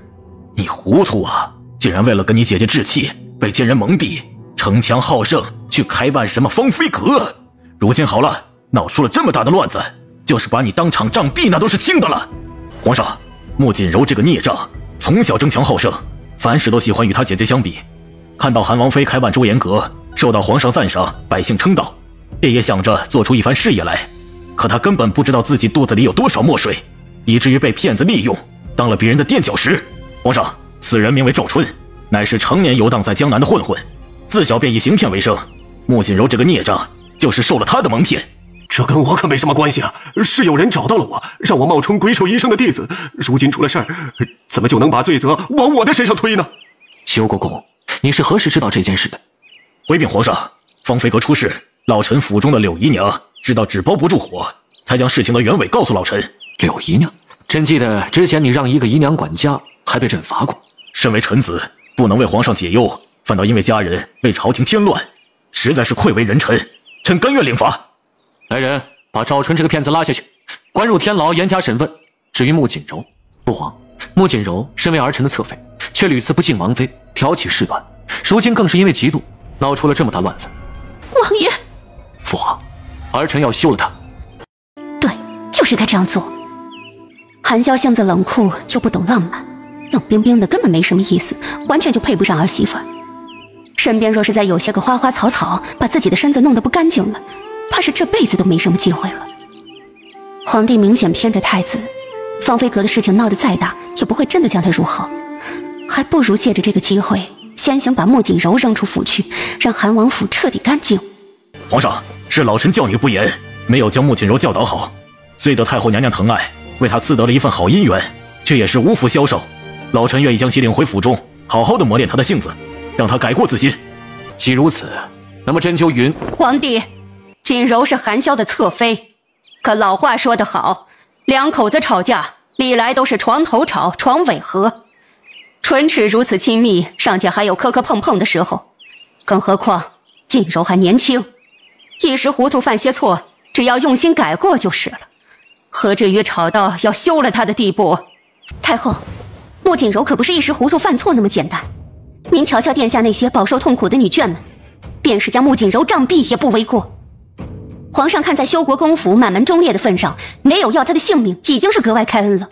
锦柔这次犯的错的确是大了些，性格方面也有些缺陷，那顶多也就是罢了她侧妃的位分，将她变为个普通妾室也就是了。皇帝，你也知道，当初哀家的头风之症是何等的严重，要不是锦柔献上了灵药，哀家现在说不准还卧病不起呢。皇上，安王妃说是有急事求见皇上和太后。宣，明妃见过父皇、皇祖母，祝愿父皇万寿昌隆，祝愿皇祖母福寿康泰。明妃有一桩要事，关系重大，想向二位回禀。究竟何事？细细说来。皇祖母的头风之症，近些时日可有再发作？后来又发作过几次。那服用了穆侧妃所进献的药丸，可有像之前那般起到极好的效用？服用了之后虽有效果，可是却不怎么明显了。太医诊脉时说过，说是身体对药逐渐适应了，所以才会衰减药效。皇祖母，你也知道，孙熙的祖母也患有和您一样的病症。孙熙回到祖母身边，却遇到有人在售卖治疗头风之症的丸药。孙熙曾经在慈安宫中见到皇祖母服用穆侧妃进献的药丸，从外表看，两种药丸竟然一样。你不是说治疗头风之症的药是从一个神医手中偶然所得，全部买下来送到哀家面前了吗？是，倩倩的确是遇到一个神医，把他手里的药都买下来了。你把这枚药丸带回来，可是这药有什么不妥？皇祖母，孙熙本是想买下药丸给自己的祖母服用，可是却被为祖母治病的江神医阻拦。他告诉孙熙，这药能够极快的止疼，稳定心神，看着是能治疗头风之症的。什么叫看着？难道实际并不对症？是，这药里增加了曼陀罗果实研磨而成的药粉，虽然能够祛风镇痛，但是长期服用会使人神经麻痹，从而导致暴躁易怒，更严重者会变得痴痴傻傻。不仅如此，这药丸里还增添了许多透支人气血的药物，表面上瞧着身体好转，气血充盈，实际上却是亏空身体的底子，而且还极易上瘾。贱婢，你给哀家服用的究竟是什么东西？是，我不知道，我真的不知道。难怪哀家这段时间总是胸闷气短，难怪小金突然之间发了疯。原来这一切的罪魁祸首都是你这个贱人！不是的，不知道，哼，可真是一副无辜面容呢。那你可知道谋害当朝太后，足够诛你9族？皇祖母，这件事情的确不能全然怪穆侧妃。你这话什么意思？回禀皇祖母，这药丸被精心炮制，而且还增加了许多会小药材气味的香料，就算是经验丰富的大夫都难以分辨其全部成分。想来这也是为什么太医都没有发现药有问题的原因，不然这有问题的药丸怎么可能被送到皇祖母的面前呢？你口中的江神医可是赫赫有名的江清风？是。难怪江神医乃是心灵圣手，治疗过许多疑难杂症，只可惜生性自由，不惜束缚，朕才没有把其宣入宫中。父皇爱才，天下皆知。儿媳的祖母和江神医乃是故交，得知他游历到江南，这才有幸将他请入府中。得知药丸有问题之后，明妃连忙询问可有调理之法，幸得江神医心善，给了我一瓶玲珑珍宝丸。哀家听说过，这玲珑珍宝丸极为珍贵。是，不过再珍贵的药丸和皇祖母的凤体比起来，都是不值一提的。除此之外，明妃还有缘得到了2株千年人参和1朵千年灵芝，一并带入京中，献给父皇和皇祖母。无权，把这瓶药拿去，给韩王妃瞧上一眼。韩王妃可拿仔细了，这药可是江神医独家制作，因为其药材太过珍贵，如今已经再无法仿制。里面用到了极为珍贵的千年雪莲，如今已经灭绝，的确是非常珍贵。父皇，这玲珑珍宝丸的确有温养调理身体之效，适合皇祖母服用。哼，还好有安王妃，不然哀家这身体最后还不知道如何呢。之前韩王妃也推荐了一名大夫入宫帮哀家看病，那个时候怎么没查探出异常呢？还是说查出来了，却因为你想包庇自己的妹妹，没有跟哀家如实禀报？皇祖母，若是孙媳没有记错的话，当初曾经推荐屈太医入宫帮皇祖母看诊，而且还提出过帮皇祖母看一看最近服的药，可是却被钱太医拒绝了。你倒是伶牙俐齿，哀家也不知道是和你们韩王府相克还是怎的，每次碰上准没好事儿。本以为这穆锦柔还算不错，没想到最后也包藏祸心。太后息怒，穆锦柔这个孽障的确罪该万死，可药丸制作的隐秘，极难让人察觉异样，他这才被人利用蒙骗，这实属是无心之事啊！不然便是给他10万个胆子，他也不敢谋害太后啊！请皇上太后明察。父皇，这件事情事关重大，儿臣请求父皇将其交由我来调查清楚。交给你？穆锦柔是你的侧妃，她的姐姐穆云兰是你的正妻，修国公府是你的岳家，交给你来查，那岂不是大事化小，小事化无？父皇，皇祖母所服用的药物里面有着伤人血气的药材，都是表面上看上去症状减轻，实际上却害人的根基。您不感到这样的做法极为耳熟吗？你指的是芳菲阁？是，儿臣觉着故意是把药物售卖给穆锦柔和为芳菲阁提供药方的，怕是同一方势力。先是谋害太后，再是对朝中女眷下手，这是有人看不得我们大周朝的安宁啊！查这件事情必须要一查到底。韩笑，朕相信你处事公允，绝不会包庇任何人。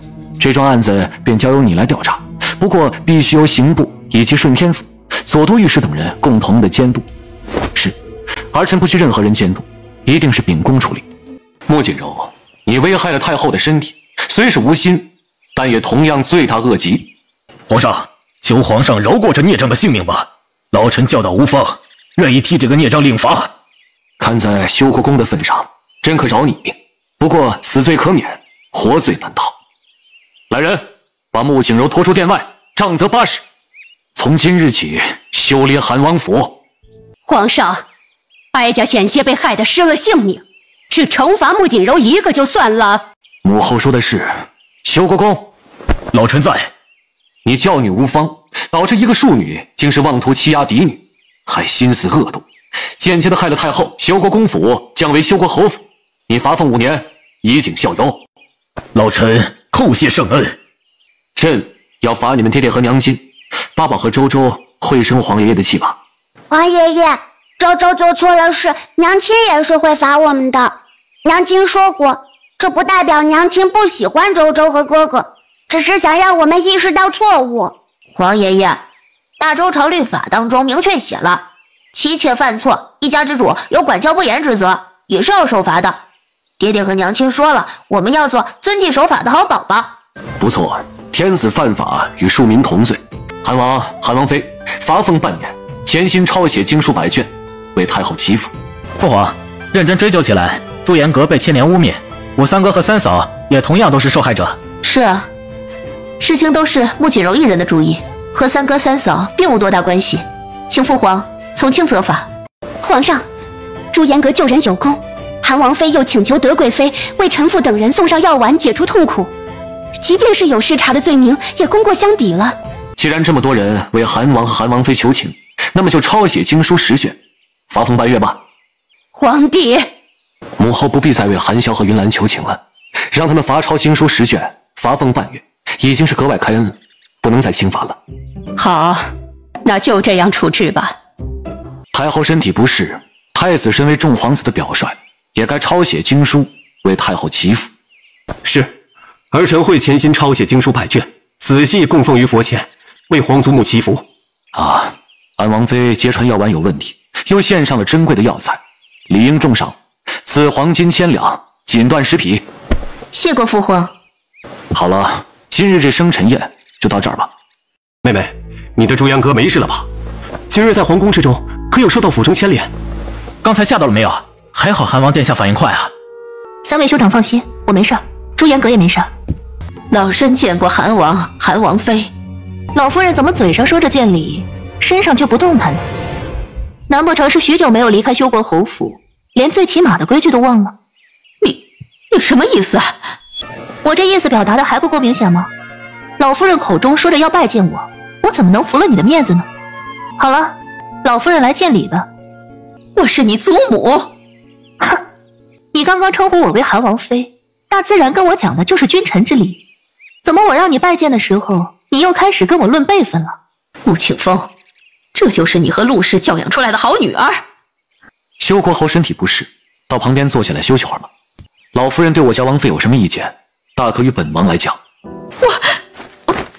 我的心口好疼。正好我随身带着护心丹，花间过来拿一枚，给老夫人送过去。我这是老毛病了，用不着服药。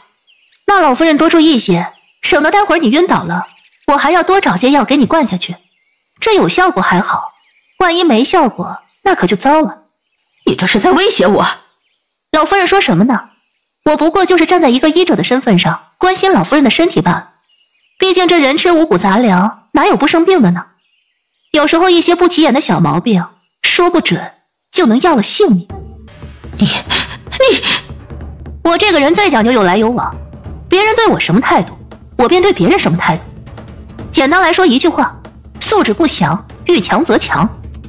若是就事论事，我便和你分辨几句。若你再继续搬出长辈的架子来压我，那就别怪我不讲情面。既然韩王妃要就事论事，那我们便静下心来说一说。老夫人这不是也能好好说话吗？说吧，你想谈什么？这第一桩自然就是我国公府降爵的问题。皇上圣口裁决，我和王爷可没这个资格让其更改圣旨。更何况鲜花着锦，烈火烹油未必是好事。父亲已经多年不上战场，府中几位兄长又还未入仕，修国公府一日站在这里，就要一日面对朝堂风云。3代承袭不降爵，实在是太过惹眼了。我们穆家没有必要做那出头的船子，更何况男儿志在四方。3位兄长若是有本事，大可以走祖父的道路，战场立功，出人头地。若没有本事，继承了爵位，反倒如小儿抱金过闹市，反而酿成大祸。妹妹说的是，男子汉大丈夫，理应自己创下一番事业，怎能只靠祖宗庇佑呢？我的想法和大哥是一样的。大哥和二哥都去战场建功立业了，我留在上京保护母亲和妹妹。老夫人，这爵位的事情谈完了，还有别的事情要说吗？还有你妹妹锦柔。母亲，锦柔已经不再是韩王侧妃，因为杖责80，还被打断了腿骨，以后走路都有问题啊。她伤成这样，也算是为自己的过错付出了代价，以后就留在我的身边，好生养着吧。母亲，锦柔的性子不适合养在府中，我已经让人做了安排，即刻送她去纪兆安。老爷，求求你饶过锦柔吧，饶她一命吧！韩王妃，求求你饶过锦柔吧，她是你的亲妹妹啊，现在把她送走，她会死的。柳姨娘这拳拳爱女之心，可真是让人感动啊！韩王妃，锦柔现在没有了侧妃的身份，不会跟你争抢什么了，求求你，就把她当成个小猫小狗，给她留一条活路吧。父亲，这件事情，俗话说得好，得饶人处且饶人，即便是陌生人，也讲究万事留一线，日后好相见，更何况还是亲姐妹，还是不要赶尽杀绝的好。哼，亲妹妹，穆锦柔她可真是我的好妹妹。为了强出头，购买带毒的药丸送给太后的是她，屡次针对要毁我名节的是她，洛城疫病爆发，推着我前去送死的还是她。她自己作死，连累了府里，落到了今日的境地。现在你们却认为是我赶尽杀绝吗？王妃，贱妾绝对没有指责你的意思，只是想让你在老爷面前说说情，让锦柔留在府中休养吧。我为什么要帮她求情？你怎能如此冷血无情？那是你的亲妹妹啊！我还是你的亲孙女呢，还不是在这里被指责冷血无情吗？老夫人，你非要我把府中发生的事情一五一十的全部说个清楚明白吗？你胡说什么？府中有什么事情，也轮不到你一个外家女过问。我也不缺你一个孙女孝顺。好，既然老夫人不需要我孝顺，今后就别给我摆什么祖母的架子，有事儿也别求到我头上。老身求你，哼，老身以后就当没有你这个孙女儿。母亲，您这是在说什么？穆庆风，老身今日跟你说明白，我福气浅，受不了那些个身份尊贵之人的孝敬。锦柔是我最喜欢的孙女儿，我不能眼睁睁地看着她被送入纪兆庵等死。你要送走她，我就陪她一起走。老身倒要看看这个大不孝的罪名，你担不担得起？母亲，你那么大声做什么？你是在对我这个母亲表示不满？好啊，来给老身收拾东西，我立马回南州老家。老二孝顺，绝对不会像你这个不孝子，整天就知道忤逆。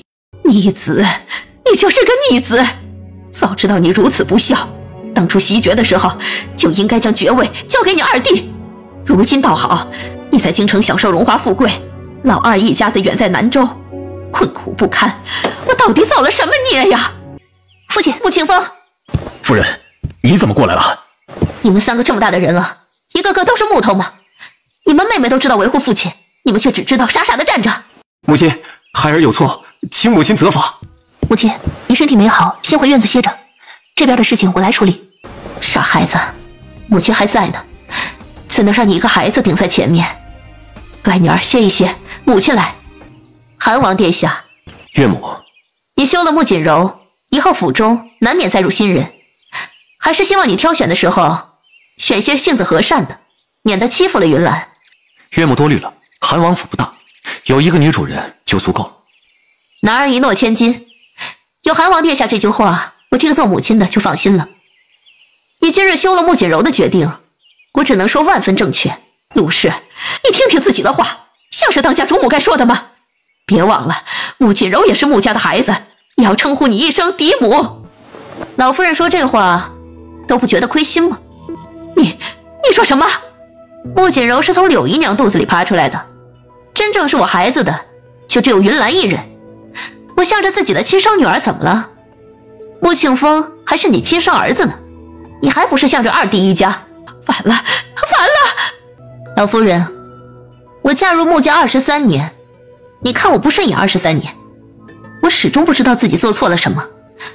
你今天能不能明着跟我说说，当年柳姨娘怀着身孕找上门，你不顾我生产在即，非要逼着穆庆风纳她为妾，我答应了，哪怕因此动了胎气，导致云兰生下来就体弱，我也没有怨对过你。穆锦柔出生之后，你要我对她视如己出，还非要将她抱养到我这里，到底安的什么心？我安的什么心？谁家的庶女不是嫡母负责教养？哼，既然交给我来养，那老夫人你为何派遣了4个嬷嬷守着，看顾得这么周全了？为什么足月的穆锦柔却动不动就发烧生病？为什么我不亲自去照顾，你就斥责我苛待庶女？照顾庶女也是你应该做的。是，我为了不让你斥责，专心照顾穆锦柔，结果忽视了云兰，导致她冬日受寒高烧不止。我抱着她，不断的祈求上天怜悯，3天3夜不敢闭眼。穆云兰，我成为了你，以后你真正的亲人就由我来照顾吧。当然了，这其中可不包括那些不配为人的渣渣。那还不是怪你自己无法兼顾平衡。我推掉了所有的应酬，专心照顾2个孩子。云兰有的，穆锦柔也必定有一份。除了嫡女的名头，穆锦柔在府中一点都不比云兰过得差。我认真照顾着他们2个，再没有出现差错。老夫人口中的兼顾平衡，我做到了。可你为什么还要百般挑剔？老夫人，对你，对柳姨娘和穆锦柔，我已经仁至义尽。穆锦柔自己作死，那就让她死。老夫人，你要回南州找二弟，我也不拦着。我孝顺了你这么多年，也该二弟一家子好好尽尽孝心了。你不怕背上大不孝的名头？怕？哈哈！现在国公府已经变成修国侯府，大不了再变成伯爵府、子爵府，哪怕最后变成白参，又怎么样？我的3个儿子有力气，有武艺，哪怕变成白参重新参军，也一样能够闯出一片天地。我的女儿是王妃，懂医术，治得了疫病，开得了朱颜阁。身为女子，同样风生水起。他们就是我的底气，就是我的倚仗。老夫人，你呢？陆氏，你不敬婆母，犯了7出之条，我要让穆庆风休了你。休了我？我和穆庆风的婚约是穆庆风跪求，老修国公亲自恳请，先皇特意赐婚定下的。想休了我，做你的春秋大梦。我不休了他就是好的。夫人，有话好说，有话好说啊！什么都行，休夫可不行啊！一边蹲着去。好。老夫人，你是现在走，还是我派人通知二弟，让他来接你？老夫人，我建议你走水路，联合码头有渡船，我帮你包个柜的，平稳，速度快，让你能尽快见到二叔。几位大夫，老夫人身体状况如何？你们但说无妨。今日我们这么多人都在，可以共同做个见证。不管结果如何，保证都不会牵连到你们的身上。说，你们放心大胆地说，今日别管发生了什么事，没人动得了你们。老夫人，您的脉象有肝气郁结之症，这是时常动怒、情绪起伏太大的缘故。心火和胃火也有些旺盛，这是平日里用多了滋补的东西，导致了补得过头了。老夫人上了年纪，平日里的饮食应以清淡为主。你们是不是被穆云兰给收买了？老夫人，您这是在说什么呀？我们本来在药房之中安心坐诊，是您派人请我们过来的。我们都是有良心的大夫，除了一些必要的诊金，没有受过任何人的收买。是啊，老夫人您身份尊贵，可也不能开口闭口就污蔑我们啊！你们诊脉诊清楚了，我刚刚明明感觉喉咙发疼，胸口憋闷，到现在胸口的骨头都疼得厉害，怎么可能正常呢？老夫人啊，你明显有怒火攻心之症，可体内却有一股药力，极好的保护了心脉。胸口疼痛憋闷，这是一点轻微的后遗症，休息一下就能好。不知道老夫人吃了什么神丹妙药啊？老夫人刚刚的确是怒火攻心，导致情况危急。我家王妃为老夫人服下了一枚护心丹，可老夫人却怀疑丹药之中有毒，哪怕王爷亲自服用下一颗丹丸，证明其无毒，老夫人还是不信。刚刚老夫人一直喊着王妃要毒杀她，就是因为这个的缘故。华健，别说了，祖母一时情急，再加上因为妹妹的事情对我有所不满，一时误会也是有的。你害我！祖母，我的性子随了母亲，自小不被祖母喜爱，以往府中有什么应酬，祖母也从来不爱带着我。谁让我没有锦柔妹妹的性子讨喜，更受祖母偏爱呢？这些我都能理解。可是锦柔妹妹犯了大错，差点害了太后的凤体。无论如何，我都不能听从你的意见，再将她当成亲妹妹一般对待了。这是老糊涂了吧？嫡亲的孙女儿不喜欢，反倒喜欢一个庶女，真是让人想不明白。一个庶女，还是险些害了太后，牵连到整个家族的庶女。若是放在我的府中，早就拖出去打死了，怎么会有人护着这等孽障？诸位，祖母只是一时糊涂，并非有意说刚才那些话的，惊扰了诸位，还请大家见谅。都说家丑不可外扬，今天的事情还请诸位不要向外传扬。云兰在此谢过诸位了。有劳了。是啊，韩王妃尽管放心便是。过些时日，朱颜阁会新上一批调养身体的药丸，不仅是对女子有效用，男子服用之后也有调理身体、补气养血之效。朱颜阁到底是专门接待女客的地方，所以这药还是得由各家夫人小姐购买。我也没什么其他东西能送的，就提前送出一批药丸来给诸位试用效果。有什么意见的，尽管告诉我。多谢韩王妃。本王听闻，最近又是有一些个关于八宝和周周身世的流言传出来，告诉礼部尚书，让他好好的查，仔细的查，查清之前，就别去上朝了。你们不要乱来！老夫人，您怒火攻心急糊涂了，还是回到府中好生养着吧。不，我要去南州。老夫人别急，这去南州有的是机会，早晚都能去的。你们别乱来！真是胆大包天，你还管到我的头上了！老夫人可听说过狼来了的故事？说有一个牧童放羊时觉得无聊，便对着山下大喊狼来了。第一次，全村的人都聚集过来，要帮牧童打狼，结果发现根本没有狼。第二天，这牧童又对着山下大喊狼来了，全村的人再次跑过来，结结果发现又被戏耍了一通。到了第3次，狼真的来了。结果这牧童喊破了喉咙，村里的人都以为这牧童是在虚张声势，根本没有人过来。老夫人想知道最后这牧童如何了吗？还能如何？必定是所有的羊都被咬死了，这牧童也被开膛破肚。母亲聪慧，结果的确是如此。祖母刚刚对外喊着我要毒杀你，结果什么事儿都没有。若是再喊上几次，不知道这最后的结果会不会如同狼来了的故事一般，以后不管祖母怎么喊，都无人相信你的话是真的了。穆清风，云兰今日的所作所为，皆是我想了许多年没敢做的。老夫人做了什么，你心中一清二楚。老夫人是你的亲娘，你有什么不满冲着我来？你若是要责怪云兰，那我便立刻带着她离开穆家，绝不再碍你和老夫人的眼。夫人，你说什么呢？云兰是我的乖女儿，她自小最为乖巧懂事了，若有什么错，那也是我这个做父亲的错，当然怪不得你和云兰了。我就是想让云兰来帮老夫人诊诊脉，看看要不要紧啊。父亲，老夫人是怒火攻心，导致一时痰迷心窍才晕倒的，由我给她服下了那枚护心丹，回去好好睡一觉，保管第2日什么事都没有。嘿嘿，三弟，二哥刚刚和你开了个玩笑嘛，没有吓到你吧？三弟，多年不上战场，你也不用变得这般娘们唧唧的吧？瞧你身上这身衣服啊，这颜色和花纹真是鲜亮啊！笑死我了。那可真是让你见笑了。哟，三弟好福气啊，从哪里淘换来的此等美人呢？我这回巡视归来，有人送了我几个百越女，滋味不错，我们兄弟俩交换品尝一下，如何呀？以前听说过红袖添香，这美人泼茶竟也香得很呢。现在还香吗？自然。你做了什么？楚寒宵，你敢偷袭本王？有什么话好好说嘛！亲兄弟怎么能随意动手呢？你看，把你二哥都伤成什么样子了？太子大哥，二哥和三哥许久未见，他们2个又都是领兵打仗的好手，彼此切磋一下，不也挺正常的吗？四弟，这切磋有用这么尖锐的瓷片往别人心脏的位置钉的吗？太子大哥说什么呢？别说隔着铠甲，那还有皮肉跟骨头呢，还能真的重伤二哥不成？二哥怎么可能那么弱？二哥，你说是吧？韩晓，你……王爷爷，八宝差点就再也见不到你了。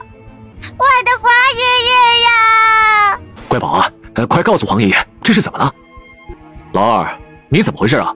是不是你长相过于凶神恶煞，把朕的乖孙和乖孙女给吓着了？父皇，您说什么呢？瞪的，你瞪什么瞪啊？你眼睛多大似的？赶紧后退2步。乖宝啊，不怕，那是你们二伯伯，是你们爹爹二哥。二伯伯不是来杀八宝和妹妹的吗？嘿，怎么会呢？八宝是被你二伯伯这煞气给吓着了吧？不是吗？那为什么二伯伯要用长长的鞭子打八宝和周周呢？闭嘴！你们2个小崽子真是没教养，竟然编排起你们二伯伯来了。二伯伯不过是和你们开个玩笑而已，怎么这么不识逗呢？你闭嘴你！我好你个出警察，骂人骂到朕头上了。父皇，您说什么呢？儿臣怎么敢骂您呢？八宝和周周由朕来养着，是朕在一手教导。你说他们没教养，朕看你没教养呢。一家一夫上下都没教养。父皇恕罪。王爷爷，娘们唧唧的是什么意思啊？八宝怎么忽然问这话呀？可是有谁这般说你了？没有说八宝，说的是爹爹，坏蛋二伯伯说的。你个小小孩怎么还当告状精呢？二伯伯不过是和你们爹爹开玩笑罢了。那说要抢娘亲，也是开玩笑吗？坏蛋二伯伯，你没有自己的娘亲吗？为什么要抢八宝和周周的？就是二伯伯丢丢脸，你都这么大的人了，还到处抢别人的娘亲。娘亲是周周和哥哥的，没有办法再给你当娘亲了。父皇，儿臣没有别的意思，初次见到三弟妹，一时没有认出来，还以为是三弟府中的哪个侍妾呢，一时嘴快说了几句玩笑话。父皇，您是了解儿臣的，儿臣这个人历来是有嘴无心，说话不过脑子的。朕的生辰宴闹哄哄的，过得不好。这一次冬猎本想出来放松放松，谁如果再搅了朕的好心情，那么就别怪朕让他也高兴不起来。父皇，英王对儿臣的王妃口出狂言，儿臣方才小惩大戒，用瓷片伤了他，儿臣愿领罚，却不知错。父皇，儿媳多年不见二哥，还以为是哪里跑出来的登徒子，在他出言不逊之际，用茶水泼了他，还在里面下了些药。儿媳也愿意领罚，却也同样不知错。老二既然受伤了，那么就回马车上，好好的养伤吧。父皇，儿臣还要负责进军调度，保卫您的安全呢。不用，这事便交给太子来做。父皇，八宝，周周乖啊，不哭了啊！皇爷爷心疼死了。王爷爷，你怎么能那么厉害呢？你保护了八宝和周周哎。皇爷爷是大英雄，呼的一下就打败了大怪兽，周周还以为会被打死呢，结果得救了。哎呀，什么大怪兽小怪兽的，只要敢过来，皇爷爷不打死他。王爷爷是最厉害的。把手拿过来。一点小伤不要紧。王爷，我刚刚都阻拦你了，我自己对付他就好。你和鹰王到底是亲兄弟，你和他直接动手，总会影响你的名誉。云兰，你其实我和鹰王是兄弟，是不是忘了我们俩是夫妻？看着自己的妻子受辱，却无动于衷的男人，不配在这世上活着。疼！王爷，你这脑袋是铁做的吗？我看看撞得厉害吗？这需要用什么药？我来帮你涂。云兰，别动。王爷，我听说你们习武之人都有丹田，你的内力存放在哪里啊？这里。云兰，你若是说是想，可以等中途安营扎寨。我不想。你我是夫妻，倒是也可以想。我真的不想。要不再好好想想，你到底想不想？我不用想，我一点都不想。王爷，你手中的书好看吗？自然。那你能不能跟我说一下，这本《小红帽拜大灰狼》的儿童画册好看到哪里啊？宝，一会儿你的伯伯和叔叔们都过来吃饭，你们跟着皇爷爷做。可是皇爷爷，周周想要和娘亲一起做，娘亲的额头受伤了，周周要给娘亲护护。你们娘亲的肯定上过药了，不用护护也不疼的。跟着皇爷爷做，皇爷爷桌上这的东西更多更好吃。玉兰，鲁妃这边好吃的也多，咱们自己吃，不给楚寒宵，让他欺负你。鹰王呢？怎么这会儿还没过来啊？回禀皇上，鹰王殿下说是身体不适，晚上没办法来陪伴皇上一起享用了。无权，鹰王的伤势如何？回禀皇上，奴才知道您关心皇子们的身体，专程找太医询问了。太医说只是一点皮外伤，伤口并不深，清理之后上一些药便没事了。传朕的口谕，让鹰王好好养伤，在到达皇家猎场之前，都不必过来伴驾了。是。皇上恕罪，四公子不是有意冲撞的。这不是燕王家的老四荣心吗？这般急匆匆的做什么？你这个坏女人，你害了我爹爹，我爹爹要打死你！放肆！小小年纪对着自己的婶婶出言不敬，你的规矩学到狗肚子里去了。荣心，你这是怎么了？快到祖母这里来。荣心是吧？你找三婶婶有什么事吗？皇上贵妃姐姐，荣心只是个孩子，看到自家爹爹被人所伤，难免心中愤怒，做事失了分寸，还请皇上和贵妃姐姐见谅。坏女人，知道小爷的厉害了吗？放肆，真是太放肆了！贤妃，你这个祖母是怎么当的？都不知道好好教教自己的孙子规矩吗？贵妃姐姐，孩子太小了，天真烂漫才是好的，那些死板的教条规矩都给孩子教傻了。小孩子打打闹闹，哪有不犯错的呢？本宫没记错的话，楚荣心是7岁，不是7个月吧？还有，本宫看你是脑子糊涂了，你管这毫无规矩的粗鲁样子叫做天真烂漫？我就打那个坏女人，怎么了？谁让她蛇蝎毒妇害了我爹？那是你婶婶。什么婶婶？一个女人，我呸！打她骂她又如何？我可是皇孙。双脸怪，周周打死你！打！周周，别打肋插骨，那里最疼了。打肋插骨，周周记住了，打！来人，快来人，快把小郡主拉开！贤妃妹妹，刚刚是姐姐不对，你说的没错，小孩子嘛，打打闹闹调皮一下很正常的。放开！有本事我们2个来单挑！哥哥说过了，骂周周的都是在狗叫，全部不用管。哎呀，乖宝不气啊！黄爷爷看看小手红了没有啊？黄爷爷，你放开周周，然后躲远点，当心溅你一脸血。不错啊，这才是我老楚家的女儿，小年纪就是如此的不凡。黄爷爷夸的没错，周周不凡，超级不凡。如心，你怎么了？快让祖母看看。爹爹威武，爹爹最棒！哇，爹爹霸气，爹爹无敌！你瞅啥？瞅你咋的？再瞅个试试，试试就试试。闭嘴！你闭嘴！老二，你再是没规矩的胡来，别怪朕现在就让人把你丢进宗人府里去。父皇，您怎么总说我呀？那你怎么不说惹事的总是你呢？父皇，我不过是个嘴上没有把门的，说了三弟和他王妃两句，结果你看看我，都被折磨成什么样子了？您看这伤，朕看见了，你再晚说一会儿，这伤都快自己愈合了。父皇，不仅仅是这伤，还有韩王妃给我下的药，又痛又痒，宛若千万只蚂蚁钻心刺骨啊！什么？韩王妃，本宫知道你懂医术，可你也不能随意把毒药带在身上吧？贤妃，若不是你儿子出言不逊，云兰会小惩大戒。贵妃姐姐，你护着儿媳妇，妹妹能理解。可是你再怎么，也不能忽视皇上的安危啊！为了防止有人趁乱对皇上不利，朝廷早有规矩，任何人面圣不得携带有毒之物。慕云兰身为韩王妃，怎么可能不知道？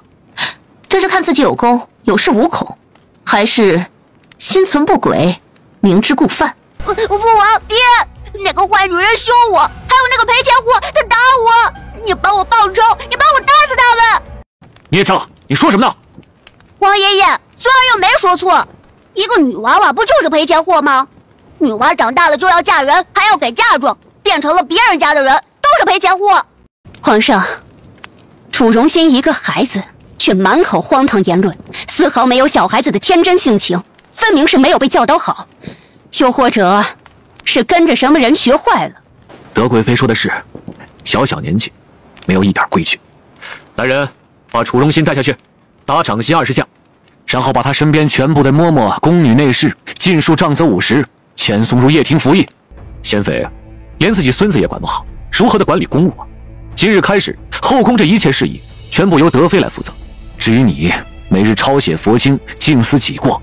皇上，臣妾的确没有教导好荣心，愿意领罚。可是臣妾不能看着您身处险境而不管呢。贤妃娘娘误会了，二哥冒犯我，我当是什么当徒子呢？所以有心惩戒。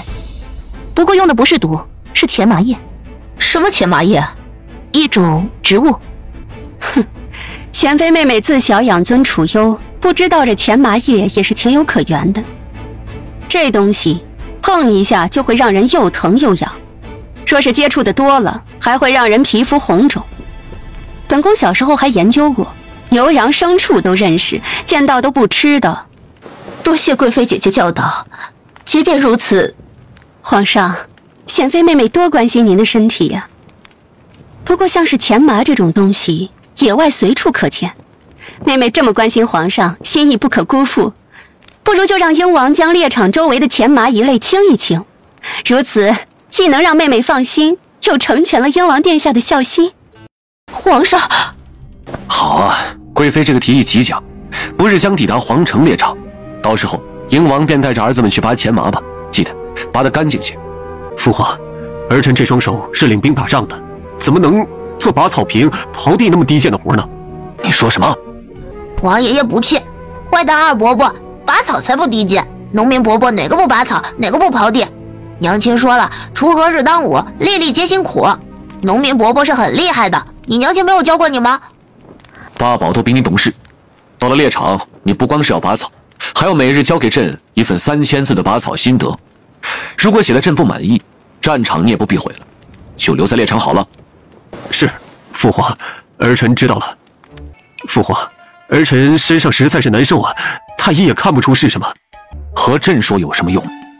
三弟妹，二哥今日鲁莽了，你这给我泼的是什么麻？赶紧给我解开吧。二哥平日里不洗澡吗？什么？不过是一点钱麻泡的水，回去之后洗个澡，水温略微凉一点，很快就没事了。坏蛋二伯伯肯定不喜欢洗澡。周周怎么知道的呀？你二伯伯这小时候给他洗澡，得3、4个人抓着，跟杀猪一样。王爷爷，因为坏蛋伯伯臭臭的。父皇，儿臣先告辞了。周周要去洗手了，双脸怪也臭臭的。周周有没有伤到？双脸怪，你还要害周周？周周跟你拼了！怀素，怎么样？王妃放心，奴婢没事儿。多谢你。王妃客气了，护着小主子是奴婢应该做的。把这个孽障给我拖下去，打20板子，50下手心。皇上，如熙还小，还是个孩子呀。3岁看大，7岁看老，他还是个孩子，就出手这么狠了。长大了还不知道如何呢。拖下去，打，重重的打。父皇，你要是再求情，朕连你一块儿打。你们都是坏人，坏人！欺负我年纪小，等我长大了把你们都打死！好啊，真是长本事了。皇上，小孩子的话当不得真的。你给朕住嘴！把楚荣心的嘴堵上，打！荣心呐，你怎么样？快点跪下，跟你皇爷爷认个错。啊，荣心，你做什么？没有错，我有什么错？你凭什么不帮我？凭什么看着我受罚？放开！你这个混账！快放开！我是你祖母。你是我祖母，为什么不帮我？小畜生，放开你祖母！不帮我，谁都不帮我！打死你们！打死你们！父皇，荣心这孩子好像是疯癫了，您退后一些，别被他伤到了。靖王，你愣着做什么呢？还不快把你母妃给救出来！你这个孽障，有什么话不能好好说吗？快去看看荣心怎么样了，千万别被踢出个好歹来。太医，快传太医！云兰啊，今日的事情让你受委屈了，时候也不早了，带着孩子们回去歇着吧，明日一早还要赶路呢。是，多谢父皇。皇上，出事了！安王妃遭遇蛇群，被逼落下了山崖呢。什么？哪片山崖？后山，落笋崖东南边的位置。父皇，落笋崖东南边是一片绝壁，不过儿臣巡查猎场的时候路过，曾经在那个地方听到过流水声。崖底地势深邃，若有水，必能汇聚成潭，四弟跟四弟妹便不会有事。禁军统领，立即调集人手下山崖寻找，一定要把安王和安王妃平安的找回来。皇上，眼下这个季节，蛇群都应该冬眠了才是，无缘无故的出来，必定是有人暗中作乱。微臣必须留在皇上身边，保卫您的安全。放肆！你连朕的命令都不听了吗？皇上的龙体为重，只要皇上身体安康，什么样的责罚，微臣都愿意承担。父皇，禁军统领言之有理啊，而且要下到那么高的断崖底下，普通的护卫徒手根本就难以抵达，要搭建绳梯的话，恐怕也要花费几日呢。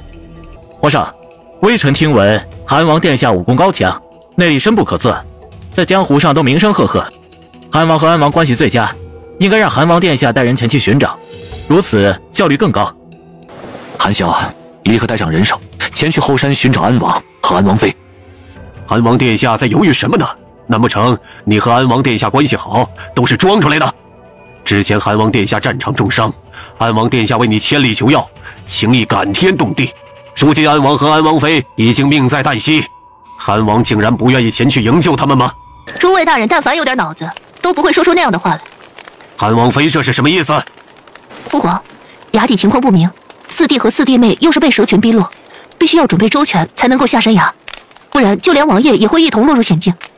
云兰这所说极是，韩萧，父皇担忧安王和安王妃，同样担忧你的安危，一定要准备万全，再下山崖，千万不可逞强。是父皇，四弟虽性情不拘一格，可他本身却不是冒进的性格，他落崖这事必有内情。我知道。那你还让我离开？王爷应该看明白了，这用的是阳谋。王爷若是不去，那就是不顾亲兄弟的生死，必会留下千古骂名。王爷，你若是不去，四弟和四弟妹出了什么事情，这件事就会成为你心中一辈子过不去的坎儿。那你跟孩子们？王爷放心大胆的去，谁敢朝我这边伸爪子，我必定剁了他。水营等韩王府的人手都给你留下，等着我，我会以最快的速度赶回来的。好。花间，传信给江离，让他不管发生什么事情，都要在暗中保护爸爸和周周。若有人敢动2个孩子，全力动手，不必留情。有什么后果我担着。是。王妃，皇孙楚荣新不见了，禁军正在到处寻找。皇上担心其他的皇族人也会遇到危险，请王妃立刻去皇上的营帐。准备妥当了。是，王妃，一切妥当。我的肚子！三弟妹，我替荣心向你磕头了，你把他……二嫂怀有身孕，濒临生产，不用专门过来替荣心道歉。我一个做婶婶的早就不怪她了。只是二嫂，你怎么一个人在外面到处乱逛？二嫂身边的侍女照顾不周，真是该罚。瑞颖，立刻派人出去，一波去请太医和产婆，一波去把二嫂身边的2名侍女即刻扣押问罪。二嫂不要慌，羊水破了，现在将你送回自己的营帐，怕是来不及了，只能就近在我这里生产了。王妃，立刻准备热水、烈酒、剪刀、干净的布巾，还有，我给你那张安胎的方子，立刻找太医抓药熬制，别耽搁了。王妃，准备这些东西，你要亲自给英王妃接生吗？准备了也不一定用得上，担心什么？英王妃距离生产还有一阵子呢。二嫂，你不想要肚子里的孩子，是担心再生出一个楚荣心那样的怪物吗？楚荣心那个孩子自小就异于常人吧？你想要做什么？放心，你不会有事儿，你肚子里的孩子也会平安降生。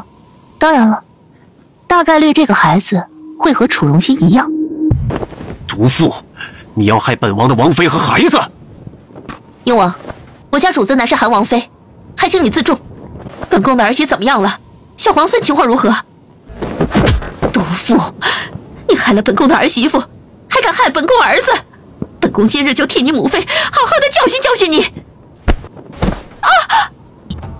贤妃、燕王，你们若敢对本宫的儿媳妇不敬，本宫活扒了你们的皮！反了，你们2个是真的要反了！本宫的儿媳心善，救了燕王妃和她肚子里的孩子，你们2个却恩将仇报，反过来对她动手，跑去禀告皇上，贤妃和燕王疯了，要大杀了本宫的儿媳。是，奴婢这就去。皇上救命！贤妃和英王要杀贵妃娘娘和韩王妃了。娘亲，不慌，先让皇爷爷问问是怎么回事。快把怀素带进来。皇上，英王妃担忧走丢的皇孙，不顾怀有身孕，在夜色中乱走，不慎绊倒之后被韩王妃所救。可贤妃和英王却一心认为是我们王妃要谋害英王妃和她肚子里的孩子，对我家王妃喊打喊杀。父皇，贤妃娘娘和二弟应该不会如此不知分寸吧？是不是有什么误会？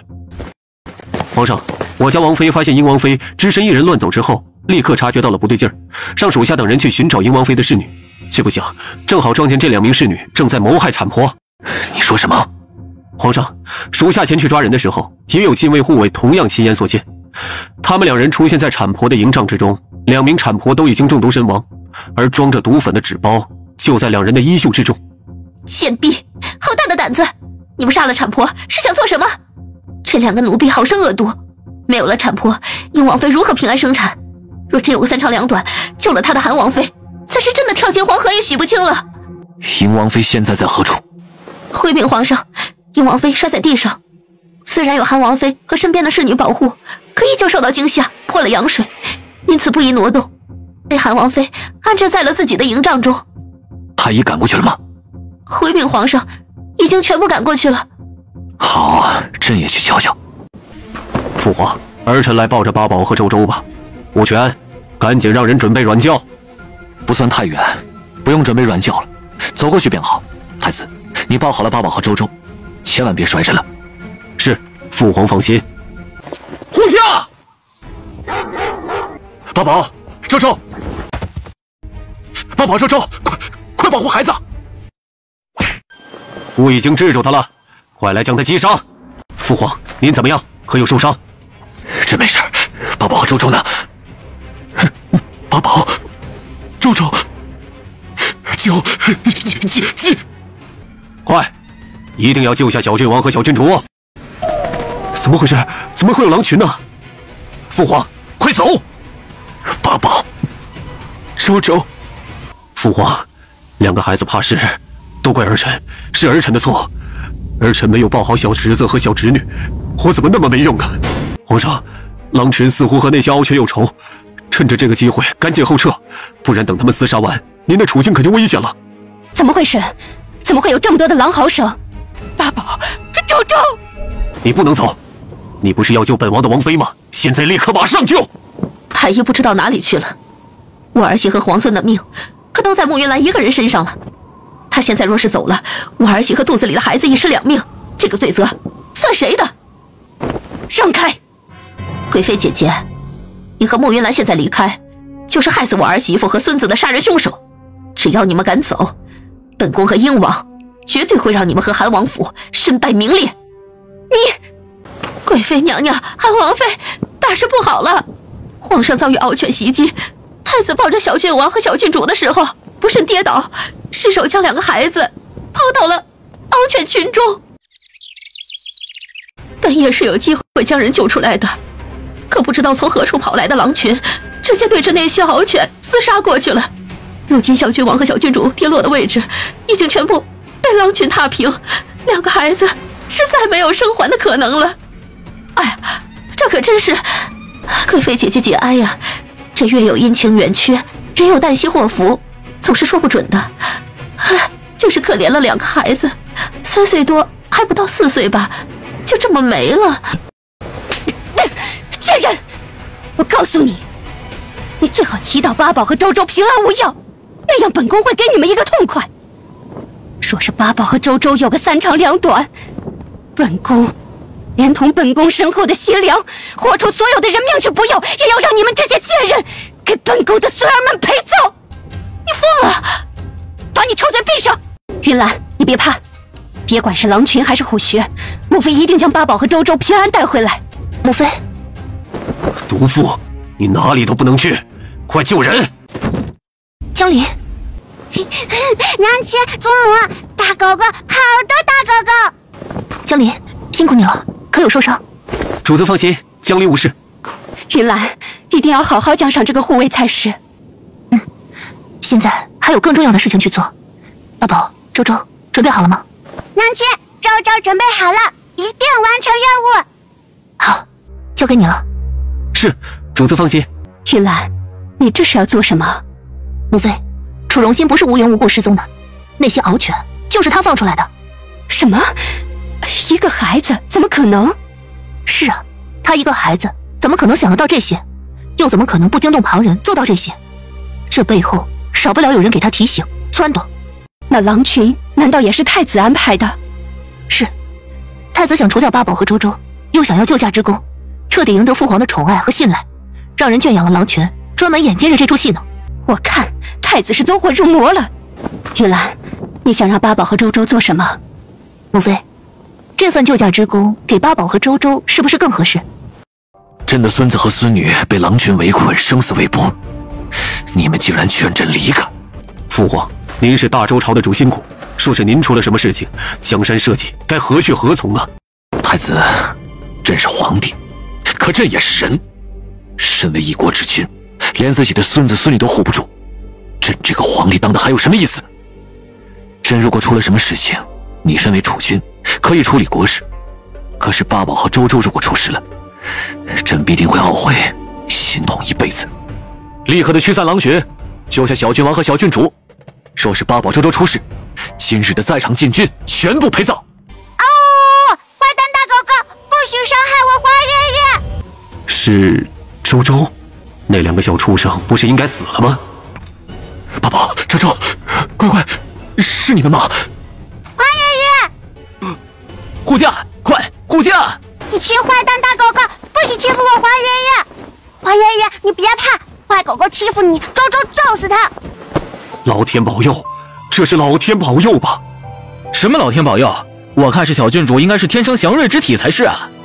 没错，一定是天生祥瑞之体，不然怎么可能让百兽之王臣服呢？大猫咪，冲！打跑坏狗狗，保护皇爷爷！朕的乖孙女。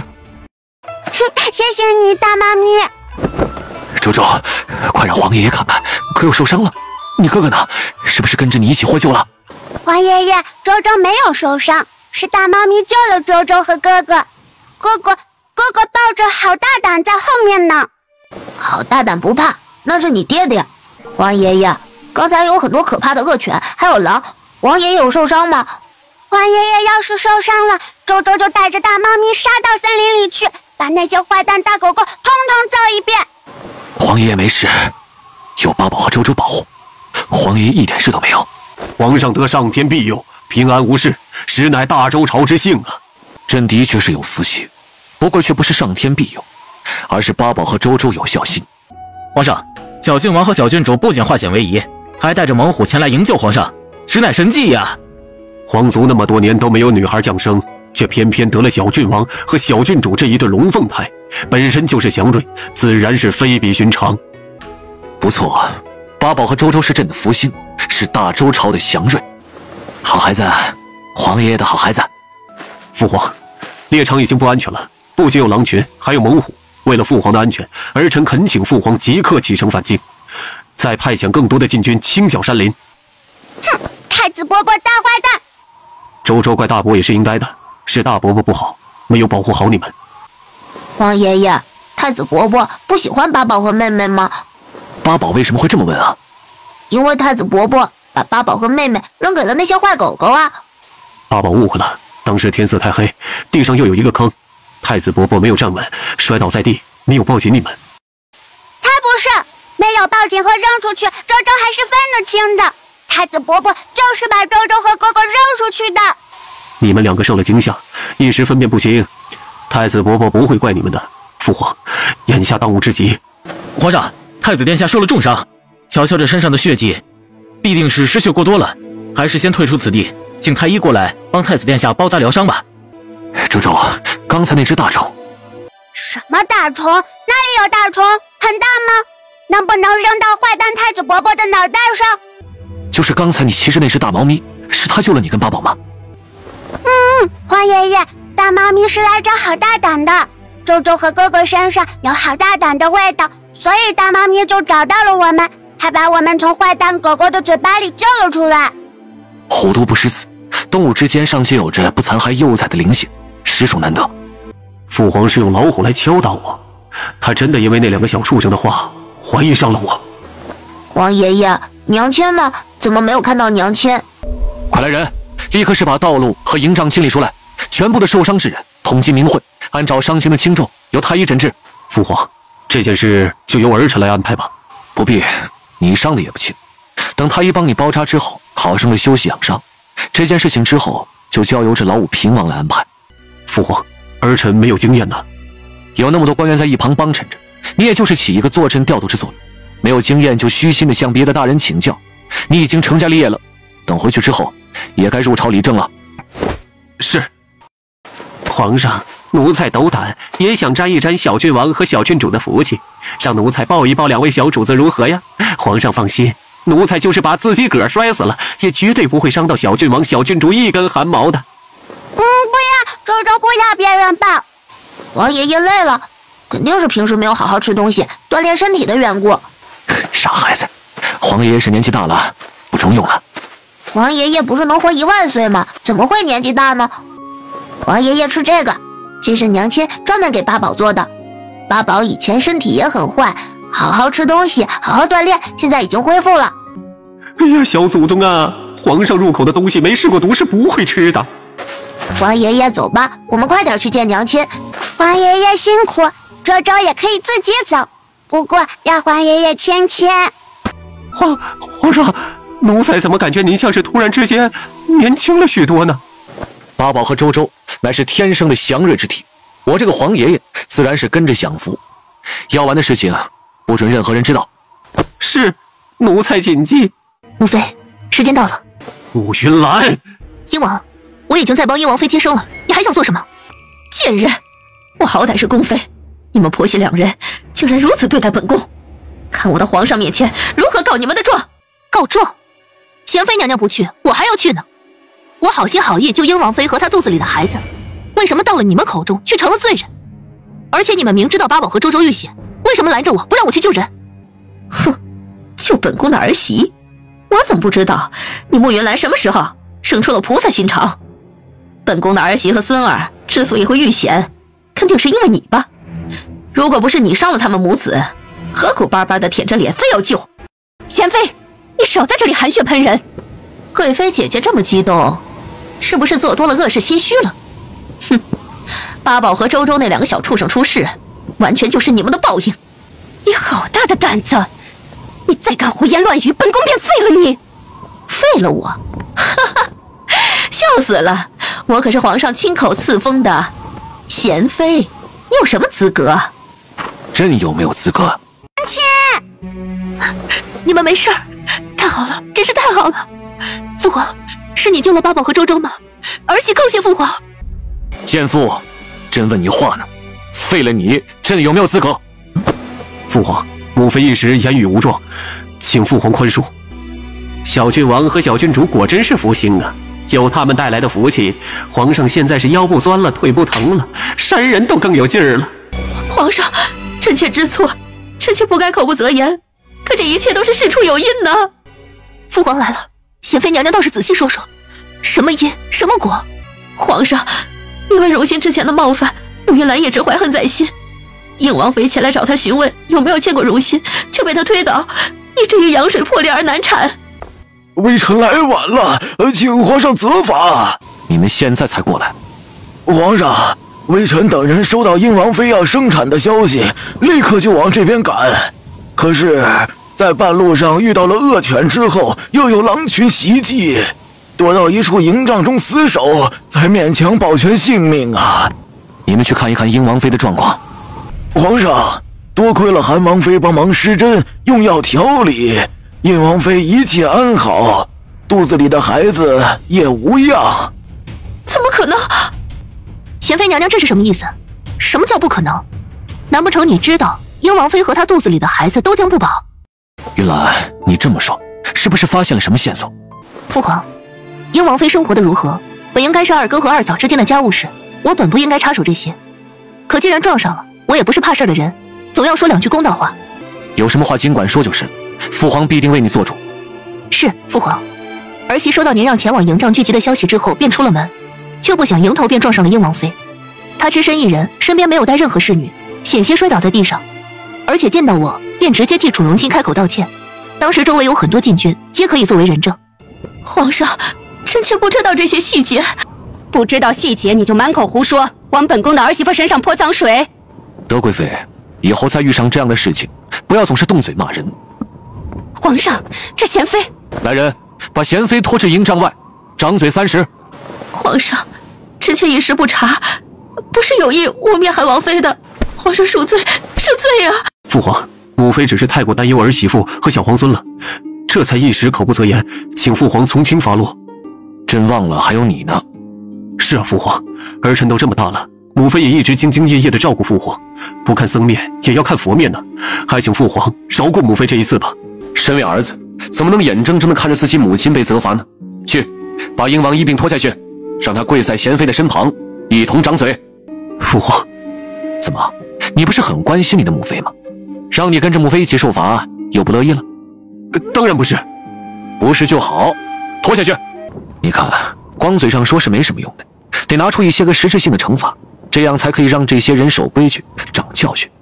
你现在成为了贵妃，掌管着后宫的公务，手段必须要强硬起来。是，有皇上这句话，臣妾今后就知道怎么做了。皇上，臣妾知错，不该误解了韩王妃，请皇上原谅臣妾这一次吧。云兰，你刚才的话没有说完吧？接着说，你在英王妃那边还发现了什么？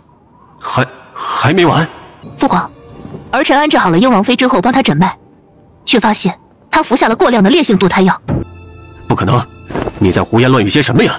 你说堕胎药？英王妃已经濒临生产，这个时候堕胎？是，那堕胎药药性格外强烈，服用过后不出半个时辰，胎儿便会死在腹中。英王妃想杀了皇孙，她怎么敢的？难怪微臣刚才给英王妃诊脉的时候，发现她的脉象十分奇怪，颇有一种破而后立之象。哦，原来是服用了堕胎药之后，又被韩王妃力挽狂澜地救了回来。韩王妃真乃神医也呀！我一心只想救人，可没想到贤妃娘娘和英王殿下反倒转过头来咬我一口，非说是我要害英王妃。儿媳实在是冤枉，以后再碰上这样的事情，怕是不敢出手了。朕相信韩王妃，你们一个身为婆母，一个身为夫君，连自己的儿媳妻子都照顾不好吗？皇上，臣妾平日里对英王妃百般疼爱，知道她怀有身孕之后，不偏赏赐流水一般的往英王府送，自认没有任何对不起这个儿媳的地方。贱人，你竟敢服用堕胎药，你还是瞧不上本王，不想生下有本王血脉的孩子。放肆！来人，还不快把英王这个孽障给朕扣押住！父皇，您扣押儿臣做什么呀？赶紧把儿臣放开，儿臣要好好问问那个贱人，究竟有什么对不起他的地方，让他竟然恨到不愿意生下孩子。你这个孽障，英王妃是你的正妻，如今正为着你生孩子，有什么话不能等孩子平安降生之后再说呀？还生什么呀？他这么恨儿臣，谁知道他肚子里的孩子是不是哪里来的野种？父皇为儿媳做主。英王妃，你先平安的生下了孩子，有什么话之后再说。孩子平安，你的一些所作所为，朕可以睁一只眼闭一只眼。孩子如果出事，那么你便是再无活路了。父皇，儿媳本来就没有什么活路了。这么些年，儿媳日夜遭受折磨，也早就活够了。父皇，您知道这些年儿媳过的是什么样的日子吗？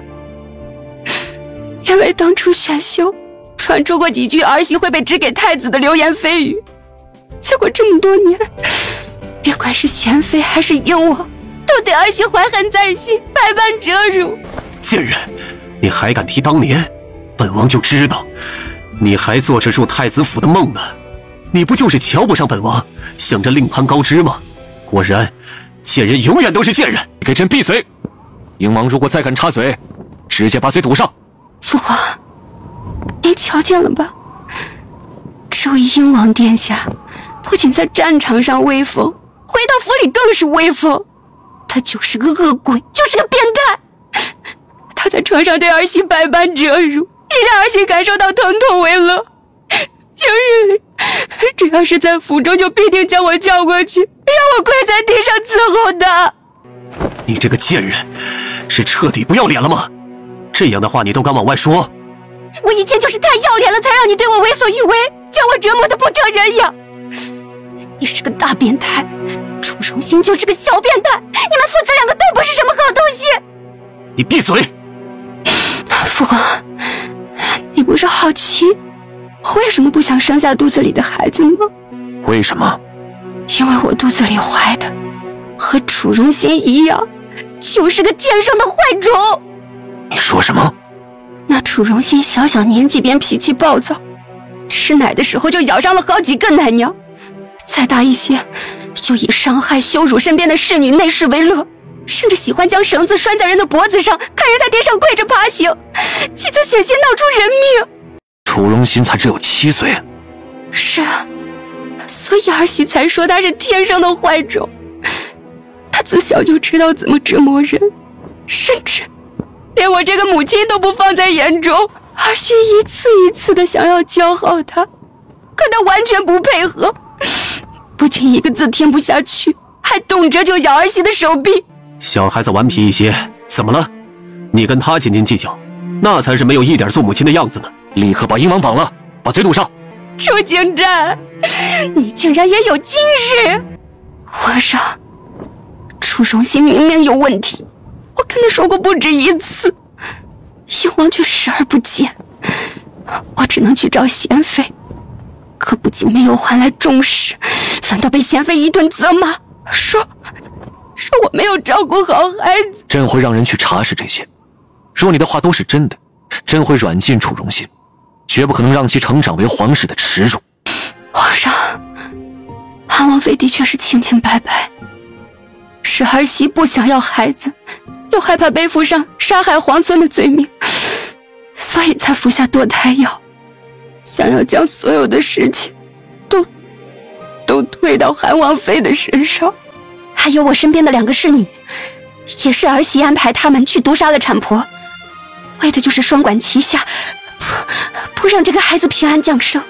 你倒是想得周全，与其让这个孩子成长为另外一个楚荣心，还不如不让他降生在这个世上。英王有其他子嗣，并不是所有的孩子都有问题，你肚子里的孩子也有很大的概率是健康的，而且你想要打掉他，应该早些行动。现在他已经足月，你再喝下那么多堕胎药，杀的不仅仅是他，还有你自己。你说什么？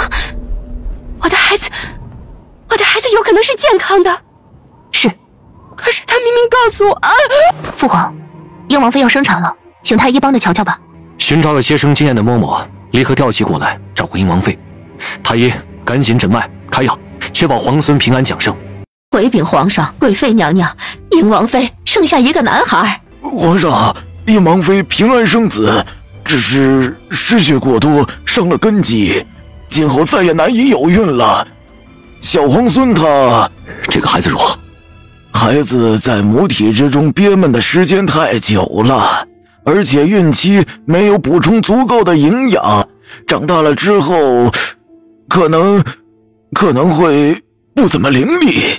哎，不怎么伶俐也无妨，生在皇室，自然能保他一生快乐无虞。把孩子送回英王妃的身边，让她亲自抚养。皇上，英王妃已经疯魔了，怎么能让她来养孩子呢？楚荣心出问题，你知道吗？臣妾不知。那个孽障现在何处？臣妾不知。父皇，护卫巡逻发现了荣心，儿臣怕您担忧，将他送了过来。坏女人，肯定是你告发了我，让敖犬咬死你，咬死你们！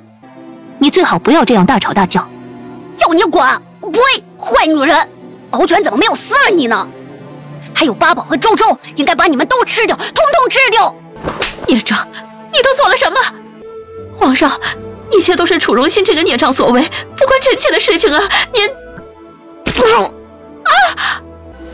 这是怎么了？太医，传太医！皇上，皇孙这得的是急症，微臣等人医术浅薄，根本没有见过这样的病症，实在是请皇上恕罪。荣心，救人呢！你们还愣着做什么？还不快救人！你们救不了人，本王就让你们陪葬。英王殿下，若有一人愿意出手，皇孙兴许还会有一线生机。谁？立刻喊过来救人！你们什么意思？殿下，我等医术有限，韩王妃胜我等100倍。云兰，荣心眼前的状况，你可能救治。贤妃娘娘称呼我一句韩王妃就好，直呼名讳，显得我们关系多亲近似的。韩王妃，之前是我不对，我对不住你，不该误会你，伤害了英王妃。三弟妹，之前是二哥不对。那二哥展开说说，你有什么不对的地方？有句话不怎么好听，却在理。这世上可没有上桌吃饭，下桌骂娘的道理。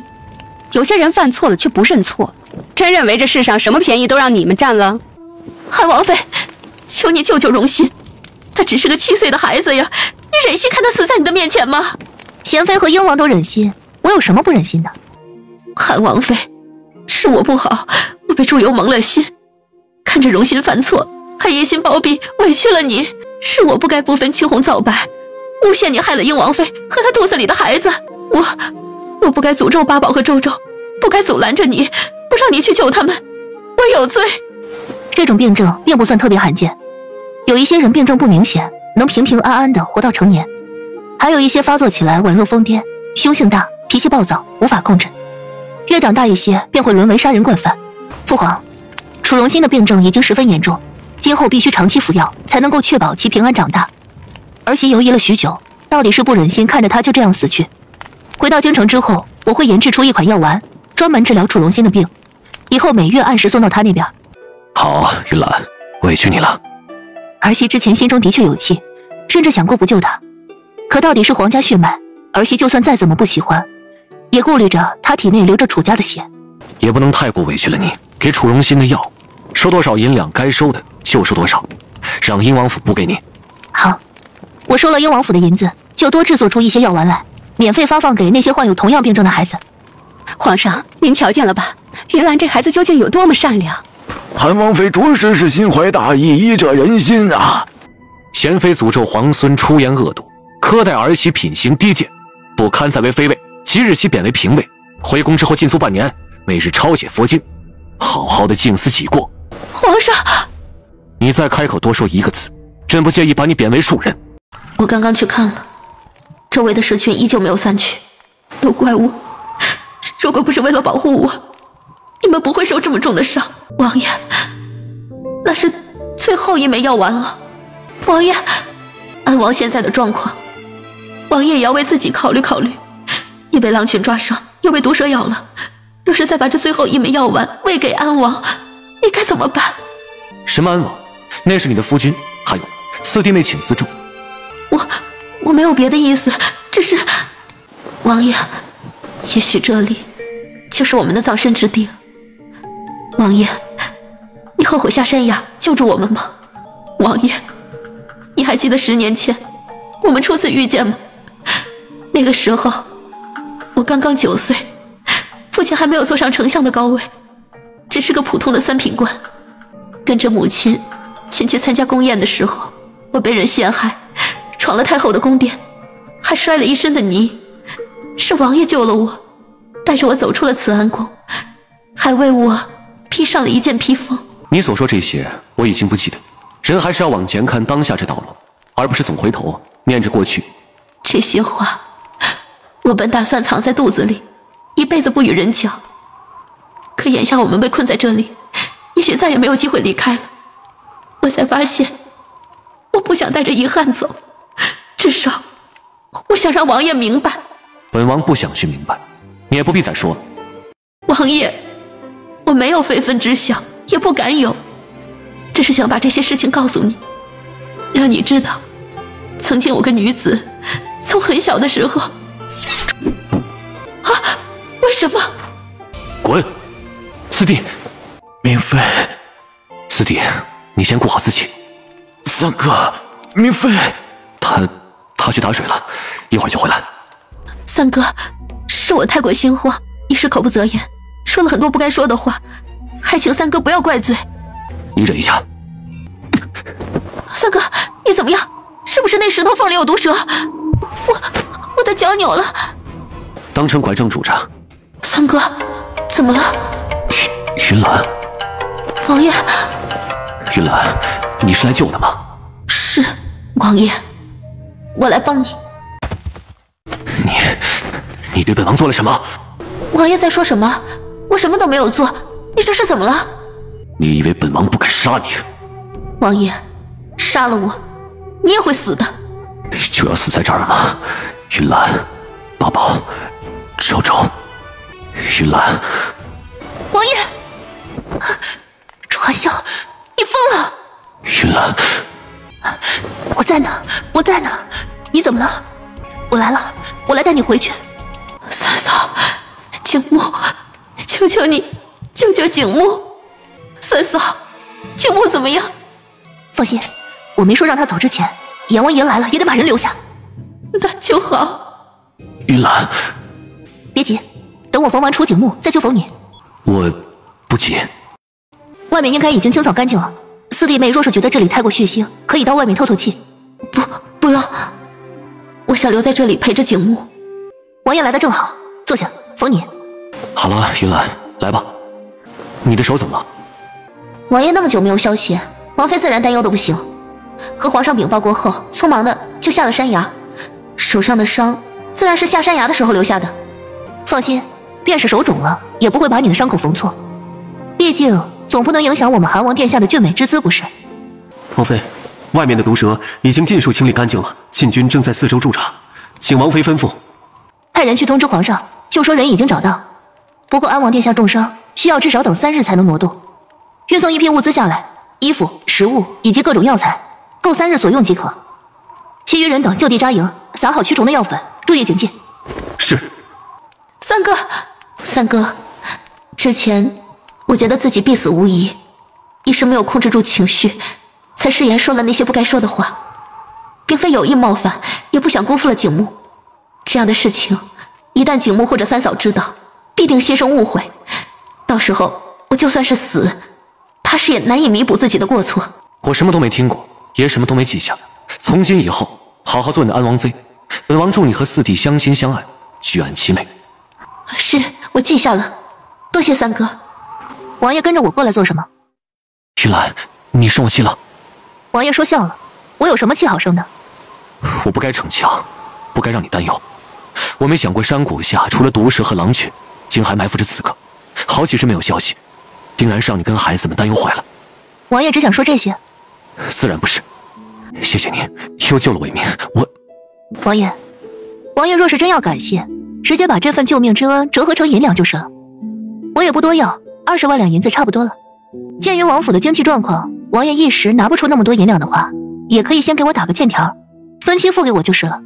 云兰，整个王府都是你的，你想要什么，自然都可以拿走啊。花间，营帐都布置好了吗？回禀王妃，已经搭建好了，去瞧瞧。愣着干什么？还不赶紧回答本王的问题。那个主子，您刚刚问属下怎么哄自己的媳妇儿，这个问题吧，得分情况来考虑。比如呢？比如属下这样的，根本就不用考虑，因为属下是光棍。主子，属下等人和瑞影一样，都是光棍。你们说说。我慢慢说，不着急，说仔细点。媳妇儿是生气得哄着。怎么哄？送礼。送什么？我送鹅毛。送鹅毛？这可有什么说法吗？不知道。不知道？那你妻子收着之后，可是有什么反应？属下送完媳妇跑了。主子，寇杰拔他胡说八道，您和王妃必定是恩爱白头的。罢了，你们也别说了，匆忙之中让你们说，总想得不周全。你们回去写下来，多打几遍草稿，每人写上3000字，然后给本王送过来。我是王爷，属下等人先告退了。这大半夜的，王爷受伤之后不去休息，来我这里做什么？我来领罚。韩王殿下可是大周朝的战神，英明神武，魅力四射，何必委屈巴巴的跑到我面前来领罚？英明神武有几分贴切，可是魅力四射从何而来啊？哼，若是韩王殿下没有魅力的话，体内的情毒，随便吧，反正跟我没关系。玉兰，你都知道了。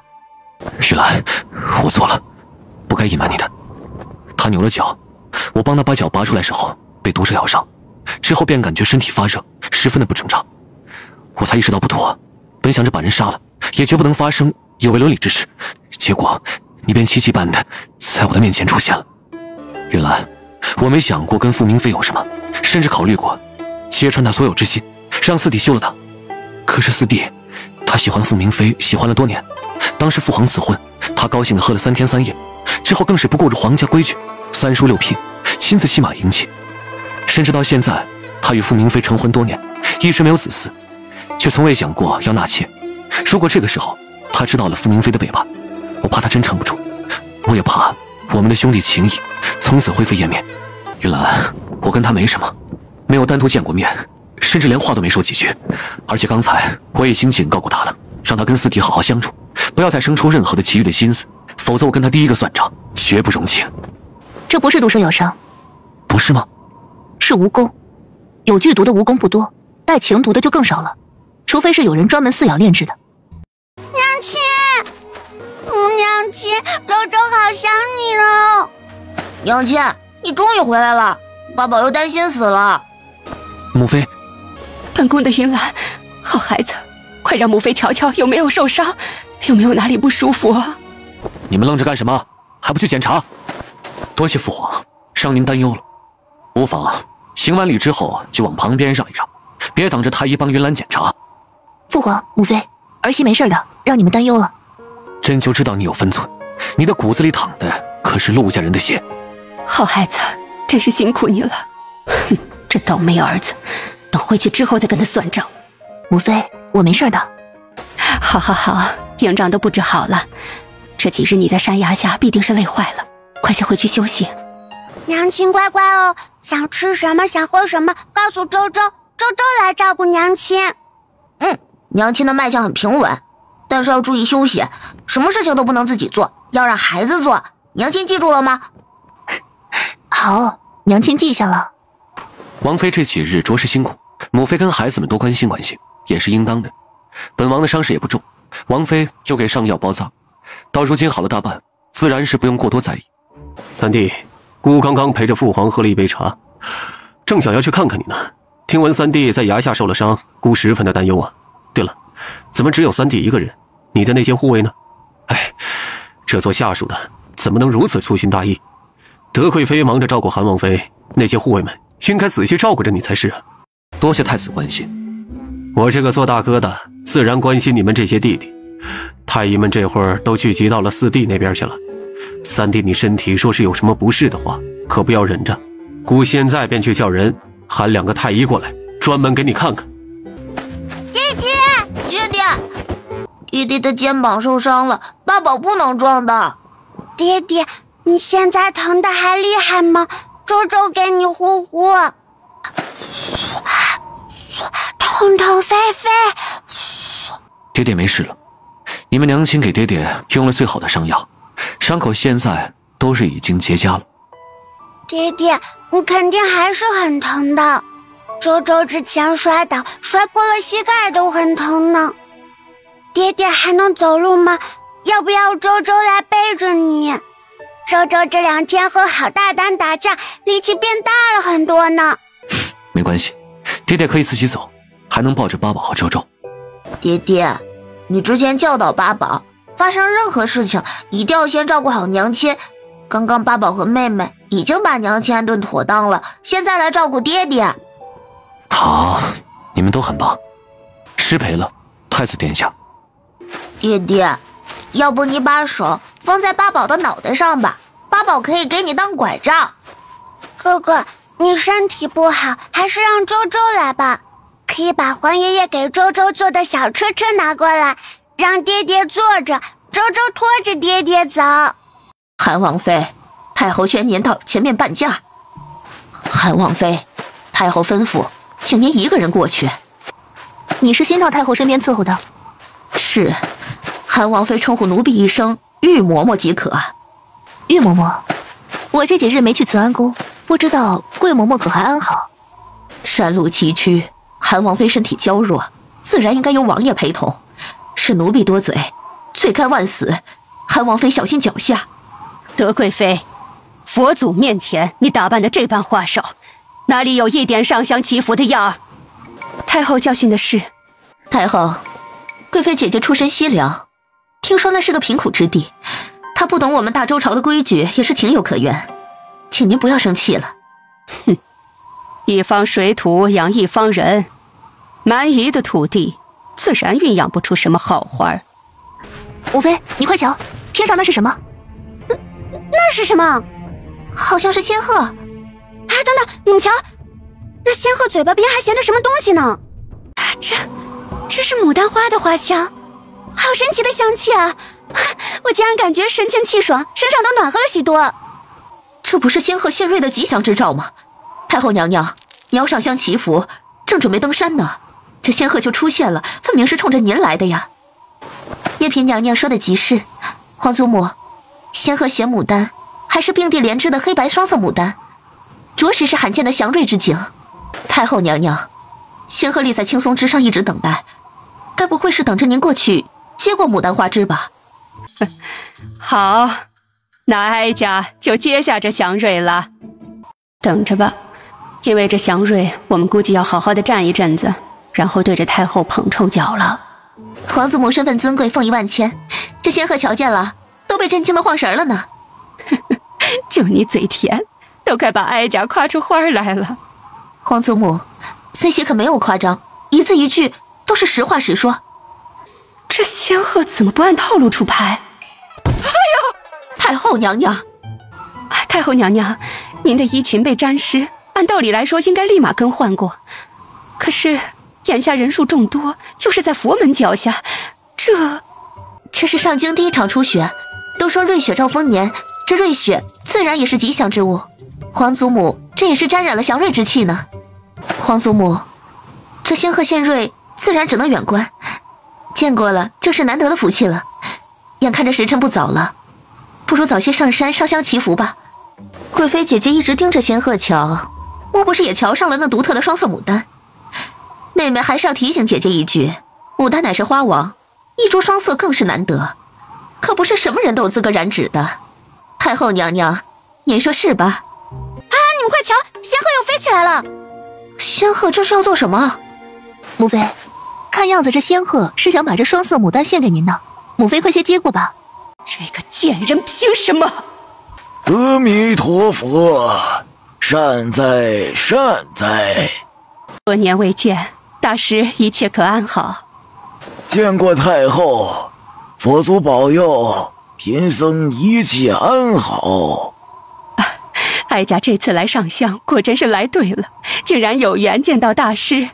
难怪贫僧忽然心有所悟，觉得一定要回上京一趟，原来是有祥瑞现世啊！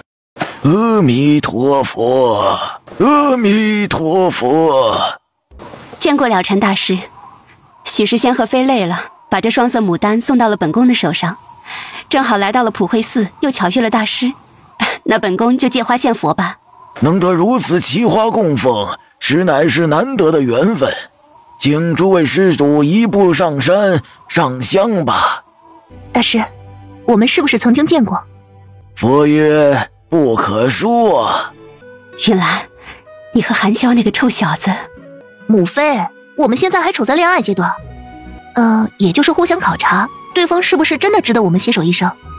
啊，母妃懂了，就该如此，好好的考，狠狠的查。这男人花言巧语可是很会骗人的，一定得摸透了本质，再看这男人是不是值得托付终生。施主，贫僧看你红鸾星动，这是遇上天命之女的征兆啊。算命观星象，那是道家的本事。大师什么时候转行了？施主年纪轻轻，怎么如此迂腐，不知道变通呢？万物皆有缘法，贫僧对道家偶有涉猎，那也是可以理解的。那么大师看看，我主管财运的星宿动没动？会不会是有着欠钱不还的僧人，忽然把5万两银子还给本王啊？阿弥陀佛，施主，佛门圣地不谈俗物，普惠寺准备了上等的素斋，里面请。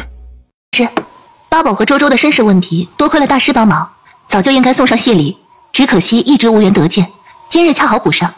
施主客气了，举手之劳，不收的话，施主必定难以心安呐。那贫僧就恭敬不如从命了。还是大师看透世事，心性通达。另外，这场法会主要是为了让人参观祥瑞，不知是不是大师亲自主持？主持法会的是普惠寺的住持，不过呢，贫僧觉得普惠寺住持不太行，这样重大的法会当然是该由我来主持才是。施主觉得如何呢？当然是大师主持最为合适。这是我送上的香油钱，请大师收下。阿弥陀佛，施主心善，佛祖必定会保佑施主心想事成的。祥瑞是冲着我和王爷的母妃来的，我也觉得母妃雍容华贵，和双色牡丹最为合适。是，的确如此。祥瑞是献给德贵妃的，贫僧亲眼所见。出家人不打诳语。大师，这些还请收下。施主直说就是，你想让贫僧超度了谁？啊，大师误会了，我没有其他意思，只是敬重大师人品，想着送上一点银两，借大师之手帮助更多的贫苦百姓，也算是为我、王爷以及2个孩子积攒福缘。小郡王和小郡主今天也会过来吧？是。2位施主不介意的话，可否让贫僧亲自诵经，为2个孩子祈福呢？自然是求之不得，多谢大师。王爷放心，贫僧已经明白了。大师，云兰的意思只是祈福就好，没有别的。施主放心，贫僧懂，都懂。王爷、王妃，皇上马上就到了，该前面接驾了。不是说了尘大师也在吗？怎么没看到大师的身影啊？主持，不许无礼！何事如此匆忙？没看到圣驾在此吗？主持，您快去看看吧，祥瑞！难不成是祥瑞出现了什么问题？快去瞧瞧吧。佛祖显灵了！阿弥陀佛，天降福星啊！这一波搞大了。大师你好，我是八宝。大师你好，我是周周。阿弥陀佛，2位小福星有礼，贫僧了尘。大师，你真厉害！你肯定是所有的大师中最厉害的。小福星为何如此肯定啊？因为大师你的光头最亮。大师，童言无忌，还请勿怪。哈哈哈，心性纯然，率直坦荡，又天生神力。贫僧恭喜皇上拥有了天命神女啊！哈哈哈，几年不见，大师的佛法越发高深，仅仅是一眼就看得如此明白。皇上有礼，贫僧瞧着您面色红润，周身金色真龙之气与紫色祥瑞之气交相辉映，想必已经感受到了两位小福星的能耐。有福星相伴，皇上今后必定龙体康健，福寿延绵呐！没错，这都是八宝和周周的功劳，朕深有体会。生而早慧，得上苍嫉妒，却又逆转乾坤，遇难成祥，果真不愧是福星之体呀！姚晨大师，刚才那些锦鲤，皇上，仙鹤献瑞，为德贵妃送来了双色牡丹。贫僧刚刚本是按照规矩来供奉，却不想锦鲤们感应到了祥瑞之气，才欢快地跳跃不停。贫僧之前还不明白这是怎么回事，看到了两位小福星紧跟着德贵妃，才知道原来是两方祥瑞遥相呼应，才引发异象，得佛祖显灵，此乃大周朝之福啊！那就麻烦大师按照规矩供奉祥瑞，为大周朝祈福吧。皇上，不好了，杀人了！说仔细些，什么杀人了？韩王妃杀了纪兆安的一名姑子。胡说什么？这里是普惠寺，哪里来的什么姑子？贵妃先不要着急，说不准这其中是有什么误会呢。皇上，这下人说来说去的，总是说不清楚。要不然我们一并过去瞧瞧，若是这其中有什么误会，也好帮韩王妃做主，以免传扬出什么不利于她的流言来。祖母不生气，祖母，娘亲会救人，会救好多的人，却从来都不会滥杀无辜。八宝说的对，本宫的儿媳妇是什么样的品性，大周朝上下就没有不知道的，怎么可能会无缘无故杀人？皇上，既然太后都说要去看看了，那不如就劳烦皇上移驾，一同前去瞧瞧。不怕，皇爷带着你们去瞧瞧。八宝、周周，你们年纪小，若是害怕的话，就让你们祖母带着你们到旁边这院子玩耍，皇爷爷会查清真相的。皇爷爷，周周马上就要4岁了，不再是3岁的小孩了，才不怕。这慕云兰，你真的杀了人！父皇、皇祖母、母妃，你们来了。皇上，韩王妃杀了自己的亲妹妹。什么？你快进去瞧瞧。回禀太后，被杀的女子的确是前一任韩王侧妃穆锦柔。韩王殿下都把人给休了，而且修国侯府也把这个庶女送到了尼姑庵中修行，这到底还有什么仇什么怨，竟然下如此狠手？都住口！事情还未查问明白，怎么诸位大人却齐刷刷的咬死了是本宫的儿媳妇杀人？母妃，地上脏乱，别过来，免得脏了您的衣裙。云兰，母妃信你绝不是肆意妄为之人，究竟发生了何事？你仔细向你父皇说清楚。皇上，贫尼等人在纪兆庵修行，因为普惠寺要举办法会，人手不足，纪兆庵距离普惠寺不远，所以前来帮忙准备斋饭一类。这件事情普惠寺的住持是知道的，贫尼也知道韩王妃和穆锦柔之间有过节，还特意叮嘱了，让他就待在这处禅院之中，不可出门。却不想韩王妃突然闯入院子，还命侍卫将我们拦在门外。贫尼两人听到一声惨叫，紧接着穆锦柔满身是血的跑了出来，向我们喊救命。我们本想上前搭救，可韩王妃却直接将人拖回了房间之中。云兰，这姑子说的可都是实情。父皇，他描述的的确与之前发生的事情相差无几。我确实对穆锦柔动手，只是我并未杀人。刚才奴婢验过，穆锦柔已经没有了气息。锦柔，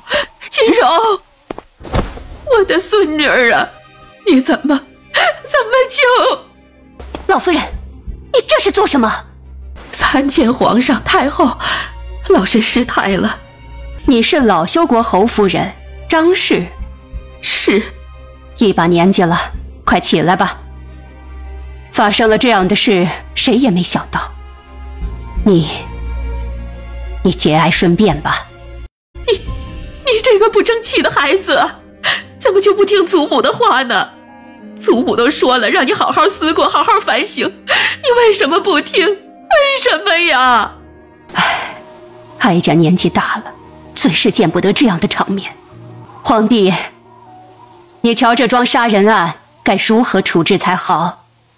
太后，事情还未定性，穆锦柔是不是云岚所杀还不知道呢。你们刚才所言可有半句虚假？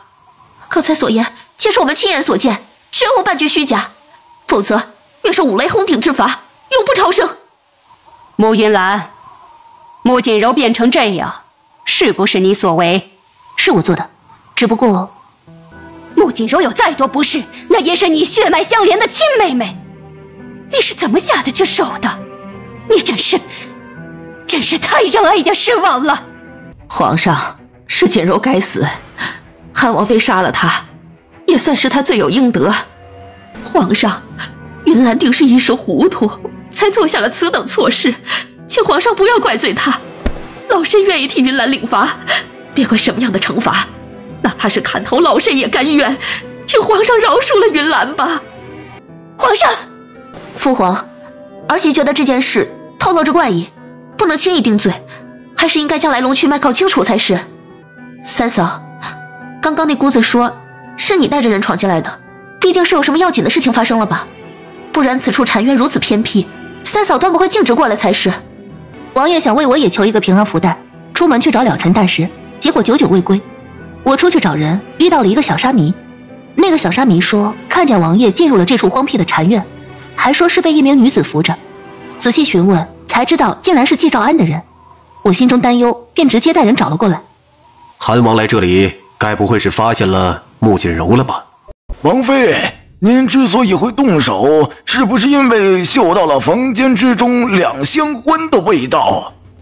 不错，张院正，不知道这两相欢是何物？是一种极为特殊的香料，和檀香混合在一起燃烧，有催情之效。父皇，定然是穆锦柔心怀不轨，还想要再次攀附韩王，所以三嫂才会怒而动手，这也算是情有可原。穆云岚，即便情有可原，可穆锦柔到底是你的亲妹妹，对自己的血亲都能下杀手，你这心性可真是够冷硬的。老夫人啊，穆锦柔虽然混账，可也是你的亲孙女啊。手心手背都是肉，锦柔自作孽已经去了，这死了的人总没有活着的重要。哎呀，韩王妃，瞧见你的祖母这般维护，你心中难道就没有几分愧疚之情吗？祖母，您一定要如此吗？云岚，不，韩王妃，修国侯府养育你多年，该给你的都给你了，对你从没有任何的亏欠。锦柔的死是他活该，我代表修国侯府不追究此事，只是从此以后你也不必再叫我祖母了。祖母是要代表修国侯府与我彻底断绝关系吗？这一次我愿意为你顶罪，什么样的惩罚都甘愿受着。可是穆家满门忠烈，容不下残害自己手足之人，所以经历过此事之后，穆家再没有你的位置。好，经历过这件事情，我也不想再叫你祖母了。成了。刚刚张院正说了那两相欢，既然有人瞧见了韩王殿下是被人扶进来的，想来必定是身体有所不妥。那么韩王人呢？来人，立刻搜查整个普惠寺，把韩王找出来。寺庙里面没有的话，会不会已经出去了？那两相欢和檀香一起燃烧，效用极其迅猛，韩王殿下就算是离开，应该也走不了太远。这已经是晚上，应该不会有女子出现在寺庙周围才是啊！救命！救命！皇上，救命！救救我家郡王妃吧！灵心，你不是侍奉本宫儿媳妇的灵心吗？你怎么跑到这里来了？究竟发生了何事？娘娘，有贼人闯入了郡王妃休养的别院，意图对郡王妃实施不轨，而且还杀了小主子。你说什么？这普惠寺距离皇陵还真是不远，英郡王妃休养的别院就更近了。难道韩王？皇上，这件事情必定有误会，韩萧绝对不会做出此等大逆不道的事，他更不会背叛云岚。德贵妃，哀家平日里看你也算是识大体，怎么现在就拎不清了？来人，把德贵妃拎起来。王嬷嬷，你带上几名宫女，跟着护卫立刻赶往别庄，封锁别庄，任何人不得随意进出，更不许走漏任何一点风声。皇帝，哀家这样处置，你觉得可有不合适的地方？没有，就按照太后的意思办，禁军先行，其他人……皇上，臣妾不幸闯入别院的人是韩萧，请皇上准许在场众人一并前往。若韩萧真的做出了恶事，不用皇上动手，臣妾生了他，就能处置了他。准，一起去。皇上，别院的护卫尽数被击杀，一击封喉，十分干脆利落。有禁军在围墙处发现了脚印，而且找到了一块玉佩。这是韩王的玉佩。郡王妃呢？本宫的孙儿呢？快把叶嫔带出来！赵元昭，快帮叶嫔诊治。贱人，我杀了你！叶嫔娘娘，您还是冷静一些为好。贱人，你这个贱人！楚寒萧奸杀本宫的儿媳妇，害死了皇孙。今日我一定要让你们偿命！你不要血口喷人！我可怜的儿媳妇，可怜的孙儿啊！叶嫔娘娘，韩王妃说的对，说不准这其中有误会，还是调查清楚的好。贱人，你也是和韩王府一伙的，人就在地上躺着，本宫的孙儿也已经死了，这不是证据吗？禁军发现的脚印，发现是楚寒萧的玉佩，难道也不是证据？皇上，求您为臣妾做主，为臣妾可怜的儿媳和孙儿做主啊！真是好啊！慕云兰杀了自己的亲妹妹，楚寒萧奸杀兄嫂，残害皇嗣，皇家怎么就出了这样两个丧心病狂的畜生？皇帝，这件事情你一定要严肃处理，给叶嫔、给英郡王一个交代。皇上，韩王和韩王妃丧心病狂，所犯恶行人神共愤，请皇上下旨降罪。请皇上降罪。皇上，韩王今日能对着自己的皇嫂做出此等恶行，今后说不准会如何的丧心病狂。还有韩王妃亲妹妹都杀害，明显毫无亲情可言，请皇上降罪吧。请皇上降罪。云兰，你可是有什么想说的？父皇，诸位大人说的对，有证人，有证据，一应俱全，全部毫无遮拦地呈现在了大家面前。父皇您也是亲眼目睹，我该说什么？我还能说什么？直接认罪，韩王府完了。不对劲儿啊，他不该是这般反应才对。任何人面临着绝境都不可能毫无挣扎，除非一心求死。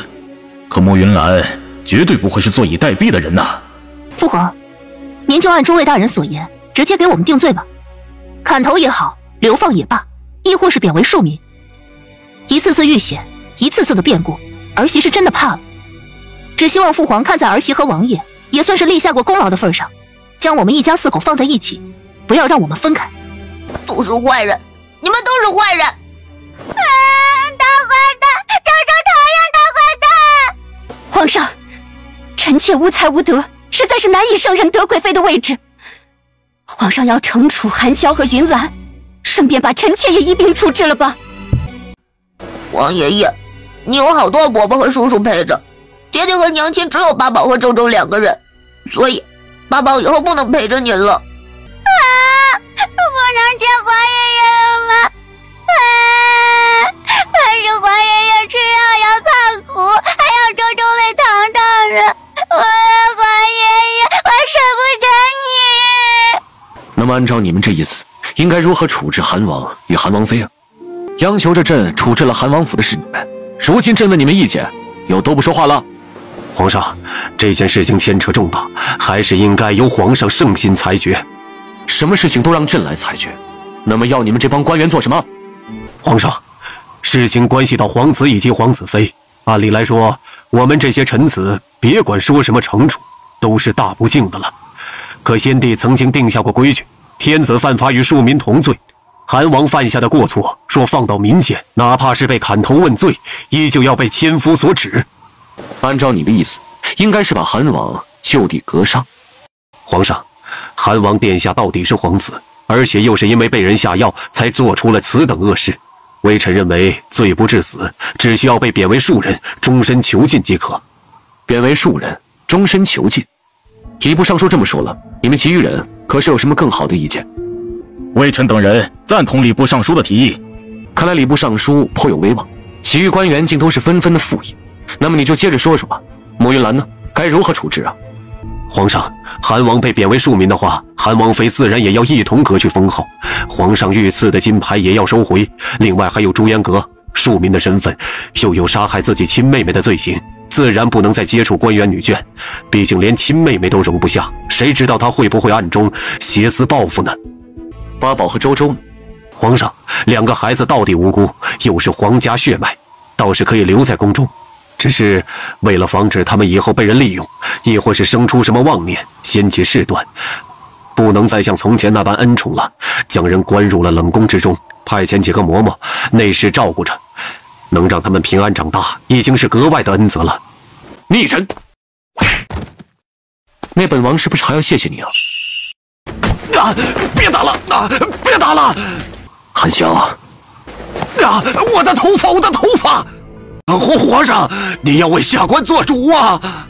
父皇，不知我韩王府是如何得罪了礼部尚书，儿臣刚才一回来，就听到他言之凿凿的要处置我的王妃与孩子。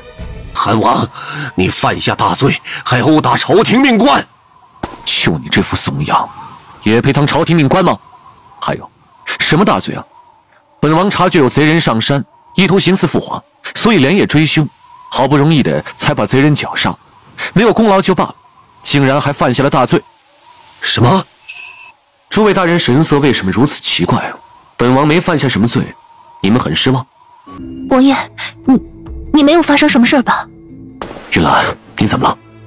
他们都说王爷丧心病狂，奸杀了英俊王妃，还残害皇孙。这都什么混账话？父皇，儿媳和皇孙差一点就见不到父皇了。到底发生了何事啊？父皇，儿媳本来带着皇孙奉命在别庄之中休养，却不想夜晚有刺客闯入，意图对儿媳施暴，还要杀掉我的孩子。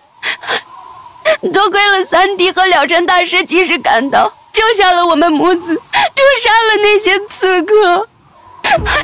三弟，请受二嫂一拜。二嫂不必如此，都是一家人，自然是应该互相的扶持。只是这些大人是怎么回事？三弟是救了我和孩子们的人呢，为什么说他是凶手？你该死！皇上，微臣也是被人给蒙蔽了，皇上饶命啊！父皇，您该不会是相信是儿臣闯入了别院，意图对二嫂不敬吧？是谁信口雌黄，蛊惑圣心？王爷，你出门向了尘大师求福袋，之后便有人告诉我，说你被一名女子扶着，进入了一处荒僻的禅院。我放心不下，便带着人追过去查看，却不想一进门就看到了濒死的穆锦柔，房间之中还点燃着具有催情效果的两香花。我根本是没去过什么禅院，出门之后我便找了尘大师去了。没错，贫僧可以作证，韩王殿下来的时候，还有几名僧人一同瞧见，皆可为人证。我说过，可是这些大人不信，又有大人提出说王爷中了两香花，该如何解毒？会不会在佛门圣地做出什么使皇家丢脸的事情来？恰好二嫂身边的侍女前来求救，说有贼人闯入了北院，意图对二皇子妃不敬，还残害了皇孙。他们就理所当然的把罪责推到你头上。我相信你，母妃也相信你，可是我们再如何信任，也敌不过诸位大人口中所谓的铁证如山。好精明的算计啊，好恐怖的阴谋！难怪有人是故意的引我出普惠寺，一路来到了别院，原来是准备把这么一盆腥臭难当的脏水硬生生的泼在我的身上。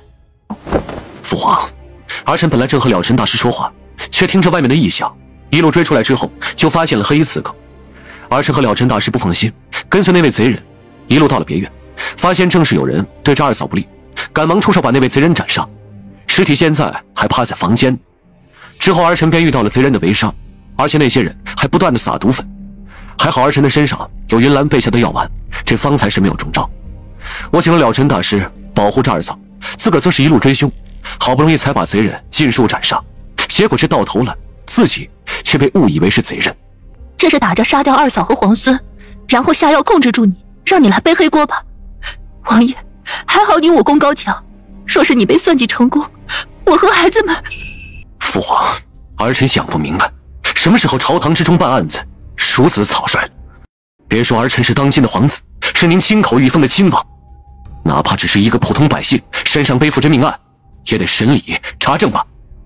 儿臣在外追凶还没赶回来，这就有人着急给儿臣定罪了。王爷是不知道，房间里趴着的那名刺客尸体，直接被误认为是二嫂呢。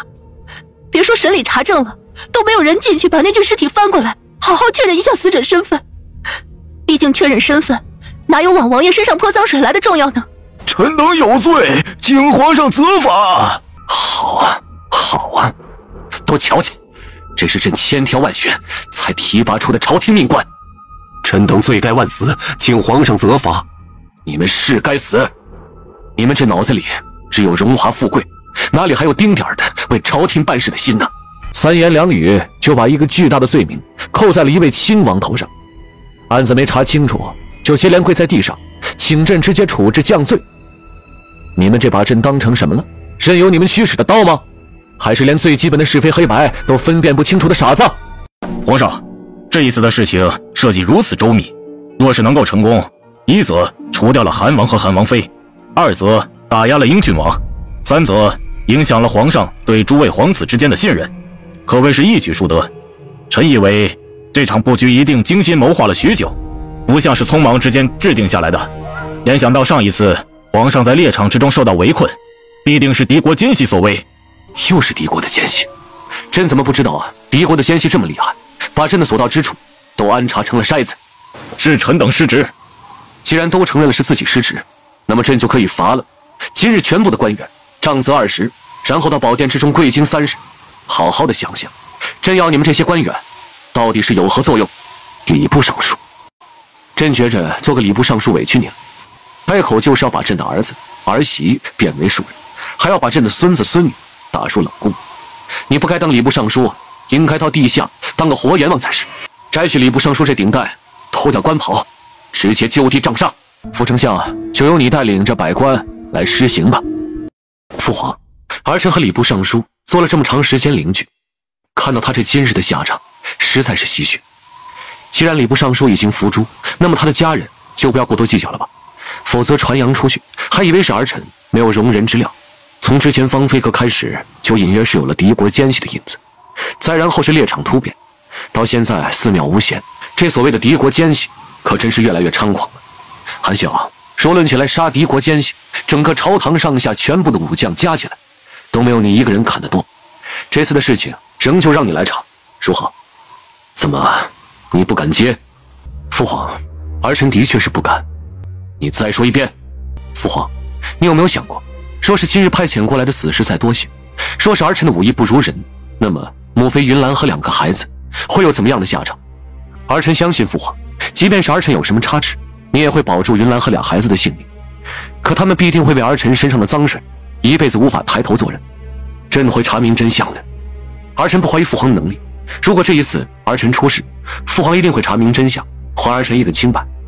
那么下次呢？下次呢？被诬陷次数越来越多，父皇这每次都会坚定的查明真相吗？父皇，韩香稳稳当当的站在这里，您并没有那么直观的感受。如果儿媳也告诉您，她口中所说的一切并非是危言耸听呢？你想说什么？世颖，将穆锦柔抬上来吧。云兰，你这是……张院正，麻烦您上前帮穆锦柔验一验伤。住手！韩王妃，锦柔已经去世，你为何还要折辱她的尸身？就不能让她安安生生、清清白白的走吗？老夫人，太医院张院正，你应该也是认识的。他是医者，而且德高望重。医者看诊，历来不用避讳男女，这是自古以来的规矩，何来什么折辱之说？你也说了是看诊，如今锦柔都已经死了，还有什么看的必要？老夫人就不想知道穆锦柔究竟是因何而死吗？还能是因为什么？老夫人到一旁站着吧，不要阻碍张院正。是。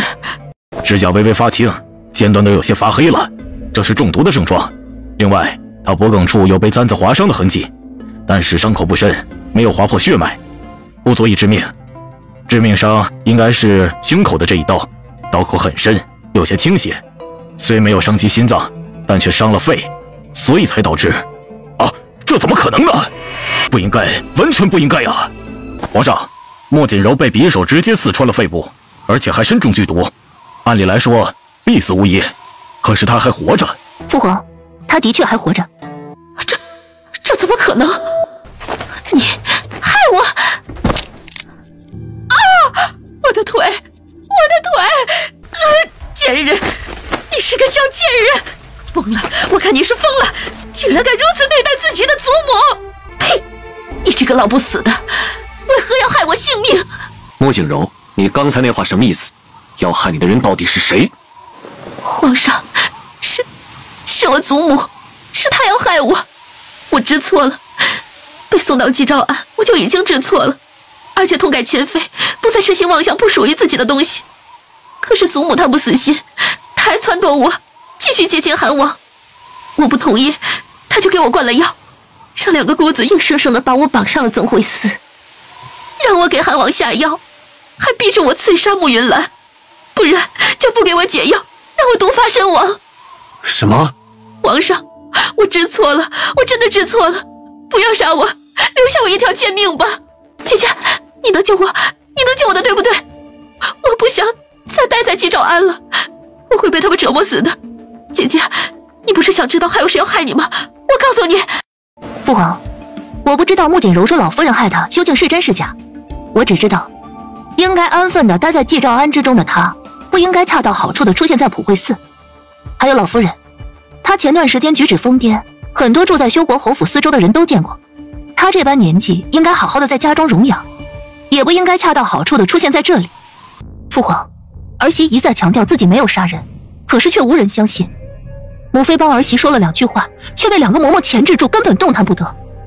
儿媳是韩王妃，母妃更是高居贵妃之位，可我们却依旧做不到为自己辩白。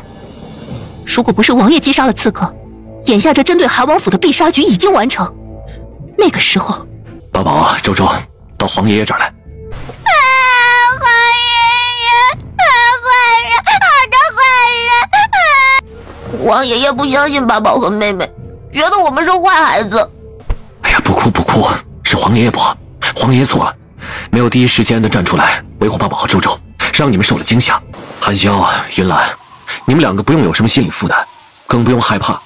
朕既然是把这桩案子交给你们来调查，对你们自然是12万分的信任。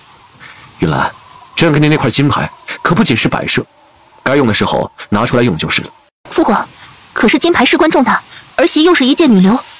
那金牌若是不用，供奉起来，岂不就是一块无用的铁疙瘩？父皇既然是把它赏赐给了你，自然就是要让你派上用场的，明白了吗？八宝和周周，一个是朕封的瑞和郡王，一个是昭祥郡主，他们是朕最为亲爱宠爱的孙子和孙女，既有了正经的封号，也该给他们建造自己的郡王府和郡主府。这件事情由工部来督办。父皇，儿臣定然竭尽所能，调查最近发生这些案子，说是有敌国奸细，一定把他们抓出来，格杀勿论。哎，周周好，你是我三舅舅。不对，不对，你是我的大侄女。八宝、周周，这是娘亲的三哥，你们的三舅舅。三舅舅好，三舅舅好。一边去，一群大老粗，别吓到了八宝、周周。外祖母。对，我是你们的外祖母。没想到八宝和周周竟然认识我。哼，娘亲说过，外祖母的脸颊靠近耳朵的位置有一颗小痣。嘿嘿，外祖母瞧，周周和哥哥也有。八宝乖，我是外祖父。外祖父好。好啊。王妃，属下没有控制好马车，让王妃和小主子受惊，请王妃责罚。什么人在别人府门前乱冲撞？你是棉枝。大伯母，对不起，棉枝不是有意的，只是看到大伯和大伯母心中太过激动，加上日头晃眼，没有看到马车，所以才冲撞了姐姐。棉枝，我的乖孙女儿呢？祖母，棉枝终于见到你了。快过来，让祖母好生瞧瞧。这些年待在南州那个穷苦之地，着实是委屈你了。绵枝，你怎么一个人来了上京？大伯，求您快派人去救救父亲吧！父亲和母亲回京途中遇到了山匪，被山匪打断了一条腿。什么？我的儿，穆清风，你还愣着做什么？还不快带人去救你弟弟！母亲还是要问清楚。问什么问呢？我看你就是心肠恶毒，巴不得你弟弟死在外头。母亲总要问清楚二弟到了何处，走的哪条路吧。绵枝，快说，你父亲现在到哪里了？我不知道。不知道？祖母，我第一次来京城，看到了那么多美丽的景色，我好开心，好感动，觉得天是那么蓝，水是那么清。我欣赏风景太过沉迷了，然后忘记具体出事的地方叫什么名字了。那你走了哪条道？总应该记得吧？我在路上救了一只受伤的小猫，结果被野狗追赶，慌不择路。啊！我的侍女被野狗拖走了！都怪我！闭嘴，别哭了！什么野猫、野狗？我问的是你父亲。祖母，小猫也是有生命的，它那么弱小，那么可怜，我不救它，它就没命了。父亲知道了，一定也会赞同我的做法。来人，送老夫人和木棉枝回后院。另外，派人沿着路经的道路寻找穆家二老爷，再派遣2个人寻找被野狗拖走的侍女。姐姐，多年未见，绵枝好想你。穆小姐，还请将手拿开，不可对韩王妃不敬。每个人不都是平等的吗？姐姐，你看着那么高贵，那么美丽，怎么会？赶紧来人，送她去照顾老夫人。哼，这都什么玩意儿？副丞相知道自己带了什么样的人入京吗？云兰，快入府，外面天气寒冷，别着了寒气。母亲，周周有些沉了，我来抱吧。哪里沉了？我们周周身材苗条着呢，正好。母亲抱得动，周周和八宝一起，母亲也抱得动。外祖母好厉害的！妹妹没事的，路不太平。妹妹，那个今天府里石头多。爹，稳住啊！发火的不是娘亲。干什么？没见过人做深蹲的，混小子们就是没见识。云兰乖女儿啊，没事的，爹爹在陪着八宝玩呢。宝宝乖乖，你瞧这样好玩不？好玩，外祖父呼呼飞起来，好厉害！这算什么？外祖父飞檐走壁，无所不能。八宝也想飞檐走壁。飞，乖乖外孙想，那必须飞。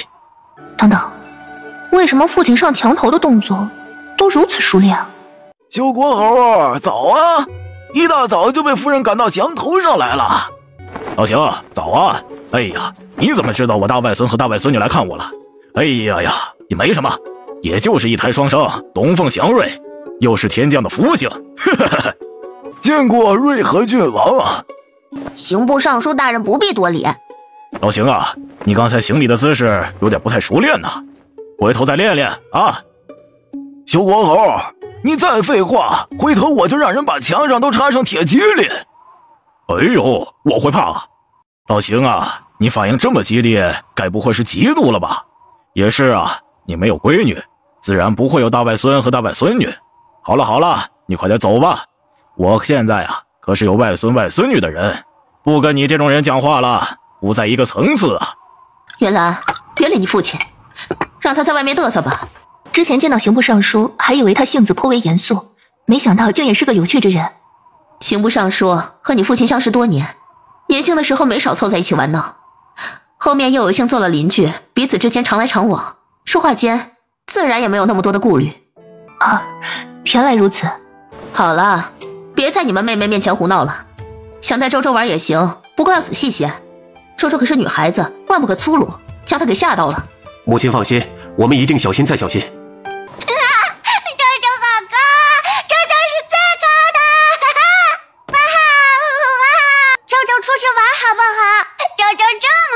看见能把天上排队的小白云给抓下来！好，三舅舅带周周去。谢谢舅舅，抓到了小白鱼，第一个给舅舅玩。小心些，说吓到了周周，别怪母亲对你们用家法。知道了，母亲。母亲，让3位哥哥带着周周玩吧，周周胆子大着呢。放心吧，没事儿。小乖乖们，这1只猫够吗？不够的话，外祖父再去旁边的府邸给你们薅。刑部尚书那里有好多只猫呢。娘亲，你快看，金色的小白鱼！三舅舅说了，等周周做出了小白鱼，可以帮我挂到天上去。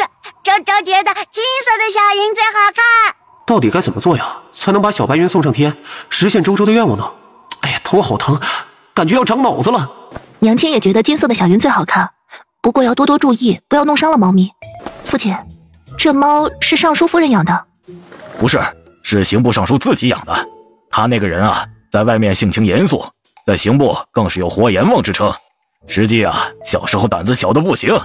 我们几个晚上去抓鬼，就属他叫的最大声啊！修国猴啊，你快把嘴闭上，把我家大怪还给我！哎呀，老邢，你急什么？等薅完毛就给你送回去了。好，好，好，你清高，你清高，你薅我家猫，去哄你家宝宝。父亲，猫咪用太多的香料不好，平日里还是要多注意一些。啊，老邢这个猫奴还给猫咪用香料呢。老邢，你听到了吗？多谢韩王妃提醒，府中新得了2坛子好酒，改日亲自送到韩王府。刑部尚书客气了。哦，父亲、兄长，母亲心情好，亲自下厨去了。啊，外祖母要做什么好吃的吗？周周也想尝尝。周周乖乖呀，什么都尝只会害了自己。听外祖父的话，咱们不尝。你年纪还小，怎么能受这样的苦啊？舅舅，外祖母做饭很难吃吗？你们娘亲做饭好吃吗？就一般。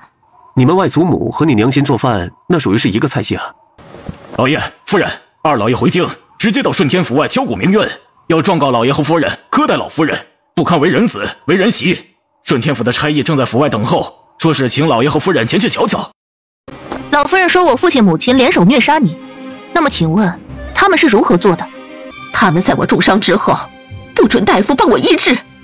请个大夫不过花几两银子的事，而大不孝却是一生的污名。父亲母亲冒着这么大的风险，也不帮你请大夫。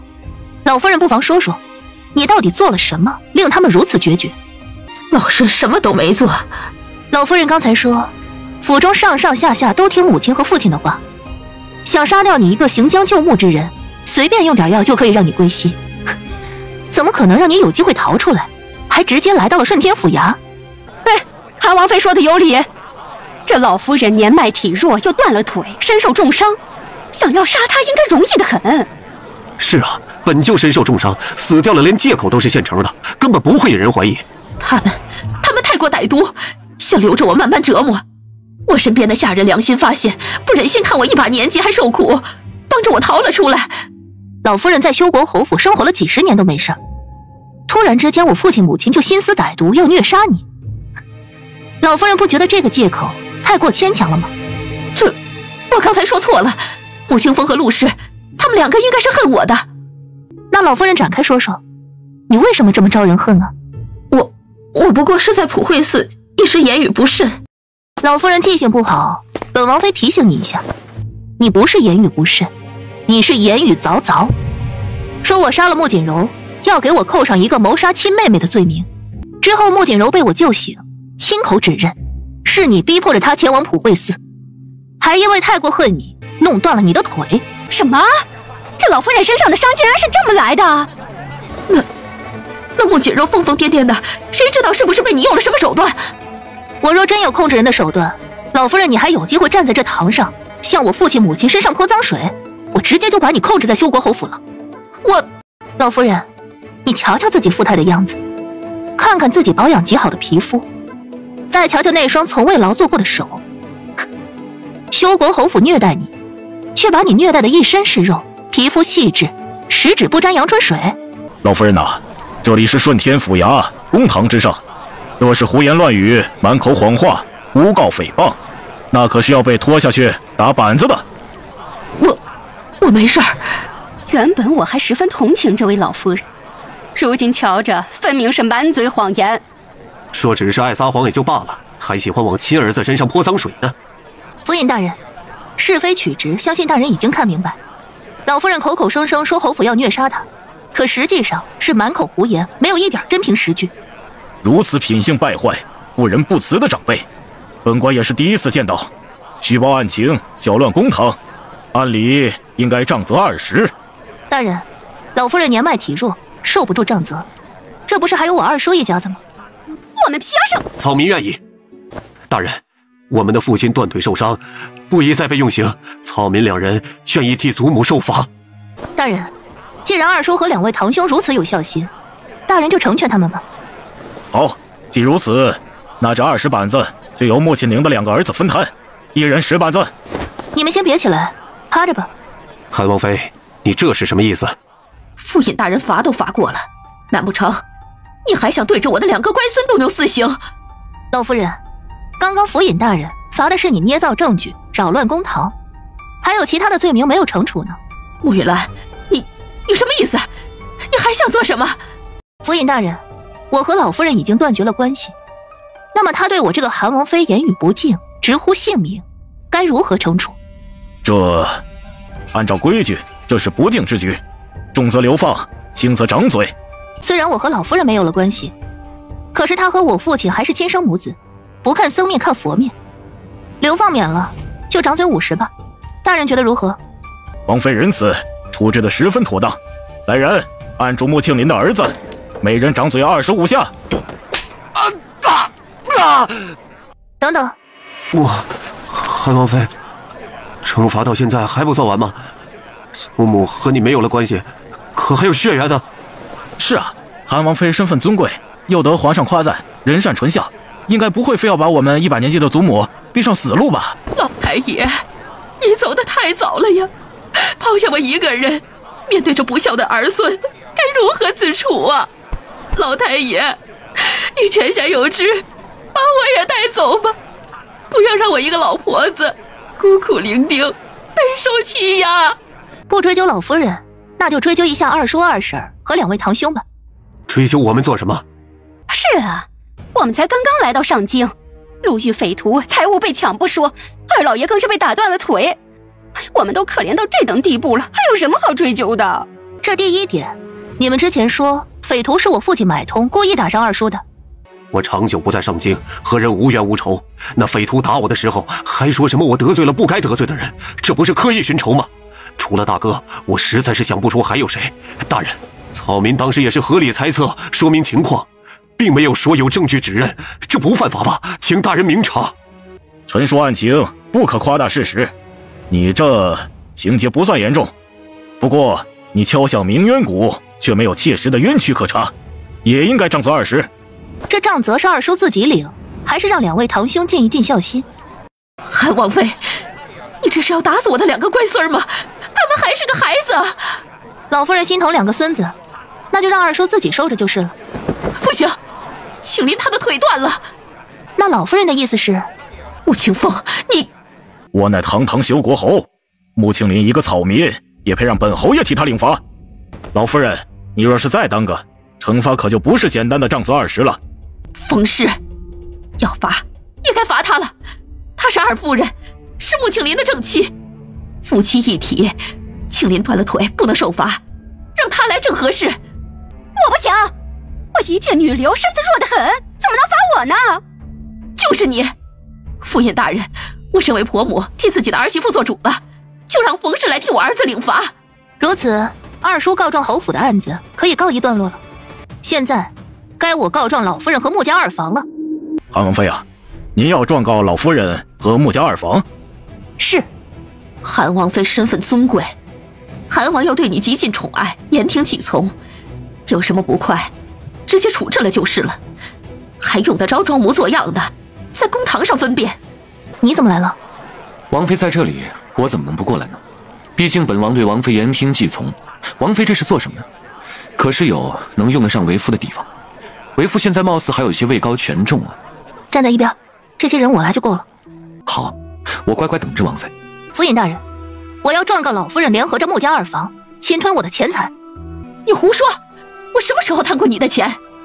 大人，韩王妃在胡说八道，他也在扰乱公堂，是不是也该被杖责？韩王妃，您可有证人或者证据？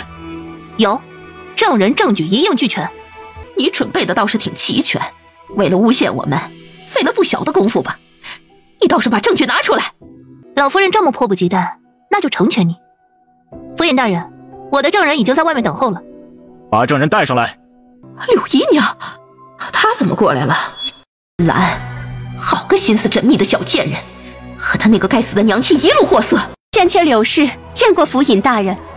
大人，这是侯府的柳姨娘，她能够证明老夫人在之前4年时间内先后摊下了8万余两白银。我没有。府尹大人，贱妾不敢有一句谎言。韩王妃嫁入王府之后，因特殊的原因一直与世隔绝，住在西院之中。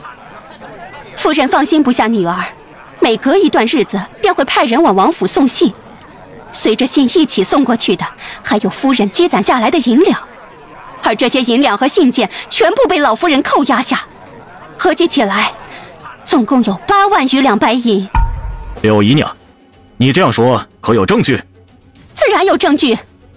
负责送信件和银两的，表面上是侯府的管事，实际上却是老夫人的人。老夫人为了奖赏他做得不错，赐给了他20亩良田，这根本就不是一个普通管事该有的。老身看那管事做事认真负责，极为合我的心意，所以破格赏赐也不行吗？哼，老夫人要这么说，也勉强算是合理。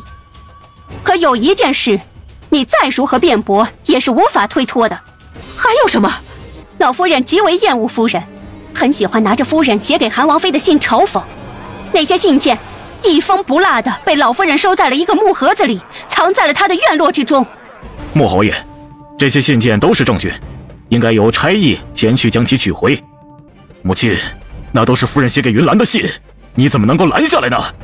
韩王妃真是好手段呢，竟然说服了柳姨娘，让她背叛了我。说服柳姨娘说出实情一点都不困难，毕竟老夫人折磨人的手段太多了。她若再不说实话，很快就没有再开口的机会了。母亲，你为什么要这么做？嫁出去的女儿泼出去的水，更何况是嫁入皇家。你整天往韩王府写信，皇家该如何看待我们？会不会觉得是我们不放心韩王，觉得将女儿嫁给他委屈了？我这可都是为了整个侯府着想。你撒谎，你恨我。从我嫁给穆清风的第一天开始，你就对我不满。我以为你不满的是我孤女的身份，是我无依无靠，没有受过母亲的教养。我竭尽所能的学习规矩，侍奉在你的跟前，想要做一个好儿媳，可你还是不满。这种不满让你推动着柳姨娘入府，让我成为了京城的笑话。我就是厌恶你，怎样？你陆家，我好听了说是满门忠烈，说难听点儿，不就是一家子死人吗？我穆家是何等门楣，迎娶你入门，对穆家没有丝毫的帮助不说，还要背拖后腿。老身凭什么不厌恶你？你说不同意穆清风娶我，为什么不一开始说明白？我也不是非他不嫁。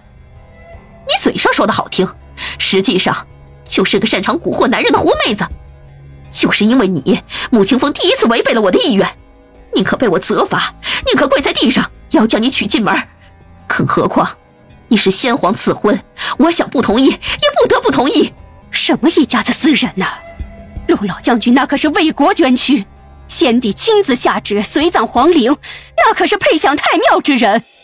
修国侯夫人是陆家仅剩的血脉，血脉何其尊贵，别说是穆家了，就算是嫁入皇家，那也是完全配得上的。就是因为穆清风跪求，违背了你的心愿，所以你就厌恶我至此。这样还不够吗？穆清风是我的儿子，他应该最听我这个母亲的话。可是你嫁到穆家之后呢？你让他逐渐远离朝堂，你管着他交际，管着他银钱，甚至就连他多吃了几口饭都要管着。姐，父亲过世，却得先皇格外优待，已经是处在风口浪尖。夫人劝我远离朝堂，实际上是在保穆家安宁。至于你说的交际银钱，您瞧着侯府昌盛，可这些都是表面啊。偌大的侯府需要花费银两的地方太多了，夫人是在为这个家考虑。还有吃东西，您瞧瞧儿子以前的身体，再瞧瞧夫人嫁过来之后，是不是更加的强健？就连以往丢下的武艺，也全部都重新拾了回来。你这个孽障，到现在还只顾帮着陆氏说话。今日能够听到这些真心话，这趟衙门来的也值了。母亲，嫁入穆家这么多年，我自然没有一丝一毫对不住你的地方，可你却恨透了我。云兰小的时候，你在她身边安插嬷嬷，硬生生将她管教的胆小怯懦，受了欺负都不敢出声求助。之后，你又纵容柳姨娘和穆锦柔算计云兰的名声，想毁她的婚事，断她的前程。母亲，你知道吗？云兰居住西院的这4年，我每天都为她日夜全心，每天都想着收到哪怕一点点消息也好。你藏起来的那些信，我每一封都修改过无数遍，生怕一个字用的不妥当，让人误会，让云兰为难。这4年我苦苦支撑着，就是希望能够收到云兰回过来的只言片语，可是你却把信都藏了起来。母亲，过去了，都过去了，我在呢，我就在你身边。云兰，我可怜的孩子。这就是个心思歹毒的老钱婆，不仅搓磨自己的儿媳妇，还苛待亲孙女。老夫人啊，经过查实，你克扣了韩王妃8万余两银子，人证物证俱全。你现在若是将银两补齐，还给韩王妃，倒是能够考虑对你从轻发落。我也是最近才和韩王妃断绝了关系，之前她还是我的孙女呢。我身为长辈，扣她些银子花用怎么了？她当初出嫁的时候，穆清风和陆氏可是恨不得把整个侯府都掏给她，我现在不过是拿回来一些。大人，从亲情上讲，老夫人身为长辈，却克扣小辈的银两，视为不慈。从律法上来讲，她是侯府老夫人，可我却是韩王妃，比她尊贵，她克扣我银两，视为不敬。还有最重要的一点，她克扣下来的银两，并非出自侯府的公账，而是我母亲自己的产业所得。原来如此啊，多谢韩王妃提醒。老夫人，你都听明白了吧？你克扣的那些银两，乃是修国侯夫人自己的嫁妆贴补。大周朝律法有规定，女子出嫁之后到了夫家，嫁妆也是她自己的产业，侵吞别人私产可是要双倍偿还的，情节严重者还要受流放之刑。双倍奉还？流放？凭什么？穆青林，将银两双倍赔偿给韩王妃，你可有什么意见？凭什么？克扣韩王妃银两的是老夫人，和我们又没有什么关系。府尹大人，光是双倍赔偿恐怕不够。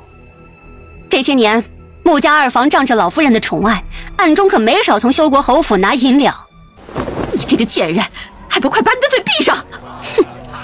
若想人不知，除非己莫为。老夫人历来偏心二房，当初侯爷袭爵的时候，老夫人就百般阻挠，恨不得将最心爱的儿子推上去。只可惜朝廷律法有规定，他没有办法违抗，便只能阳奉阴违。平日里没少从侯府公账上支取银两，一转手就送去了南州。你胡说！柳姨娘，你敢含蓄喷人！府尹大人，相信您也知道，贱妾曾经主持过一段侯府钟会，查账册的时候，发现有大笔的银子不知去处，完全对不上账。后来几经打探才知道，一切都是老夫人在从中捣鬼。母亲，你怎么如此糊涂呢？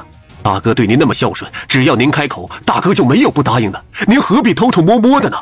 府尹大人，银两的事情的确是我做下的，只是觉得庆林一家子守在南州太过可怜了，作为母亲，暗地里贴补一下受苦的小儿子，也在情理之中吧。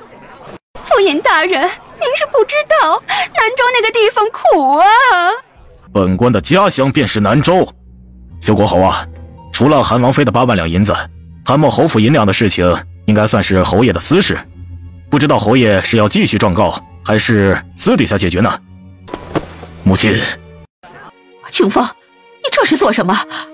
你我母子之间何必行这般大礼？老夫人，你动侯府公账上银两的事，我就不计较了。儿子感念母亲抚养我长大的恩情，对母亲的要求从不敢违背，自认从未做过任何愧对母亲之事。你说这些做什么？可是母亲却对我从来都只有不满，不管我怎么做，母亲的眼中都只有二弟。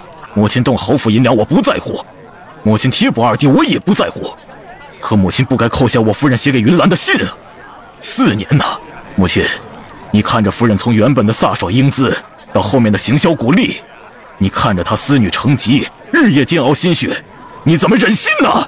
清风啊，母亲之前对你的要求太严格了，是我不好。母亲，儿子不如二弟对您孝顺，不配再继续奉养您。从今天开始，您就跟着二弟去享福吧。你什么意思？你要把我赶出侯府？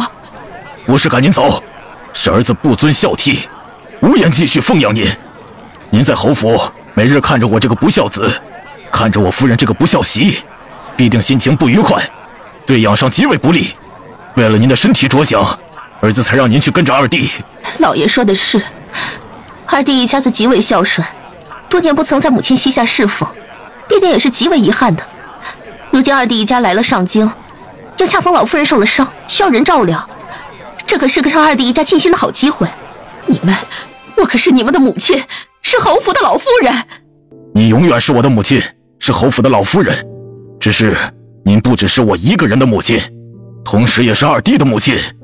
我不能因为自己想要多多尽孝，而剥夺了二弟孝顺您的机会。大哥，弟弟受惊过度，一时慌了心神，说话难免前言不搭后语，还请大哥不要与我计较。二弟说什么呢？你我是亲兄弟，怎么可能因为3两句话而生分了？二弟好不容易回来，就在上京多住一段时日，正好方便你对母亲尽孝。对了，二弟可有落脚的地方？大哥，弟弟离京太久了，这匆忙之间也找不到什么合适的地方，不如就住到侯府。时间尚早，二叔赶紧把所有的事情都交代清楚，早些离开府衙，还来得及去找一个好去处。云兰说的对，二弟啊，你抓紧点时间吧。你这个畜生！庆林可是你的亲弟弟，他好不容易来一次上京，你竟然要把他赶出去居住？母亲，哪有什么赶不赶的？只是侯府最近乱糟糟的，不适合人静养身体。我是怕耽误了母亲和二弟的身体恢复。再者说，我们是亲兄弟，二弟若登门拜访，我还能拒绝他不成？你这般对待自己的弟弟和母亲，就不怕受奸夫所指吗？修国侯干得漂亮，偏心的母亲，无良的兄弟，让他们进门做什么呀？访客为主，颐指气使吗？案情已经清晰明了，老夫人动用修国侯府公账上的银两可以不计较，可属于韩王妃的银两需要双倍归还。由本官做公证，签下归还银两的契书，写明归还银两的时间数目，你们就可以走了。当然，如果老夫人没有按时把银两交给您，您也可以带着契书前来顺天府，到时候本官会按照拖延的时间加一些银两做补偿，并且让差役帮着您追缴。母亲，事情已经了结，我们回去吧。这不是三弟和三弟妹吗？见过太子殿下。诸位，快免礼，今日孤过来，只为向君老夫人贺寿，可不要因为身份搅扰了庆国公府的寿宴才是啊。我没有来晚吧？太子大哥，你只关心二哥，都不关心我这个弟弟吗？我养伤这么久，可是每天都想念大哥你的。四弟也来了，我怎么不关心你呢？送往你府中的药材可少了？药材是不少，可我不是惦记上太子大哥宫中的那方端砚了吗？不找些理由，怎么让太子大哥你主动送我啊？四弟你呀，想用还用得着找理由，直接去大哥的宫中拿就是了。你我都是亲兄弟，可不用如此客气的。四弟，你和三弟关系最好了，平日里想要一点喜欢的东西，该不会都要这般拐弯抹角吧？二哥，话不能这么说，三哥府上的确有我顶顶喜欢的，可惜不能随便要。说起来还是你三哥小气，换做二哥，二哥一定什么都给你。三哥，你听到了吗？要不你向太子大哥、二哥学一学？不可能。三哥，你好冷血，好无情啊！四弟，不必求人，你想要什么，二哥去帮你找来。二哥，这件事情恐怕只有三哥才做得到。这就小瞧你二哥了不是？你尽管说就是了。真的吗？二哥，我也没有什么想要的，就是看中了三哥家的八宝和周周。二哥，你看吧，我就说这件事情只有三哥才做得到。八宝和周周可不是一般的小娃娃。小郡王和小郡主天然之资，可真是这天底下独的一份，再也找不出比他们更有福气之人了。是啊，小郡王和小郡主当然不是一般的孩子，那可是天生的祥瑞之体，廖晨大师都亲口承认过的。有小郡王和小郡主在，是大周朝之福啊！老身见过太子，见过诸位王爷。老夫人不必多礼，孤特意前来向老夫人祝寿，同时父皇也给老夫人送来了寿礼，孤一并带来了。车子，老夫人带着二夫人和木棉之来了，此时正在府外下马车呢。啊，老姐姐，你我多年未见了吧？确实是好久不见了。当初我们都是国公府的老夫人，何等的风光！如今你仍旧光辉灿烂，可我就不一样了，变成了路边的烂泥。哼，别人风光那是懂得修养自身，见好就收，自己沦为烂泥，怎么不想想之前都做过什么呢？谁说不是呢？这位老夫人的所作所为，京城之中可是都传遍了。放着明珠不要，偏偏把榆木当宝贝，还诬陷修国侯夫妻要虐杀他，最后自己打了自己的脸。哼，这就是善恶到头终有报，今天的下场完全是咎由自取。说起来，他是怎么好意思过来的？还能是为了什么？自然是为了身后那2个了。老姐姐，你我相识几十年，别管身份如何变换，都是难得的老姐妹。你来自然是庆国公府的座上宾。见过诸位夫人，这是我家小女绵枝。绵枝，快上前向君老夫人和各位夫人小姐们见礼。绵枝，见过君老夫人，见过各位夫人小姐。绵枝妹妹身体不好，第一次见到君老夫人这般有福气的长辈，难免心情激动，竟然脚软了。花姐，快去扶绵枝妹妹起来。不如东海，寿比南山；不如东海，寿比南山。大毛，快过来！嘿，祖母，这是我送给您的寿礼，没想到让她跑出来了。拜见祖母，祖母吉祥安康。真是聪明，岁岁有心了。哟，这还是我第一次见这么漂亮的鹦鹉呢。话说的也清楚，必定花了沈小姐许多心思。这羽毛的颜色也这般艳丽啊，真是好看。大毛，快来向祖母献礼。仙女姐姐，仙女姐姐，木马木。哎呀，木姐姐是我叫的，你不许叫。木姐姐，仙女木姐姐，大毛的。我的。丑八怪，你长得丑，咱小的美哟。哎，岁岁的礼物我真是喜欢得紧。快些让人将鹦鹉抱到后院去，拿上等的粟米喂一喂。身在曹营心在汉，大毛永远向你看。别人等风也等雨，大毛永远等着你。沈小姐天真烂漫，想出来的鹦鹉也是独具灵性，属实难得。姑也喜欢鹦鹉，不过自己养的那只不会说几个字，不知可否请沈小姐帮忙调教一番？哎，岁岁这孩子打小性情活泼，虽然及笄了，可还跟个孩子似的，全然被府里给宠坏了，当不得太子殿下夸奖。君老夫人太过自谦了，沈小姐自幼养在老夫人身边，性情品性自然是无可挑剔。而且沈小姐敢说敢言，直率坦荡，谁舍得用规矩束缚她呢？岁岁这丫头哪里有一点沉稳的样，还有的学呢。不瞒二位殿下，老身虽然儿孙众多，可我最是偏心云禾这丫头，眼看着也没几年活头了，就是希望留她在西夏多陪伴我几年。今日太子殿下和诸位皇子贵客临门，为我母亲贺寿，在下感激不尽，略备下薄酒，请诸位不要嫌弃。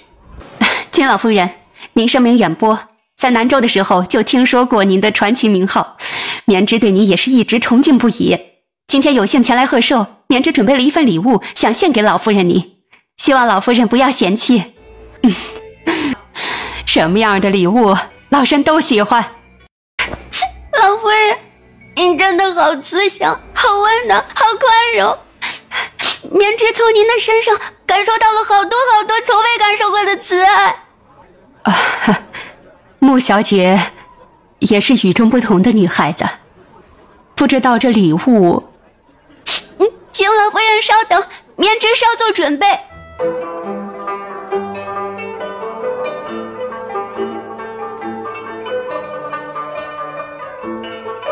穆小姐辛苦了，来人，把屏风仔细收好。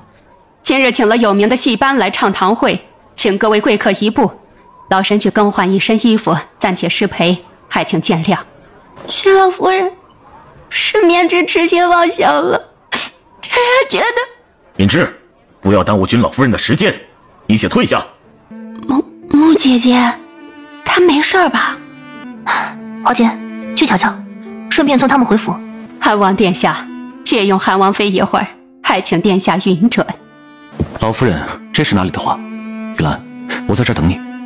老夫人，今天的事情，事情可怪不得韩王妃。老身知道您也是无辜受累，请王妃过来，是我有件事儿想请您帮忙。老夫人请讲。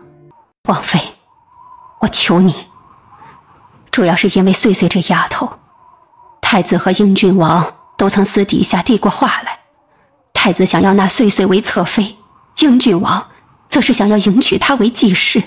继室？老夫人，那您的意思是？老夫人，您这是做什么？我想请王妃开一副药，让穗穗突生重疾，不宜一亲。老夫人，药我能开，只是如此一来，穗穗以后若是遇到想嫁之人，恐怕……我知道，可是眼下没有办法。别管是太子还是英郡王，都不是庆国公府能够抗衡的。太子和英郡王互相争起来，若是闹到皇上那边，所以穗穗必须病重，而且要病得毫无破绽，哪怕是太医都瞧不出来。所以我只能求王妃了。老夫人，这种药效用强，还不能对身体有副作用，需要3日的时间来调配。我做好了，第一时间让人给您送来。多谢韩王妃，以后但凡有什么需要，尽管开口，庆国公府一定不遗余力。老夫人不好了，七小姐落水了。在何处落水？可救上来了？什么人所救？可有人围观？在靠近西侧院的小池塘，七小姐因看到独自哭泣的穆小姐而上前询问，结果不知怎的，2人似乎起了冲突，一并掉入池塘之中了。因为小池塘距离竹园不远，有侍女惊慌之下大声呼救，结果引来了不少人。本来太子和英郡王都想上前救助小姐，可最后是修国侯府的穆三公子将小姐救起。绵枝，我可怜的孩子，不就是和沈家七小姐说了几句话，好端端的怎么就落水了呢？我早就说过不来，可是老夫人惦记着和君老夫人多年的情谊，想着带着晚辈见见世面。可什么人有什么命，一些人一出生就注定了荣华富贵，位高权重，不像我可怜的绵枝，什么都没有也就罢了，连性命都有人惦记着。穗穗，老夫人，求您为小姐做主，小姐落水昏迷，还被伤了脸，可穆家二夫人硬生生阻拦着，不让我们去请大夫。我什么时候阻拦着不让沈七小姐看大夫了？我只是想弄明白我家绵枝为什么会落水。是，民妇出身低贱，我家绵枝同样比不上沈七小姐身份贵重，可大家同样都是一条命吧？难道我可怜的女儿丢了大半条性命，我这个做母亲的连问一句的资格都没有吗？老夫人，七小姐本就身体娇弱，寒日里骤然落了水，惊吓过度，寒气入体侵袭了肺脉，情况十分危急，赶紧将她挪入暖房之中。另外，我之前给老夫人送来的年礼有一个紫色的瓶子，老夫人赶紧让人找出来，将里面的药丸给七小姐服下。好，快去找。韩王妃，您高高在上，算是民妇求求王妃，救救我可怜的女儿吧。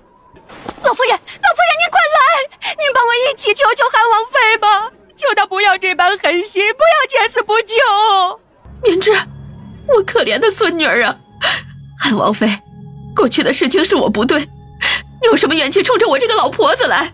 求求你不要因为我们之间的仇怨而牵连到绵枝，她才刚刚来上京，性子善良纯真，什么都不知道啊。二婶，你关心女儿，难道不知道她落水之后最需要保暖？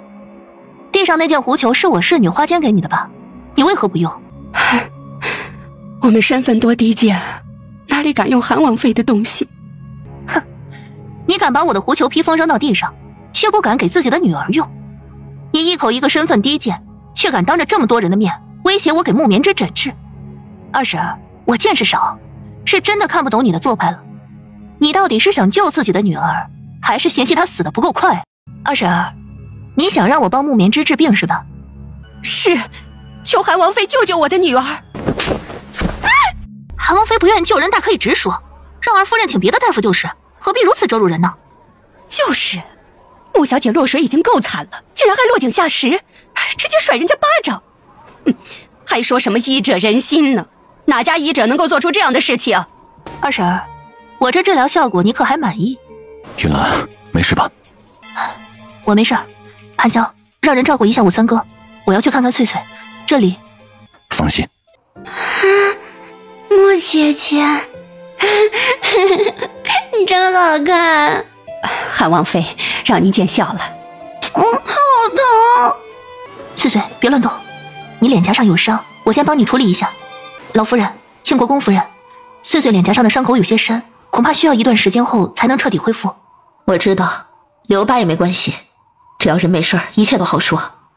庆国公夫人误会了，我是说彻底恢复，不会留疤的。什么？这怎么可能？韩王妃，大恩不言谢，老身和庆国公府都记下了。老夫人哪里的话，这件事儿，韩王妃，老身虽然年纪大了，但是不糊涂。你是你，修国侯府是修国侯府，穆家二房是穆家二房，我还是分得清的。多谢老夫人理解。木姐姐，我受伤了，你得专门看着我，不能去看祖母和母亲。你这个小没良心的，也不看看祖母和你母亲担忧成什么样子了，这会儿竟然担心起我们抢你的木姐姐了。我脾气坏，我吃醋。翠翠，在池塘边究竟发生了什么？你还记得吗？那个木棉枝坏，他哭，说木姐姐瞧不起他，说所有人都瞧不起他，还说木姐姐让人孤立他，说你故意抢他的风头。我气不过，上前理论，却被他抓着手腕哭。我觉得不对劲儿，就挣扎，然后就脚下一滑，掉到池塘里了。祖母，给我请师傅，我要学武。小祖宗，你别想一出是一出了，你先把自己的身体养好吧。老夫人，翠翠脸颊上的伤明显是被利器划伤，看伤口的深度和形状，应该是簪子一类。翠翠的首饰可还齐全？翠翠的首饰是全的，这些都是我今天早上亲自为她搭配的。那问题应该出在木棉枝身上，而且那簪子不是普通的簪子，簪柄应该是中空，被人放了毒。韩王妃，你可是想到谁才是真正的凶手？王妃，你可还记得老身之前跟你说过的话？王妃若不记得，老身就再说一遍。王妃救了穗穗，就是整个庆国公府的恩人，以后但凡有需要庆国公府出力的地方，国公府上下必定竭尽全力。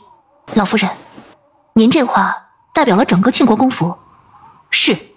那么这话是对我一个人说的，还是对整个韩王府说的？是对您一个人的许诺，也是对整个韩王府的许诺。老夫人，我实在是想不明白，如今的庆国公府蒸蒸日上，又始终洁身自好，保持中立，深受皇上的信任。不管怎么样，您都没有说出上面那番话的必要。王妃，您有小郡王和小郡主两个被上天钟爱的孩子，又掌握有朱颜阁，还有皇上御赐的金牌，可能生活的随心所欲，鲜花着锦，烈火烹油。若想获得一份长久的安宁，自然要步步小心，时时谨慎。现在的庆国公府跟王妃的处境一样，迎风直上，百尺竿头，固然是好，可船总要靠岸，现如今波涛不断，暗流汹涌，若是再不暂且后退，积蓄力量，恐怕就只有倾覆这一条路可走了。可我不明白，老夫人为何选中了韩王府？因为王妃您。老夫人，您说是因为我？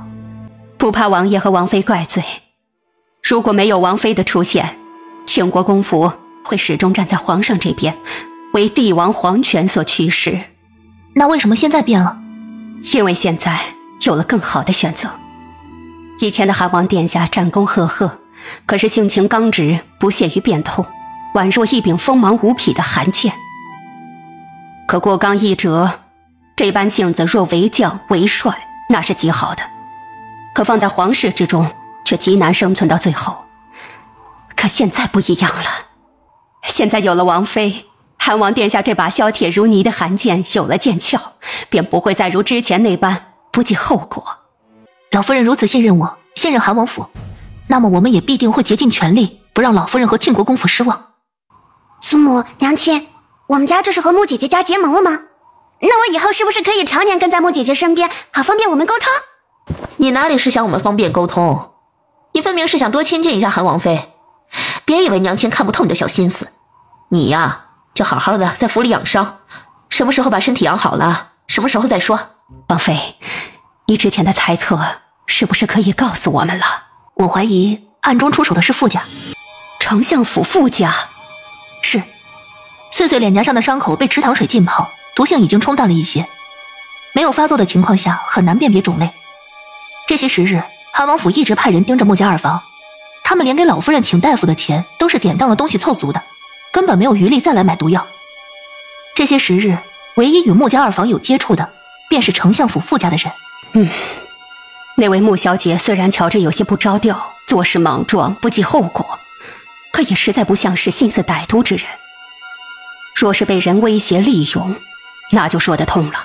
老夫人独具慧眼，应该看得明白。太子虽然表达了对穗穗的意思，可是丞相府却并不希望有人入主太子东宫，分担了太子妃的宠爱。是啊，那位太子妃可是丞相府的掌上明珠，副丞相从小教养起来的，别管是性情还是品性，都是比照着未来皇后。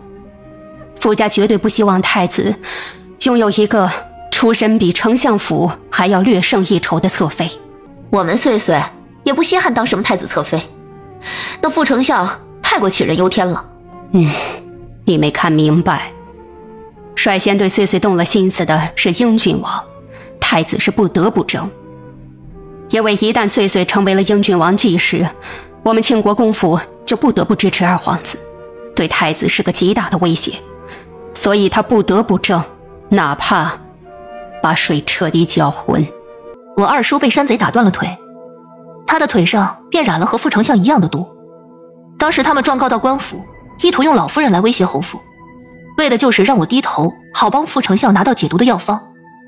只可惜副丞相计划得很好，老夫人却舍不得对自己下重手，让我找出了破绽反击回去，这才没有得逞。老夫人，这些不过是我的猜测，还需要仔细查证。如果我猜测的正确，副丞相势必提前在庆国公府已经安插了眼线，方便之后拿到药方。老夫人不妨查一查府中的下人，尤其是那个在穗穗落水之后大喊大叫，把人都惊动过来的侍女。另外还有一件事情。王妃是想说穆三公子吧？是，老夫人，我三哥性情中正耿直，绝对不是举止孟浪之辈，情况危急之下只为救人，绝对没有损毁穗穗清誉的意图，也没有妄图攀附的心思。王妃想到哪儿去了？穗穗被人算计，如果不是穆三公子及时出手，能不能挽回一条命都是两说呢。庆国公府上下感激不尽，怎会怪罪？母亲说的是，如果不是穆三公子及时出现，让太子或者是英郡王下了池塘，那后果才是不堪设想。老夫人，夫人，英郡王和韩王殿下在前院闹起来了。三弟，你现在爵位比我都高了，确实是威风了，都敢直接对我这个二哥动手了。二哥要切磋武艺，我这个做弟弟的上来奉陪一下而已。二哥怎么反倒是不高兴起来了？你我兄弟一起长大，你的身手如何我早就知道了。现在我想换个人切磋，穆家三公子，我记得是叫穆瀚海是吧？怎么堂堂8尺男儿连切磋武艺都不敢吗？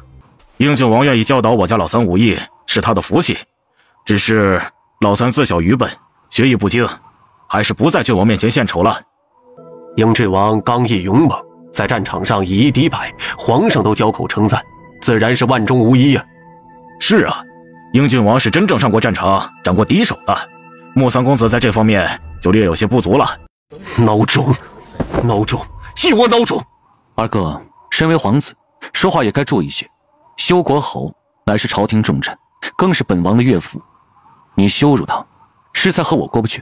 羞辱你又如何？还岳父呢？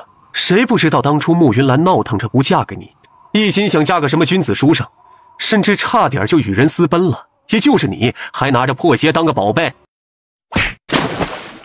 楚寒萧，你这是做什么？英郡王可是你二哥，你怎么敢直接对他动手？二哥要和我切磋武艺，我这个做弟弟的自然是要拼尽全力，只是没想到二哥下盘这功夫真是不如嘴上功夫硬，我只不过轻轻地踹了一脚，竟是把人踹飞了出去。你说什么？楚寒萧，今天我这个做哥哥的就好好教导教导你，什么叫做真正的武艺。楚寒萧，你这哪里是切磋呀，分明是想要了你二哥的命，你简直放肆！来人，快来人，把韩王绑了，将英俊王救上来。太子，武者之间比试，当然要下真功夫才能起到效果。三哥和二哥都是强者，强者比试更是要拼尽全力，这是对强者的敬重。二哥，你羞辱我可以，但是不能羞辱我的王妃，记下了吗？王爷，三哥小心！韩萧，混账！你们两个简直混账！楚景战、楚寒萧，你们两个可是亲兄弟，如今却在君老夫人的寿宴上当着这么多人打生打死，你们可还顾念着一点兄弟情谊？你们真是好样的！姑是劝不了了，只能让父皇来劝。来人，立刻进宫，将这里发生的事情一五一十的禀告父皇。父皇，儿臣有错，三弟和二弟发生冲突，我这个做兄长的却没能将人拦下，以至于二弟身受重伤，昏迷不醒，请父皇责罚。宣太医，张院长，我二弟的情况如何了？皇上，太子英俊王落水受寒，不过情况不算严重。张院正可检查仔细了，现在是冬日，二弟有多次落水，而且身上还有伤，定然要好好检查。二弟以后还要领兵上战场呢，继续为父皇解忧呢，可不能给身体留下隐患。太子殿下，英俊王脉象太过特殊了，下官医术浅薄，实在是不能完全看透啊。你可是太医院里医术最好的，连你都看不懂，难道二弟的身体真的出了什么大问题了？皇上，韩王和韩王妃在殿外求见。宣他们进来吧。为什么父皇的语气如此平淡，竟没有想象中的愤怒？难道父皇真的偏心楚寒萧，偏心到了不顾其他儿子生死的地步？启参见父皇。云兰，你先起身，到一旁坐着。父皇，他这是老糊涂了吗？不惩罚穆云兰也就算了，还让他坐着，凭什么？楚寒萧，仔细说说，究竟怎么回事啊？父皇，二哥羞辱我，羞辱云兰，我忍不了就动手了。混账！那是你二哥。云兰是我的王妃，是与我携手与共，并将要走完余生的心爱之人。相比较二哥，儿臣自然站在王妃这边。何况是二哥出言不逊在先，他下次再敢胡言乱语，儿臣还要揍他。你也不能一次次把你二哥踹水里吧？如今可是大冬天，万一动出好歹来呢？儿臣有分寸，更何况不是还有云兰在吗？你二哥刚射的云兰出言不逊，若真出了什么事情需要救治，难道你不会阻止云兰出手救治吗？父皇，儿臣只想揍二哥，又不是要他命。更何况儿臣还要养八宝和周周，穷得很，治疗二哥时候都要些银两就可以了。反正二哥现在孤家寡人的，银子多了也没地方花呀。朕本以为你是几个兄弟当中最使人省心的，真是没想到，翻起魂来动手也最为利落。多大个人，还跟自己二哥动手？哎，就不嫌丢人是吧你？父皇，您别亲自用脚踹，仔细脚疼，让吴公公给您拿根棍子吧。就老三这皮糙肉厚的，还能怕疼啊？我家王爷英武，疼也许是不怕的，可入宫的路上一直都心怀忐忑，担心这大过年的再气到了您。算了，起来吧。多谢父皇。太子也起来吧，今儿的事情怪不得你，不必放心上。父皇，二弟他……云兰，时间差不多了吧？应该差不多了。楚寒萧，老二，吼什么呀？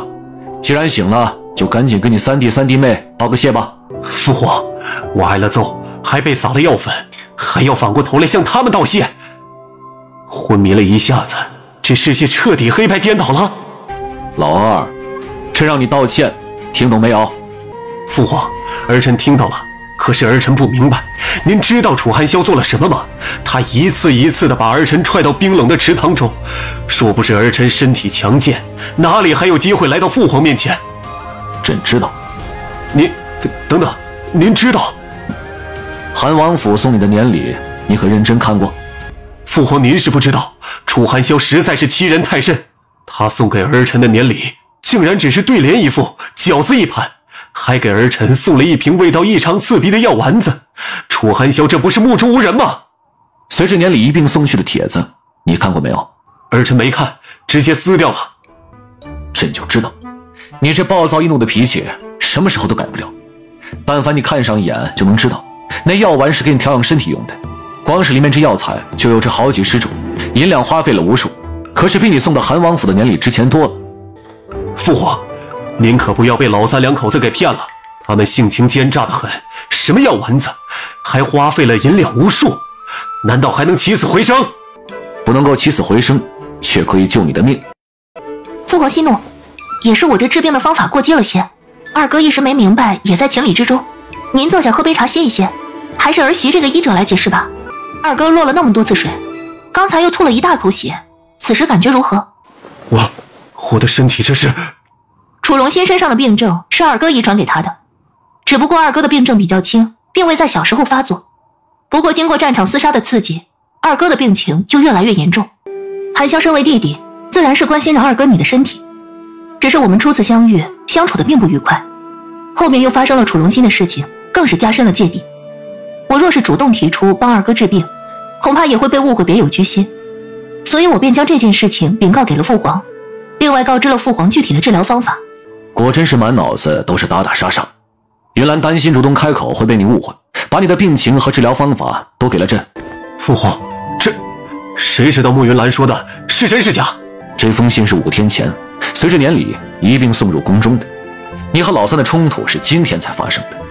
难不成你要告诉朕，韩王妃有着未卜先知的能力，知道你今日要和老三发生冲突，所以提前送了封信，方便洗脱罪名吗？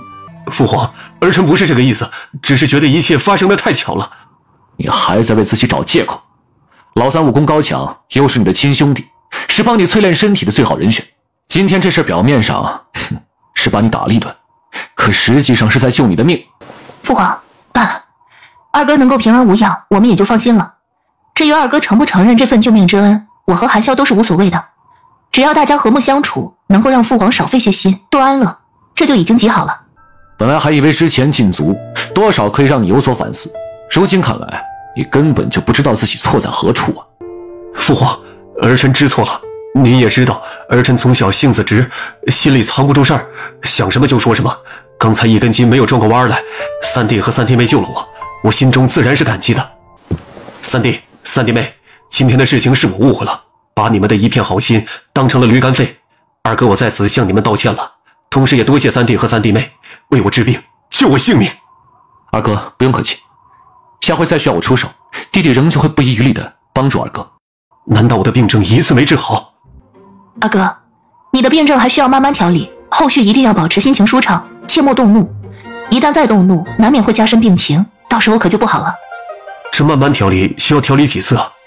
视情况而定，我又不会未卜先知，眼下也说不准的。问这么多有什么用啊？你又不懂医术，这大周朝再找不出来比云兰的医术更好的人了，你听他的准没错。是，我什么都不能问，只等着挨揍就行了呗。云兰，既然英郡王不稀罕你送的年礼，那么你就干脆别把礼物送他了，直接卖他，花费多少钱你写清楚，送到父皇这儿来，父皇来当这个中间人，保管老二不敢赖账。父皇，儿臣哪有什么银子呀？你没有银子，送到这庆国公府的礼物可是不少，要不要朕派个账房到你府中查一查呀？行了，都退下吧。皇上，庆国公、修国侯以及君老夫人前来求见。平身吧，来人，给君老夫人赐座。皇上，老身年纪大了，最疼爱的就是沈云禾这一个小孙女，求皇上开恩，给云禾指一条生路吧。老夫人这何出此言呢？哎，云禾这丫头，朕记得她过100岁的时候，朕还赐过一个长命锁呢。之前参加宫宴，朕也看到过她。那丫头啊，生得俊秀，又是个性子活泼讨喜的，这好端端的怎么要生要死了呢？皇上，云禾今日落水，被伤了身子，毁了容貌。什么？你来说怎么回事？父皇，儿臣太过心急，忘了向父皇回禀，沈七小姐的确是落入了池塘之中。为何落水啊？这主要是因为木棉枝。父皇，君老夫人过生辰，修国侯府老夫人和穆家二房也前去祝寿。那木棉枝就是二房家的小姐，穆小姐表演完受挫，哭着跑开，之后在池塘边和沈七小姐发生了冲突，两人双双落入水中。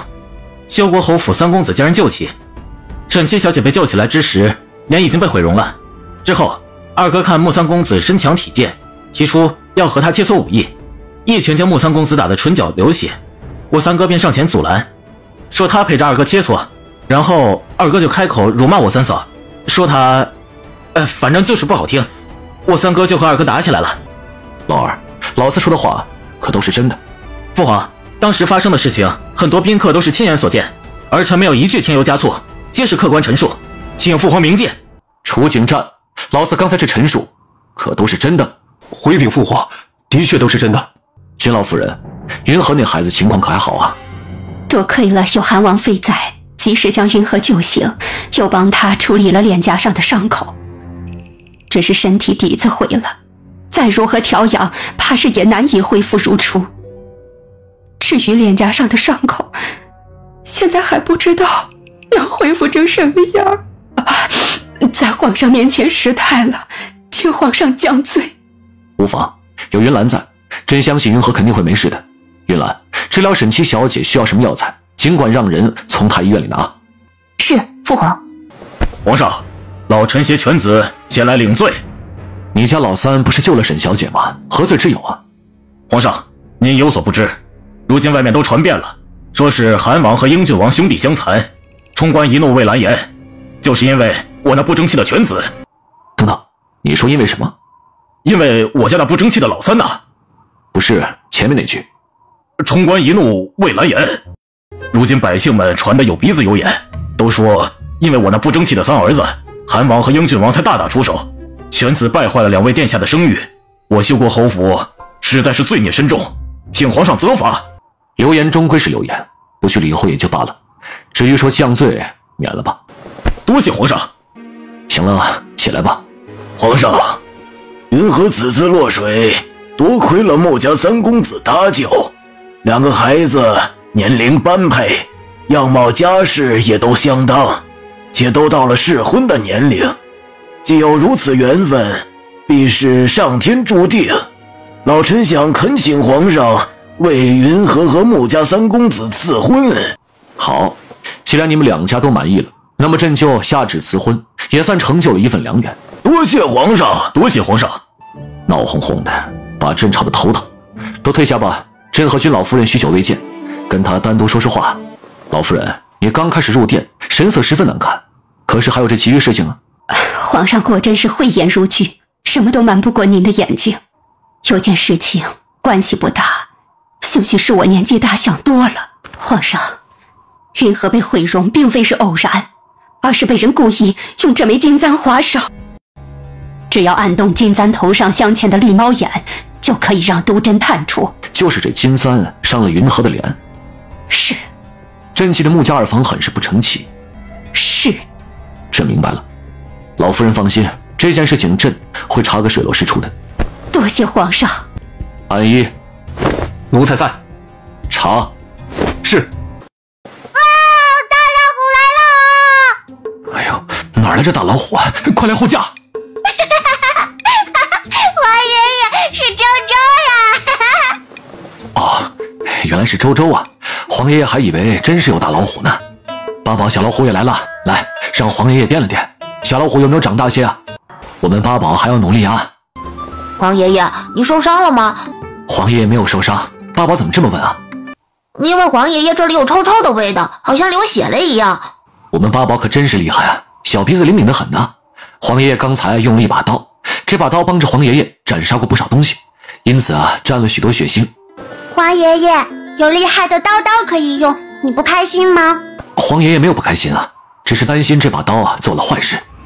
娘亲说过，刀是工具，工具不分好坏，用工具的人才分。我爹爹有很多厉害的刀，那么长，2个周周那么长。爹爹耍刀从来不会伤到我。妹妹，爹爹用的是长剑，不是刀。爹爹耍剑从来不会伤到我，只会伤到院子里的花。皇爷爷，我爹爹耍剑可厉害了，刷，然后那些花的花瓣就飘起来了。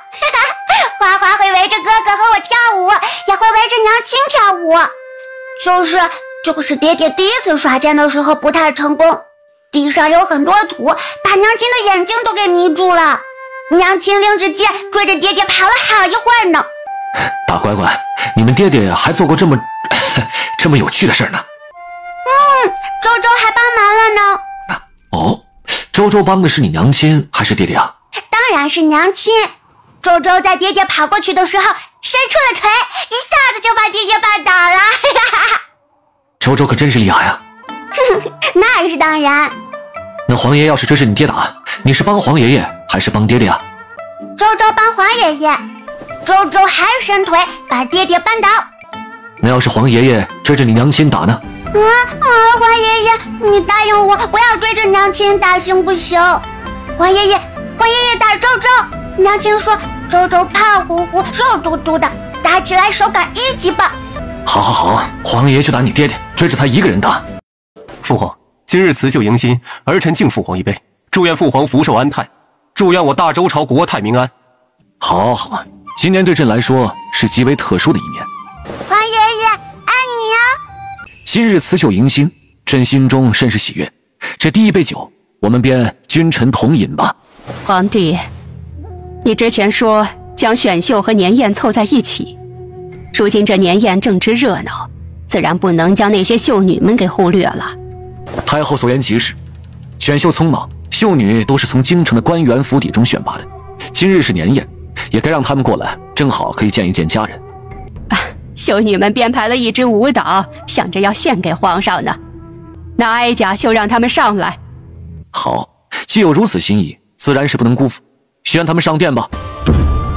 好，不错，真是不错，该赏。臣女等人多谢皇上。那白衣服的是哪家的秀女？怎么如此不知规矩？你呀，性子就是严厉。这大过年的，别给这孩子吓到了。哀家年纪大了，就是喜欢性子活泼的女孩子。这木棉枝是修国侯府的老夫人推荐过来的，旁人不认识，韩王妃应该对她极为熟悉吧？皇祖母说的是，我的确认识。木棉枝是我二叔家的嫡女，也是我的堂妹。我记得穆家二房似乎没有功名在身吧？那他们家的嫡女自然就没有选秀的资格。来人，德贵妃，你才掌握公务不久，很多规矩没有弄清楚。秀女虽然讲究出身，可也讲究德行。木棉枝的父母虽然没有功名，但他的祖母却是一品的诰命夫人。她性格温顺，对长辈孝顺有加，而且为了自己的祖母以身试药，孝心感天动地。有修国侯府老夫人的推荐，本身又德行绝佳，自然是可以参加选秀的。多谢太后提醒。这木棉枝我越听越是耳熟，好像是前些时日把沈家七小姐推入水的那个吧。太后久居深宫，对外面的事情了解得不够清楚，可千万不要被一些心思深沉的人蒙骗了。贵妃娘娘，云河落水的确是和眼前这位穆小姐有所关联。不是的，贵妃娘娘，君老夫人，不是的，我从来没有害过沈七小姐，我们都是失足落水。若有凭据，君老夫人怕是早就把人拉下去处置了吧？如今人还好好的站着，不就是没有切实的证据吗？君老夫人这般年纪，心绪也该放得平和些。棉枝和你的孙女儿一同落水，难道就是她推的人？庆国公府什么时候这般霸道了？棉枝，你和韩王妃是姐妹，还不快些上前向韩王妃行礼？棉枝见过姐姐。我母亲只生了我一个，你这句姐姐着实让人误会。而且我们多年未见，彼此之间也没有多熟悉，你还是依照规矩称呼我一句韩王妃吧。姐，韩王妃就这么讨厌棉枝吗？我只是想要有一个姐姐，难道这样也有错？我实在是想不明白，姐姐为什么一直这么讨厌我。滚！韩王现在到底是威风，都不把我这个皇祖母放在眼里了。哎，皇祖母啊，这您可就误会了，我三哥不仅把您放在眼里，还把您敬重在心里呢。实在是这位穆小姐，今天可是年宴，辞旧迎新之际，这怎么一上来就哭哭啼啼的？人到伤心处，感情自然真。棉枝这孩子就是太过重情义了，把姐妹情分看得太重，一时失态也可以理解。云兰，今天过节又逢选秀，可谓是喜上加喜。皇祖母有什么话可就直说了。皇祖母有什么教导，云兰自当听着。棉枝极为得哀家的喜欢，又是你的堂妹，哀家想着让你们亲上加亲，就让穆棉枝给韩王当个侧妃，如何？王祖母这个提议实在是不怎么样。韩王，你现在可是亲王之尊，府中只有一个正妃，像什么样子？哀家听闻你府中用的都是护卫、小厮，连个伺候你起居的侍女都没有，这实在是有些不像话。皇祖母这么关心孙儿的后院，你这是什么话？哀家身为皇太后，自然要注重皇家子嗣绵延。那么皇祖母首先该关心太子。太子身为储君，一把年纪了，却连个嫡子也没有，还有二哥，有了嫡子等同于是没有。说我干什么？我好歹能生，还有老四呢。到现在啊，皇祖母，孙儿这里不着急，毕竟我和明妃年纪都还小呢。皇祖母，孙儿有5个嫡子了，您不用担心我。好，哀家好心好意，竟被当成了驴肝肺，果真是翅膀硬了。皇帝，你可都瞧见了，这就是你养的好儿子，一个个的都学会忤逆长辈了。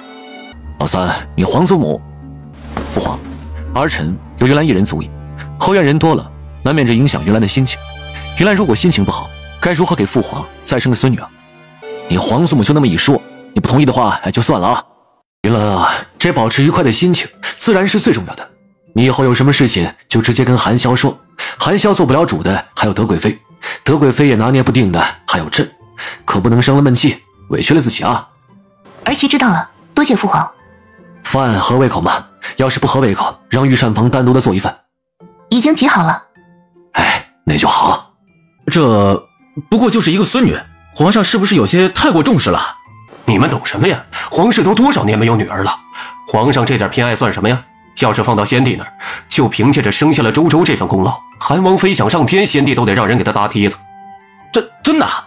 出家无女可是被视为诅咒的，我父皇那可是曾经想打死个儿子祭天的狠人呐，为的就是吓唬男娃别投胎过来了。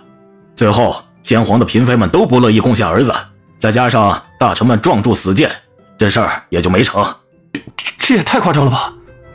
我皇兄到底是经历过差点被祭天，对女娃娃的执着没有那么强了。有精力的男人就是不一样，成熟多了。文老王爷，您也喜欢女孩吗？那怎么可能不喜欢啊？本王还年轻的时候一直想给自己的名字改成盼妹呢，只可惜啊，我母亲不同意。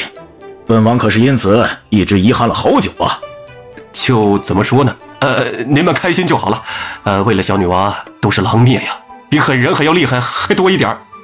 那个什么穆家的，还杵着干什么呢？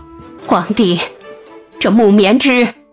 母后，您如果是实在喜欢这个穆棉枝，就带身边当个小宫女吧。姐姐，我没有想过破坏你的家庭，更没想过和你争宠，我只是想要跟姐姐在一起。你跟本王的王妃在一起，那本王呢？是不是要腾地方？这穆家小姐该不会是脑子有什么问题吧？如此特殊的性情，可真是令人耳目一新。太后娘娘，您快帮帮我呀！您说过会让我……你胡说什么？这规矩上果真还是欠缺一些。你嬷嬷，快些将人带下去吧。皇祖母关心我和韩萧的生活，孙媳心中感激。这杯酒我就敬皇祖母吧。皇祖母可是生孙媳的气了，连我的敬酒都不喝吗？哀家年纪大了，反应有些慢，也不宜过多饮酒，就喝一口吧。多谢皇祖母成全。这杯酒祝愿皇祖母多福多寿多康健，少忧少思少烦迁。哀家年纪大了，这菜肴略微一凉，就没什么胃口。你嬷嬷，你让人把桌案上的东西撤换下去，重新换些清淡的吧。是臣妾考虑不周，布置的菜肴不合太后的胃口。无妨，让人换2盘就是了。怀素，你去。不用让怀素来回跑了，让敏嬷嬷去就是了。把人的眼睛蒙起来，在他的手腕上破开一道伤口，而后在他旁边放一盆水，让水一滴一滴的落下，像是血液在滴落一般，如此就能直接把人吓死。这有些人吓死了也是活该。太后没事吧？哀家没事儿，这人年纪大了，想端杯茶都有些力不从心。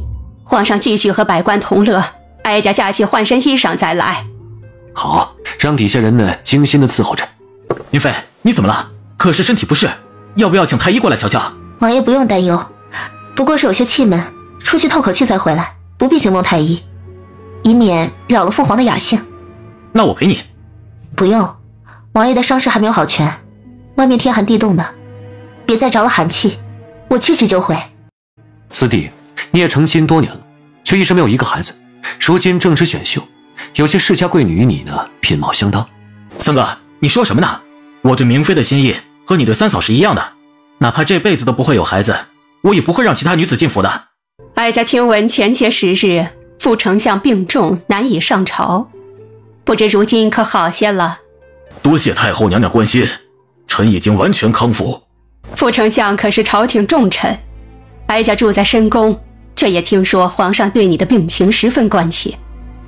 听说你身在病中，却怜民百姓受疾病困扰之苦，请了不少大夫入京城组织义诊。只是想多做些善事，可臣身体不适，也没能亲自为百姓做些什么，反倒没少劳烦安王妃啊。我也只是做了些力所能及的小事。安王妃做得不错，该赏。哀家这里新上的菜肴还一筷子没动呢，就赏赐给副丞相和安王妃吧。臣多谢太后。父亲，您怎么了？副丞相的脸色怎么突然间如此难看？宣太医，我的手啊！这刚才不是还好端端的，怎么突然就长脓疮了？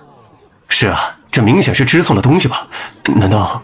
皇上，副丞相这是中毒了。中毒？这好端端的怎么会中毒？太医，你们快检查一下桌案上的那2盘菜，看看里面可有什么问题。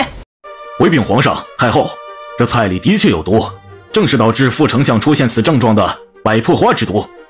皇上、太后，汉王府的护卫刚刚被禁军抓住了，说是他刻意接近御膳房，意图不轨，而且在他的身上还搜到了有毒的药粉。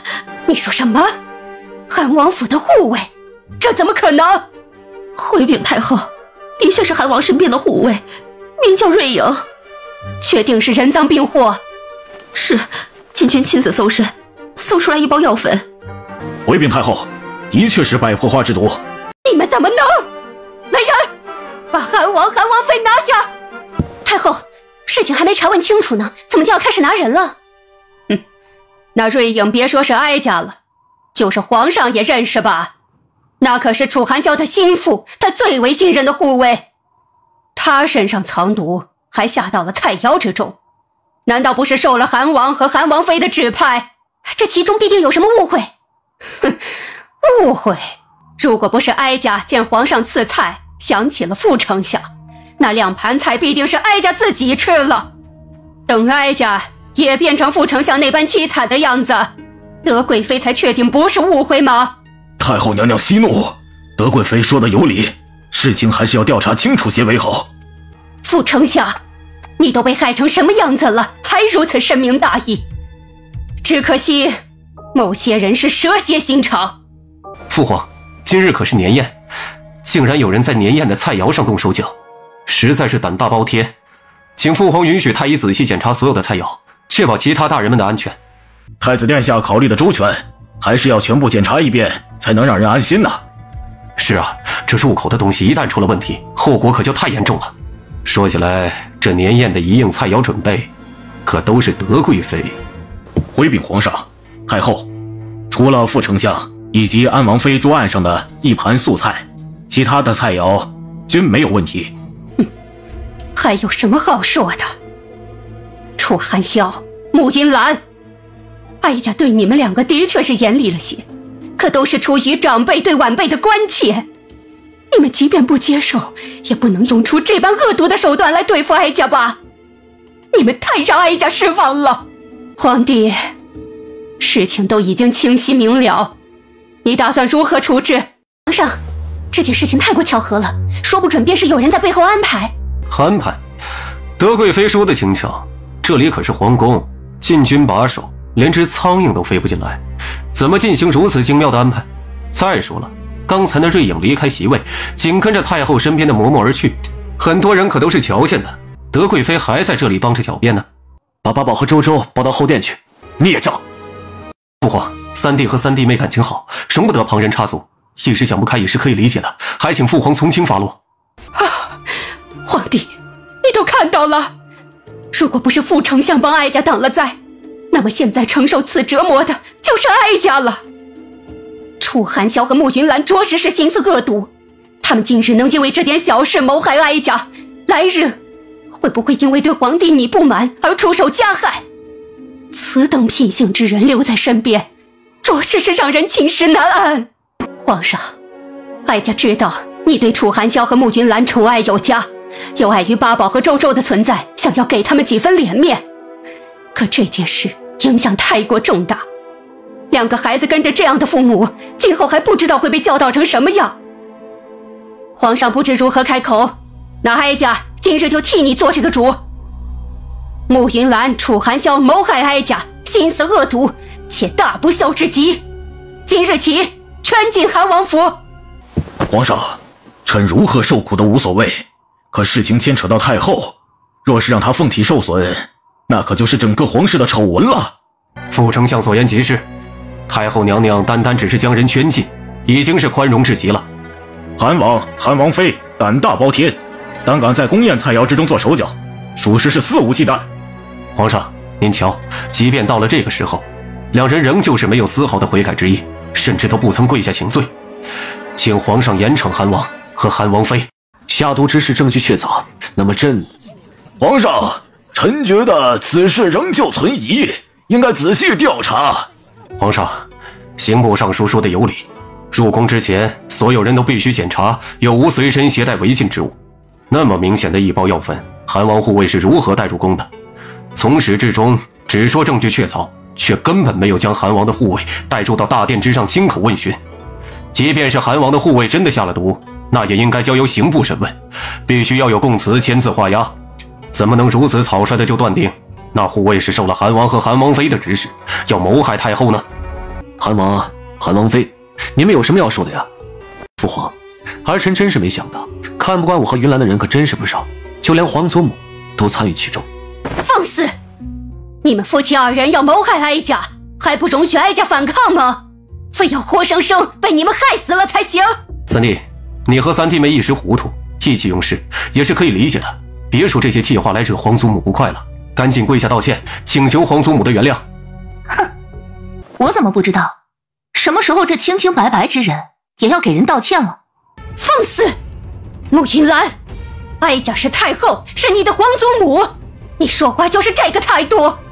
云兰跟皇祖母讲道理，皇祖母就拿出身份来压人，我们如今这态度已经是很给你面子了。皇上，百善孝为先，韩王面对自己的皇祖母都是这样的态度，其叛逆不孝心思可见一斑。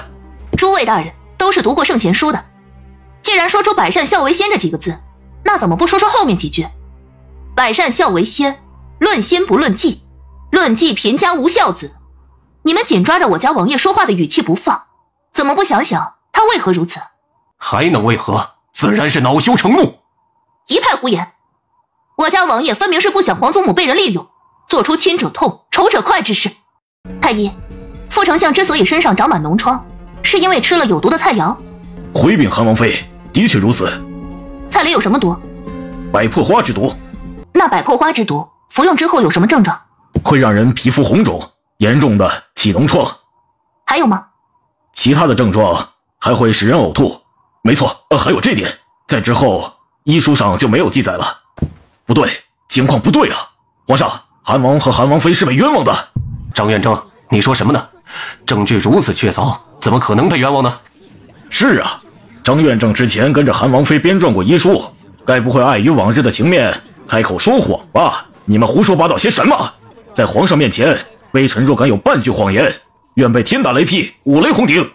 张院长，你可是发现了什么线索？回禀皇上、贵妃娘娘，百破花之毒会让人全身红肿溃烂，还会起一身的脓疮，但是速度却不会如此之快。有一个词叫做因人而异。副丞相中毒之后，症状来得快一些，也不无可能。因人而异的确存在，但是症状出现的速度有快慢，却绝对不会出现本不该有的。百破花会让人起脓疮，却绝不会有这股臭味。副丞相中的不是百破花之毒，而是一种奇毒——恶幽。此种毒极为少见，也是从花草之中提炼。症状刚开始发作的时候，和百破花是极为相似，唯一的区别就是那股恶臭。也因此，很多医者在帮人诊病的时候都会误诊，导致不仅解不开毒素，还会让病情加重。皇上，微臣想起来了，副丞相之前称病没来上朝，丞相府中就有这股恶臭的味道传出。微臣的府邸和丞相府距离得很近，还因此食不下咽呢。臣妇也可证明，之前的确是闻到过这种臭味。多谢诸位大人和夫人的仗义直言，那我就想不明白了。菜肴里面的毒是百破花，副丞相中的毒是恶幽，而且副丞相早在入宫之前就已经中毒。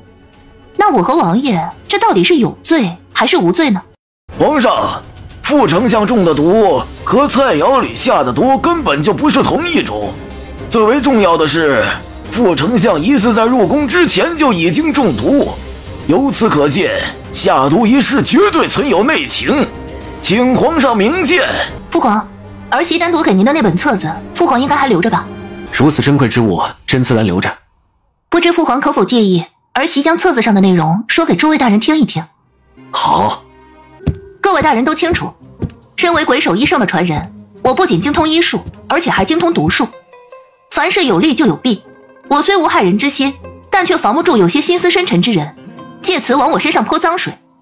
所以在重新编撰医学宝典的时候，我单独整理了一本毒物大全，呈送给了父皇。除此之外，针对不同的毒物，我还给父皇准备了双份的解药，保证在危急的时刻能够用到。刚才诸位大人都听太医说过了，百破花会让人皮肤溃烂起脓疮，但是发作的速度却不快，而且会让人难受，却不足以致命。父皇手中握有解药，随时都能拿出来解毒。我和王爷就算是傻子，也不会在这种情况下在宫宴菜肴中做手脚。是啊，韩王妃送了毒物大全和解药给皇上，怎么可能又指使着人在宫中用毒呢？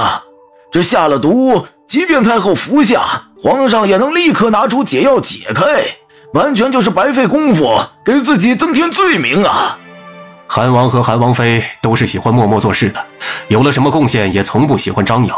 这背后算计之人根本不知道韩王妃早有防范，所以才会用这种方式来诬陷。父皇，我现在想见一见瑞颖。立刻把瑞颖带上来。张院正，拿金针。是。怎么回事？臣赶到的时候，瑞颖护卫已经身受重伤，倒地不起。伤他的是何人？是看守他的禁军。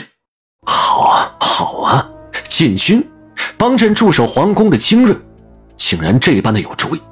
朕都还没发话呢，就敢直接替朕处置人了。皇上息怒。父皇，儿媳想要一个解释。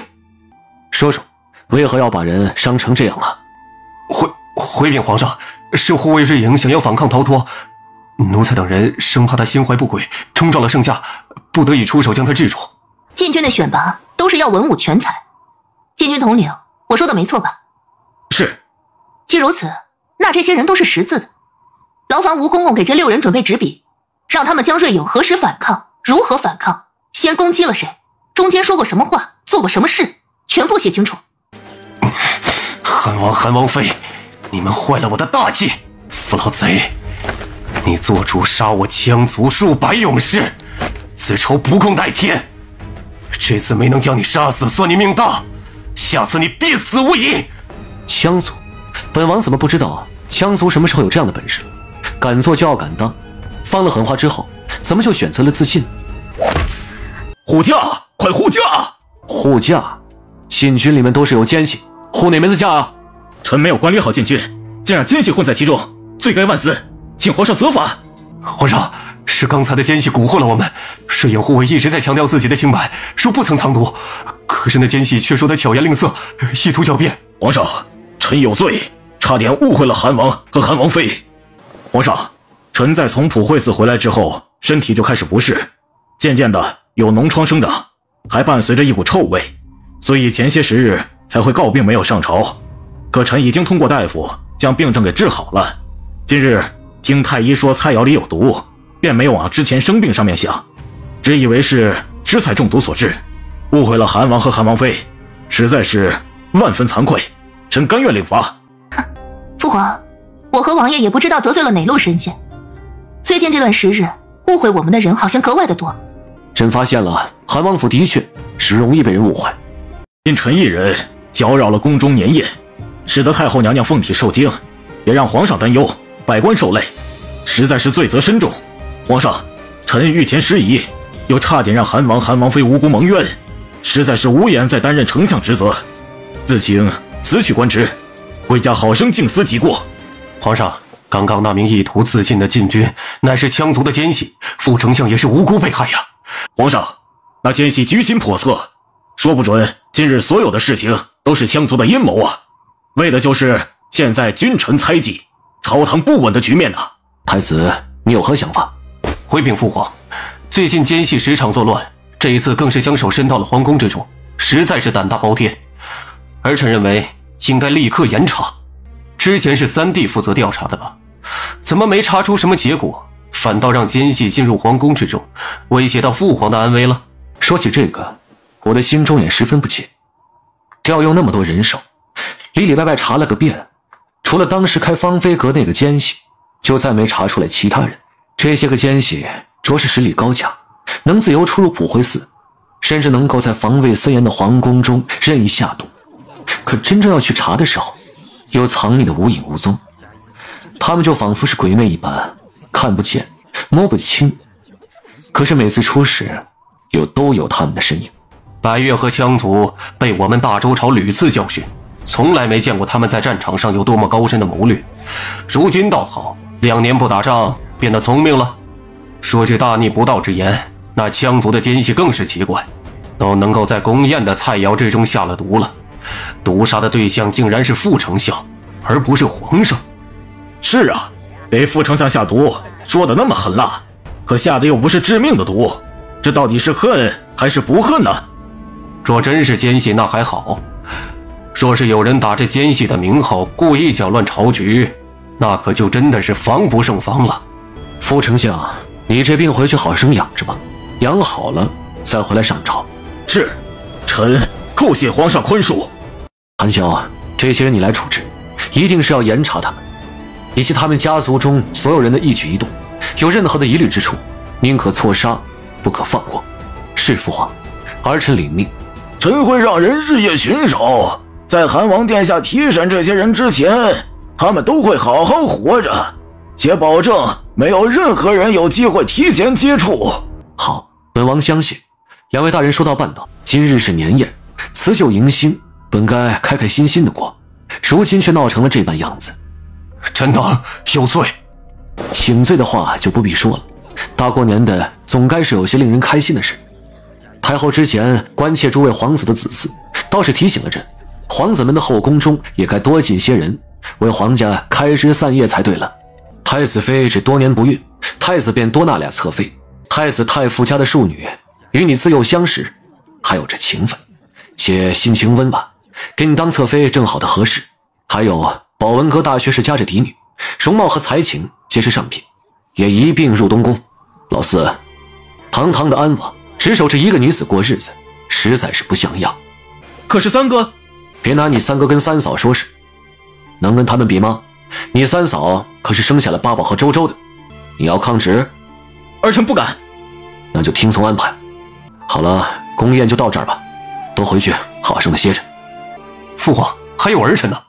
你先把这病治好吧。明妃，副丞相这边有太医照顾，我们也该回去了。王爷，我要送父亲回府。你又不懂医术，现在跟着回去也无非是徒增担忧。你现在跟我回去，明日一早我们准备好药材，再去探望副丞相。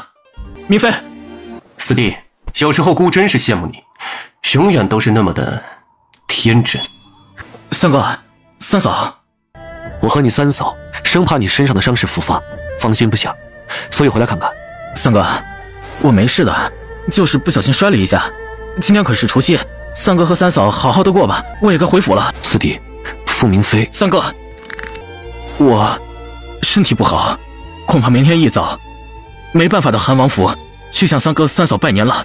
四弟，今日下毒全然是傅家算计，傅明妃也参与其中。三哥，明妃心地善良，说不准这其中有什么误会呢？我也希望是有误会的，可是她并非第一次出手了，当时在猎场的山崖上。你做什么？三哥，如果明妃做了什么对不住你和三嫂的事情，弟弟我愿意为她承担任何责罚。他是他，你是你，你是我的四弟，三哥不会因为他而迁怒你的。多谢三哥、三嫂。三哥、三嫂，我先走一步。把安王送回去，他若反抗，就打晕了抬上马车。别过来！你们统统都滚开！滚！给我滚！贱人！德贵妃，你这个贱人！你们要害哀家，你们都要害哀家！云兰太后头风之症发作，恰逢梦魇，受到了惊吓，到小福堂中祈福，却又失手打翻了油灯，险些致丧身火海。如今整个人仍旧陷入了梦魇中，回不过神来。太医们的诊治说他似乎得了失魂之症，全部的束手无策。朕担心太后的安危，所以让你入宫来瞧瞧。儿媳进去瞧瞧。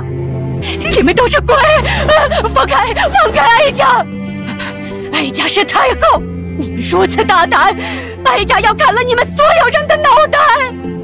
你们都退一下吧。韩王妃，可是太后现在……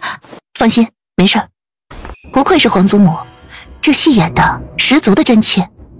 我刚刚扎的是百会穴，有提神醒脑通窍的作用，却不是控制人的。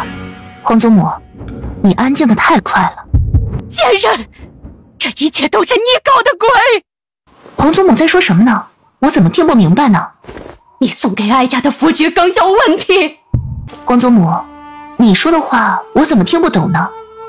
符菊羹不仅仅是我的心意，也有母妃、含萧、八宝和周周的，用的都是最好的符菊和最珍贵的药材。而且皇祖母是不是忘了，那符菊羹不仅仅您一个人吃过，父皇恰好过来也吃过呢，不是一点问题都没有。慕云兰，你这个毒妇，你少在这里扮无辜！谁不知道你医术天下无双？你想要动手脚，医术最好的太医都察觉不出来，更不要说其他人了。我的符菊羹一定有问题，不然哀家怎么会好端端的陷入梦魇？皇祖母，日有所思，夜有所梦。您呢，就是白天的时候思虑过重，到了晚上才夜不能寐呀。你胡说！哀家宽仁待下。皇祖母，我这个人性子直，便是在父皇面前也是有什么说什么。您说自己宽仁待下，这话不觉得有些可笑吗？不说别的，单单是和月，就差点被您折磨死了，您都忘了吗？那是他伺候的不周到。宫女伺候不周，大可以将人送去内务司重新教导规矩，再不行还能罚去掖庭做些苦累的力气活。可是皇祖母，你两个道都没选，却自己私下惩罚。哀家什么时候罚了？那和月的脸上、脖梗上被烫的都是水泡，您还让人掌果的用指甲划伤她的脸。皇祖母，和月只是个小丫头，才15岁的小丫头，您怎么下得去手啊？闭嘴！皇祖母，您是大周朝的皇太后，父皇多年没有立后，天下女子都以您为尊，以您为楷模。哪怕顾虑到这一点，孙熙还是劝您性子放得平和些。父皇对您孝顺，底下的皇子皇孙也心存敬重，您多想想轻浮，少些戾气，这头风之症也不至于发作的那么频繁。你这个不懂规矩的毒妇！哀家皇祖母的宽仁，孙儿是丝毫没看到，只看到了您是如何倚仗身份，倚老卖老。含笑，怎么跟你皇祖母说话呢？好小子，会说你就多说点儿。母后，你让朕听着，朕听明白了。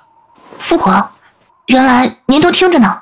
父皇，儿媳对皇祖母心存怨气，所以刚才言语多有不敬，实在不是一个晚辈应有的态度。儿媳心中懊悔，可再重来一次，有些话儿媳还是得说。儿媳有错，请父皇责罚。父皇，儿臣刚才听到皇祖母辱骂云兰，一时冲动，口不择言，请父皇责罚。不是，皇帝，你听哀家说。太后，皇上刚才看到您状若失魂，举止疯癫，心中担忧坏了，连忙让人出宫去寻云兰，可没想到您竟然都是装的，这是何必呢？然后你既然没事，就好生的在慈安宫休养吧，等什么时候这头风之症除了根再出来。皇上，你相信哀家，慕云兰惯是会演戏，她表面佛口蛇心，实则一肚子算计。云兰有错，朕会责罚，你就不必管了。皇帝，你糊涂呀！你以为慕云兰是个省油的灯？你瞧瞧，朱颜阁串通了多少关系，看看无极堂收揽了多少人心，你还一味的纵着。再过几年，这天下是谁的，还真不好说。太后这很关心前朝朝政吗？皇帝，哀家是你的嫡母，我会害你吗？朕以前也以为是不会，可是太后你身为含萧的皇祖母，怎么忍心把其关在了小福堂之中搓磨呀？皇帝，你听谁胡说八道了？哀家什么时候？小福堂着火，护卫前去救火，在佛像底下意外的发现了些东西。那个叫何月的宫女呢？奴婢何月。皇上把这丫头选上来做什么？哀家可没有罚她，是她端不稳茶盏泼到了自己的身上，皇上可不要被她凄惨的样子骗了。她早就被德贵妃收买，平日里想着法的害哀家呢，这就是个贱婢。太后，就是你口中的贱婢，把你从小福堂中背了出来。什么？何月这丫头平日里莽撞不懂规矩，而且也不知道听了谁的撺掇，对哀家也颇为不敬。内务司什么时候大了胆子，规矩都学不会的丫头也敢送进太后的宫中？皇上，哀家没有指责内务司的意思，只是觉得既然这丫头不懂规矩，对你还不敬，那就不必留在慈安宫里，继续惹太后厌烦了。皇上，何月将太后从小佛堂中背出来，很多人都是看见的，总不能将她随意处置了，以免让人觉得皇室不知感恩。正好我的瑶华宫还缺一个帮忙洒扫的宫女，就让她到臣妾的宫中吧。也好，那么就由你来处置，让她也好好的瞧瞧这一是这身上的伤。是，皇上放心。皇帝，哀家这边也需要人伺候。太后现在身体不适，身边照顾的人自然也是要选让太后看得顺眼的，否则岂不是不利于身体恢复？朕看太后对闵嬷嬷颇为器重，就让她好生的照顾着你吧。就留下闵嬷嬷一个人？其余宫人呢，只顾着偷偷躲闲，竟是连主子身陷险境都不知道。留着有什么用啊？把慈安宫的其余宫人全部的拖下去，打入掖庭，做最苦最累的活计，一生不得调离。皇帝，太后好生养病吧，多关注自身，其余事情少问少管少费心。闵嬷嬷御前事宜，理应杖毙，不过看在她十分受太后的器重的份上，死罪可免，拖下去杖责50，然后继续照顾太后。为了让太后安心养病，即刻起没有朕的命令，闲杂人等不准前来惊扰太后。爹爹，你和娘亲成亲的时候也是这样吗？皇子们成亲流程都是差不多的。爹爹坏坏，你跟娘亲成亲的时候为什么没有请我？爹爹呢倒是想请，只是有些困难。哼，有困难你就不请我和哥哥了。周周要去找皇爷爷告状，周周要狐假虎威。对，狐假虎威。周周不气，等爹爹和你娘亲再成亲，肯定不会忘了你的，可好？还能再成亲吗？当然可以，不过要多准备些时日。好，那爹爹你要好好准备哦。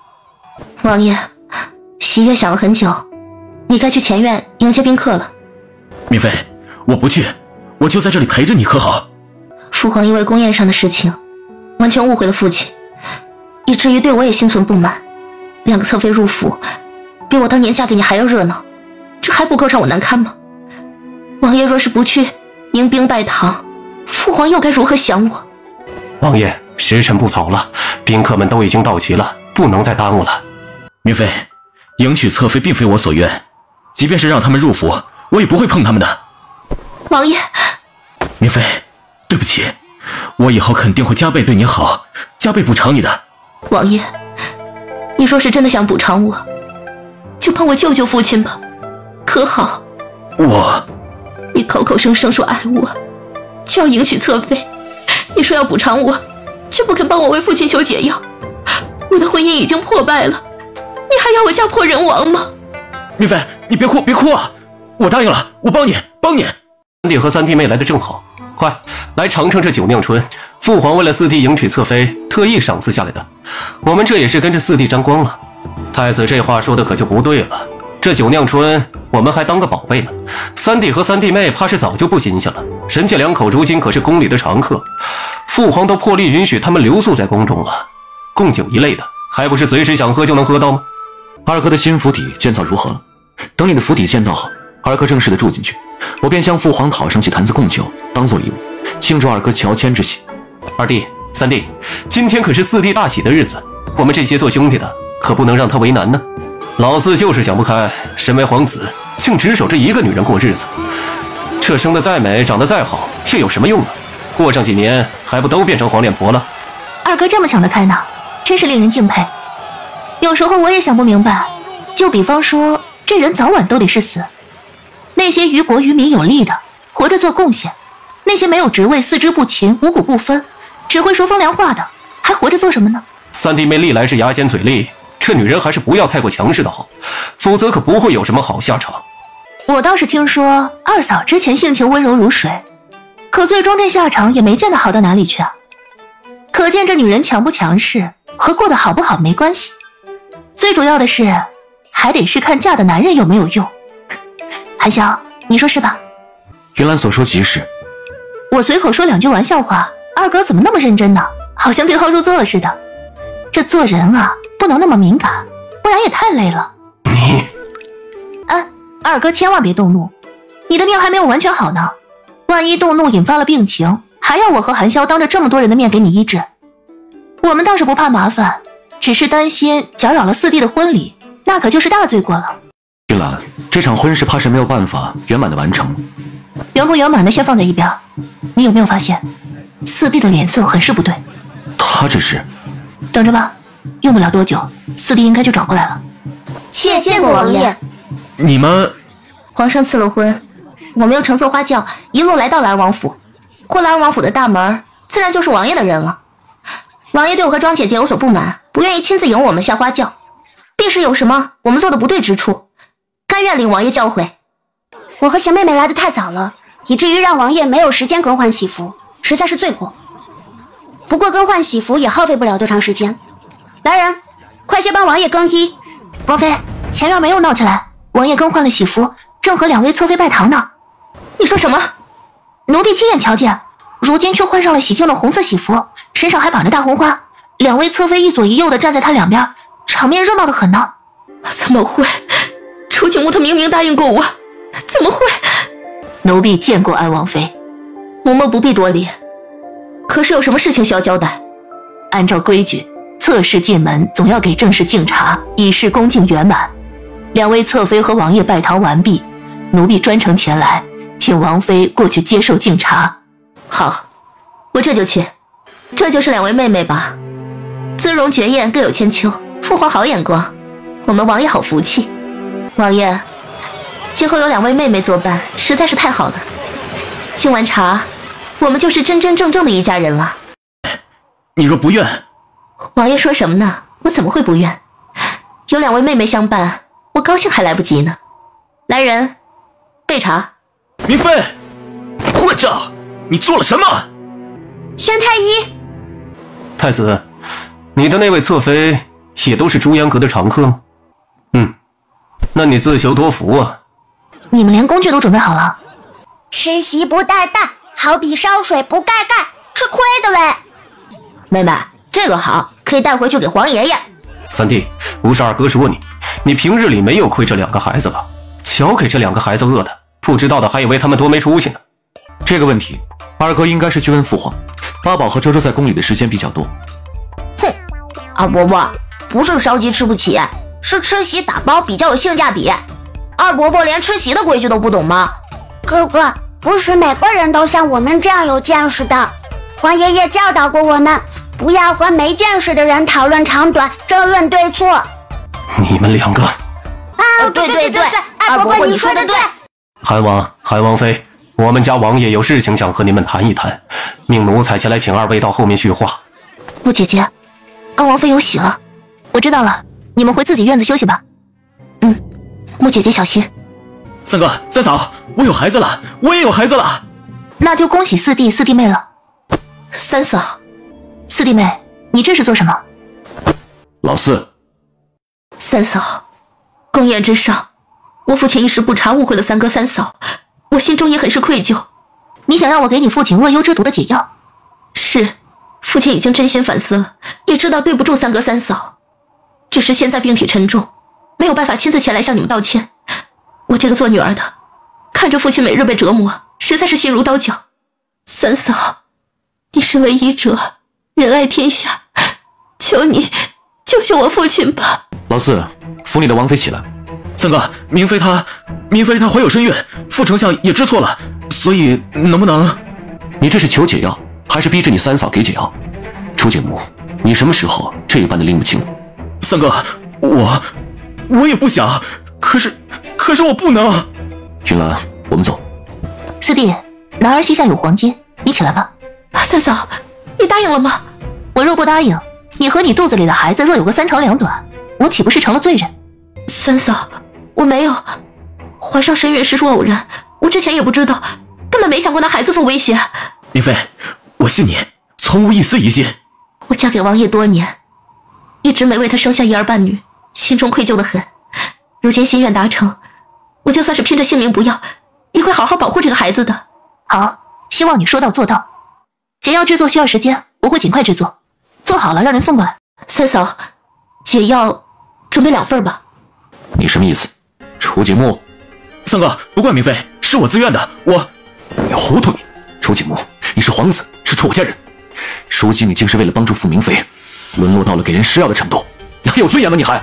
三哥，我不糊涂，我从来都是最没用的那个皇子，朝堂处理政务不行，战场杀敌立功也不行，我跟在你的身后，就像是个跟屁虫一样，我哪里还有什么尊严？我没用，我废物，我不要尊严，我只想守着明妃，只想守着我们的孩子。混账！三哥，你打完了，解药能给我了吗？我会让人送2份解药过来，另外再配上1份伤药。四弟，我和你三哥尊重你的选择，只希望最后的结果配得上你现在的奋不顾身。多谢三嫂。三哥，我没有你这样拎不清的弟弟。明妃，你感觉怎么样？可需要请太医？我也不知怎么回事，就是感觉小腹坠坠的疼。那我现在立刻让太医过来。王爷，三哥和三嫂似乎是因为我的事情怨上你了。是，都是我不好。三哥和三嫂明显还是怀疑傅家，我应该好好向他们解释清楚。王爷，我的身体不要紧，你快些让人追上三哥和三嫂，我再和他们说一说。明妃，不用解释了，年夜上发生的事情，误会也好，有心也罢，都已经过去了。三哥和三嫂不愿意相信，我们又何必勉强呢？可他们这般误会你，我心里看了难受。更何况三哥还说出今后没你这个弟弟的话，别人不了解你，我可是从头到尾看得清楚。这些年你没少支持三哥，帮他做事，结果就因为这点小事就毁了你们的兄弟之情，都怪我。三哥性情爱憎分明，眼睛里容不得沙子。明妃，你跟我说句实话，傅家还是原本那个只忠于父皇的傅家吗？当然，当初皇上之所以会选中我的嫡妾成为太子妃，不就是看中了父亲持身忠正、光明磊落吗？这些年我父亲没有变，傅家亦没有变。我相信你，只要你说，我便相信你。帮傅丞相解了毒，我们就彻底不管这些事情了，好不好？我向父皇请命，带你去庄子上休养，我们开开心心的等着宝宝降生，好不好？王爷说什么呢？你刚刚迎娶了2位侧妃妹妹，难不成要把她们冷落在王府吗？我不会去碰她们，等我们的孩子降生，我便去求了父皇，还给他们自由。这怎么行？2位妹妹无辜。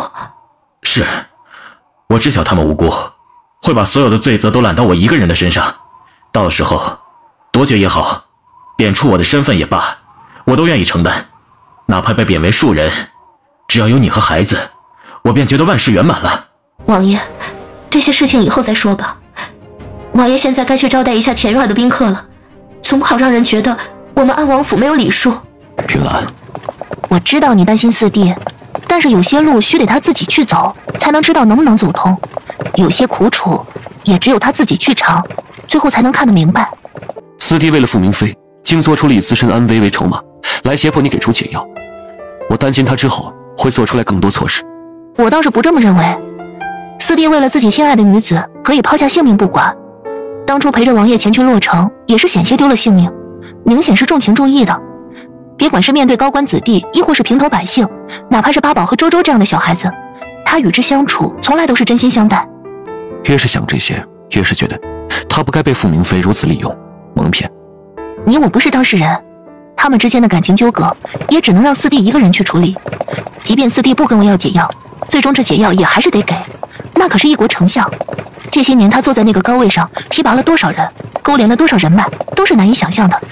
牵一发而动全身，即便父皇对他失望，要除掉他，也绝不会用任由其毒发身亡这样的手段。说的也是，主要是父皇还没有完全对太子失望，太子妃就是未来的皇后。过去这个层面，哪怕四弟不出面，父皇也是一定会对我们开口，让你研制解药。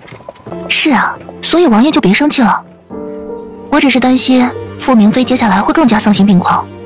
那我们就好好的照看照看，至少保住四弟性命吧。我的那个好二叔，如今的状况也快撑不住了吧？是，不仅腿上久久不愈，身上还起了脓疮，时时刻刻的经受折磨，动不动就对着老夫人大肆辱骂，邻里左右许多人都听不下去了呢。找个人去告诉他，就说手里有解恶幽之毒的解药，不过要20万两银子。王妃，穆家二房可是穷的都快没米下锅了，老夫人之前带去的那些东西，能典当的也全部典当了，他们哪里拿得出来这么多银两？拿不出来，自然就要找拿得出来的人去要了。母亲，老爷，你还记挂着那个老不死的呢？那完全就是个坑人鬼，好处没给我们带来一分一毫，反倒整日吵吵着要吃好的用好的，我们早就身无分文了，哪里还有银两来供养这样的祖宗？好你个贱妇，身为儿媳竟敢如此辱骂婆母，我看你是活到头了。我活到头了？嘿，我年纪轻轻的怎么就活到头了？反倒是某些上了年纪的老贼，不能帮衬儿子不说，反倒还看在后面拖后腿的，才是该早早下去见阎王的。你满嘴胡言，没有一丝一毫的小心，看老身不撕了你的嘴！哟，撕我的嘴？你来呀，我倒要瞧瞧你这个老贼婆子还能不能站起来。我怎么了？我再怎么不好，那也总比某些逼死了自己亲孙女的人强吧。老贼婆想想穆锦柔，你这些日子可睡得安稳。我说，你们到底要不要这恶幽之毒的解药啊？不要的话，我可就走了。你刚刚说什么？你有恶幽之毒的解药？不错。你是何人？是不是韩王妃派你过来的？老爷，我姓贾，你可以叫我贾老爷。我只是一个商人，哪里有福气和韩王妃扯上关系啊？听说你家男人感染了恶幽，正好有解药，特意来卖给你。是，我需要解药，快给我。给？我是商人，又不是善人，你让我给？是我说错了，买，我买。不知道这解药什么价格？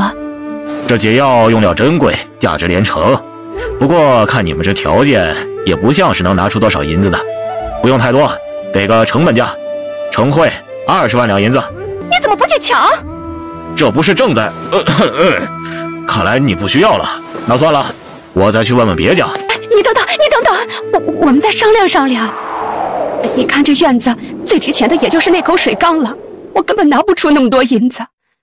你可怜可怜我们，救人一命胜造7级浮屠啊！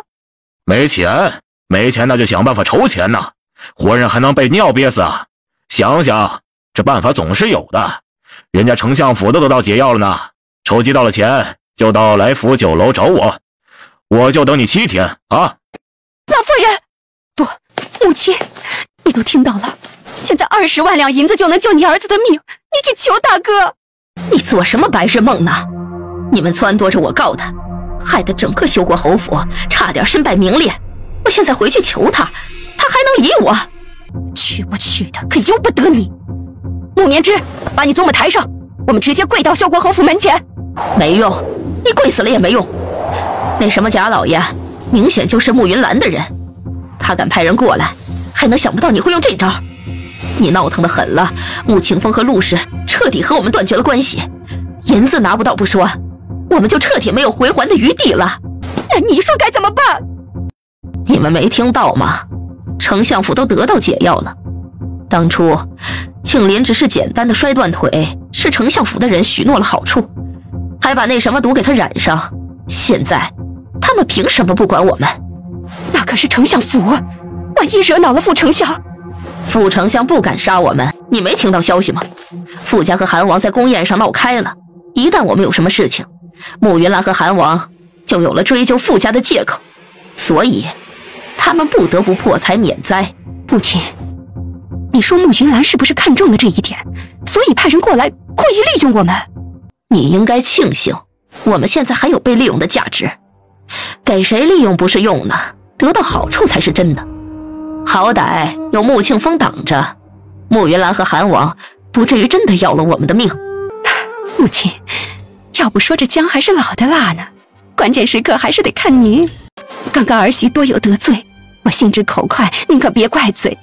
我知道你刀子随豆腐心，不碍事的。那就好。母亲，你好生说说，我们接下来该如何做？见过副丞相，老身腿脚不便，就不起来向你行礼了。不妨事，老夫人今日过来，可是有什么事情啊？没什么，这不是听说副丞相的恶幽之毒解开了，特意前来贺喜吗？老夫人消息倒是灵通啊，两位的祝福我已经收到，回头让人多做些点心送到贵府上去。送客。副丞相，你的毒解开了，我儿子的毒还没有呢，所以特意来求副丞相给我们也来一份解药。老夫人，你糊涂了，想解毒去找大夫，我这里没有多余的。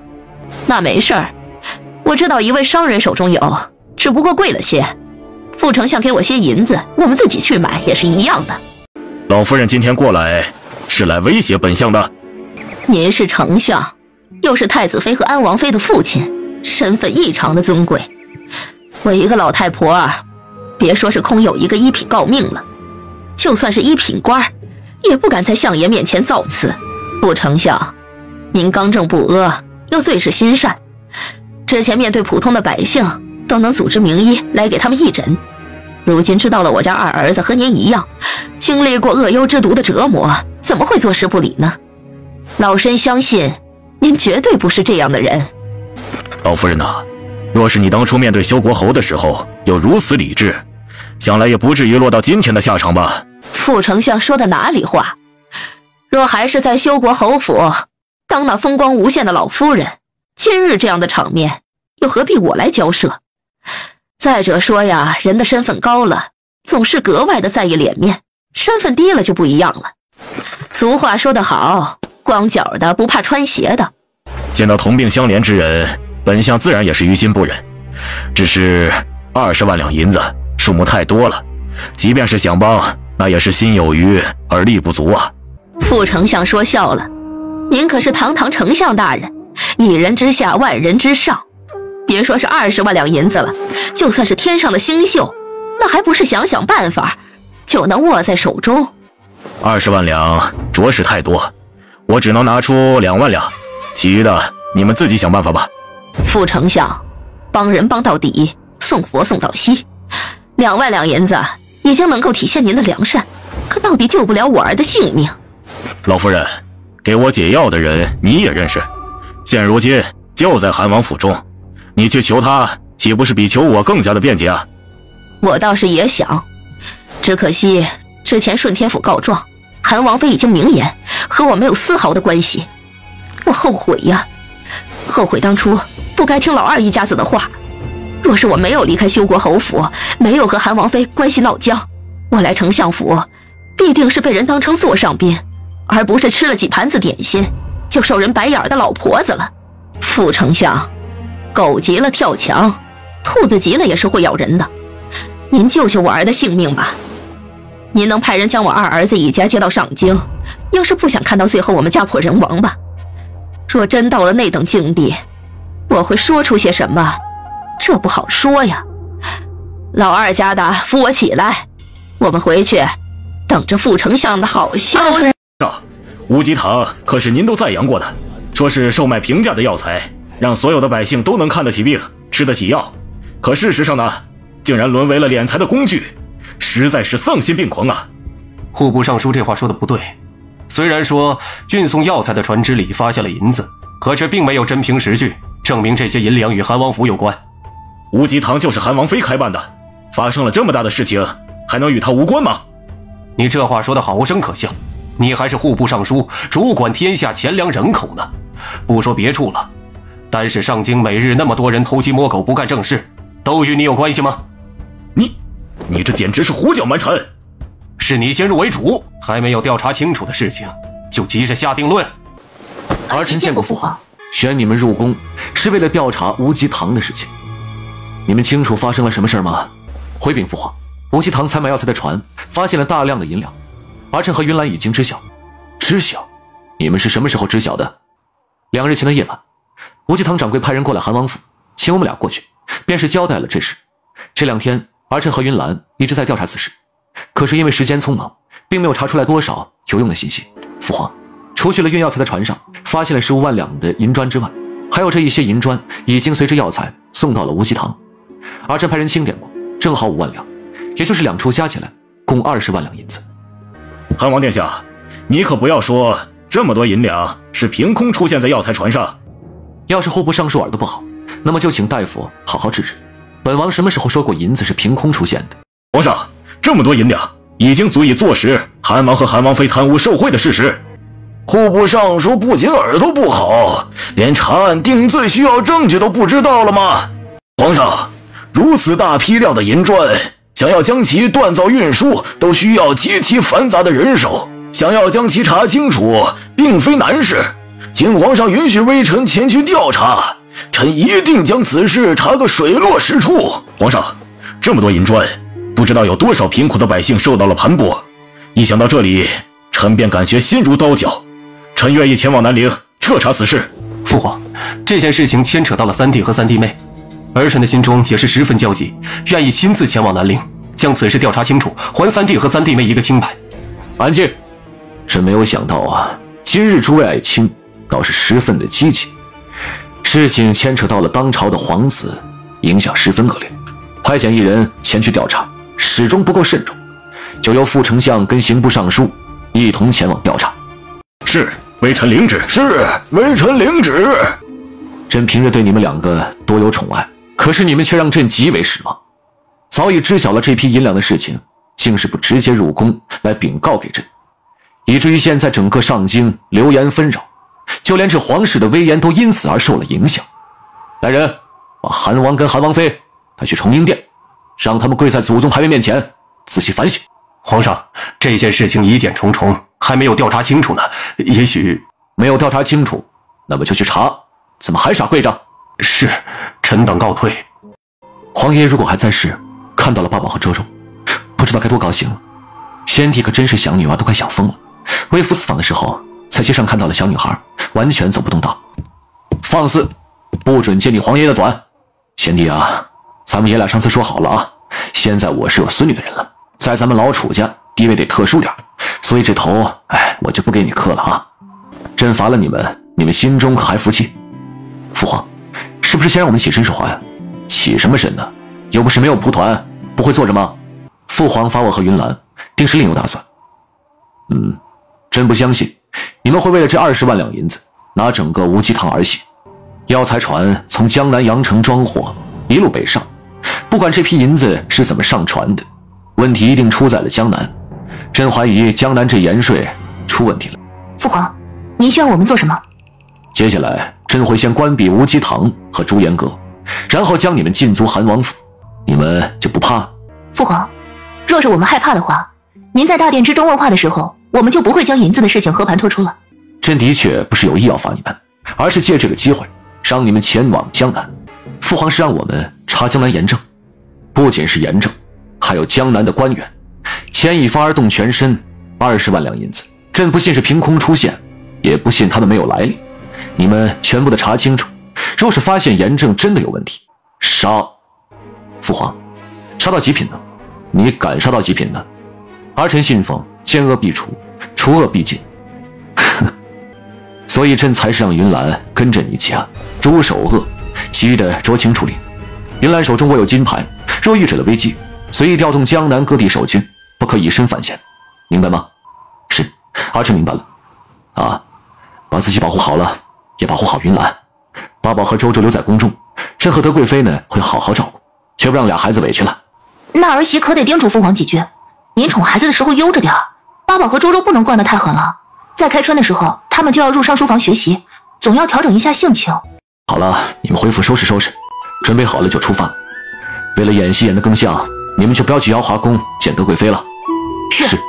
衢州、阳城、苏城、郓城，全部的人手散布出去，调查这几个地方大小的官员。本王要真真切切的证据。是。另外，调查江南3年内盐价的浮动、盐引分配、盐税的收支，不惜这一切手段，把账册拿到手了。是。云兰，你还有什么事要补充的吗？没有。东篱，你去吧。一个衢州的盐商都如此猖狂，整个江南必定乱得不成样子。王爷准备怎么做？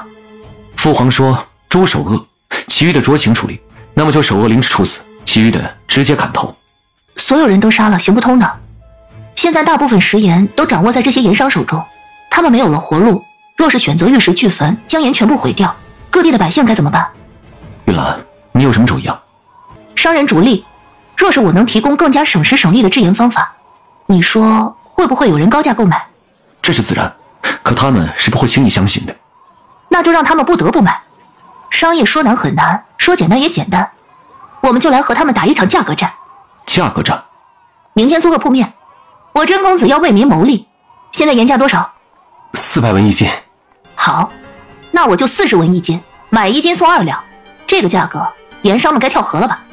云兰，价格战要打的话，我们是不是得首先有盐可卖啊？没错，我们得抓紧时间进货。匆忙之间去什么地方进货？当然是去我们的仓库了。我们什么时候有仓库了？那些盐商的不就是我们的吗？我看盐商季家的仓库就很好。云兰，怎么了？楚寒晓，如果我告诉你，我有办法从那些盐商的仓库之中把盐全部运走，你信不信？我信。你想知道我为什么能做到吗？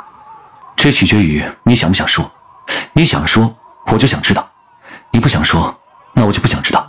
告诉你也无妨，这当然是因为我是仙女。那你是专门为了我下凡的吗？我是下凡历劫的，恰好遇到了你而已。身为仙女，我当然是有很多手段的，像是搬点盐之类的都是小儿科。你还记得普贵寺仙鹤献瑞的双色牡丹吗？那其实就是我养的仙猪开的花。我现在把我的身份告诉了你，你就得替我好好保密。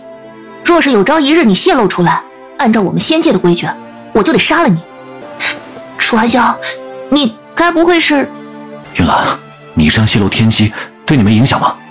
这你我是夫妻，若你真心待我，自然就不会受影响。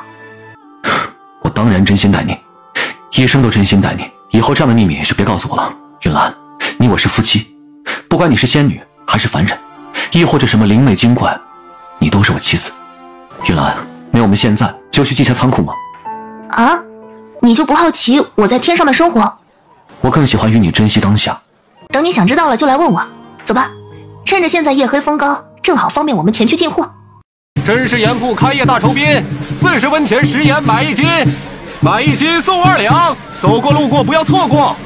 真是盐铺值得选择，瞧一瞧看一看嘞！真是盐铺最划算，40文，别人那里买1两，我们这里买1斤。秀才，你刚刚听到了吗？自然听到了，恩人这样做必有目的。我们虽然卑贱，可也知道该知恩图报。不管恩人为何要这样做，我们帮着他就是了。回头就把这个消息传扬出去，能传多广就传多广。要说还是季兄弟你最是会享受啊！瞧瞧这园子，瞧瞧台子上的细死的针条，别说是在整个江南了，哪怕连上京都算上，都找不出比这更出彩的了吧？是啊，季兄弟在我们当中年纪最小，却走在了我们的前面，当真是后生可畏呀！谁说不是呢？以后还要多多仰仗季兄弟的提携呢。诸位大哥抬举了，若是没有各位，自然不会有季家的今天。今后我们还要通力协作，共创辉煌才好啊！家主，不好了，新开了一家盐铺，正在以40文1斤的价格往外卖盐，而且买1斤还送2两。你说什么？40文钱1斤还送2两？是，刚开始很多人都不信，后面真的有百姓从里面买出盐来，结果全城的人都疯了，如今都往真氏盐铺那边挤呢。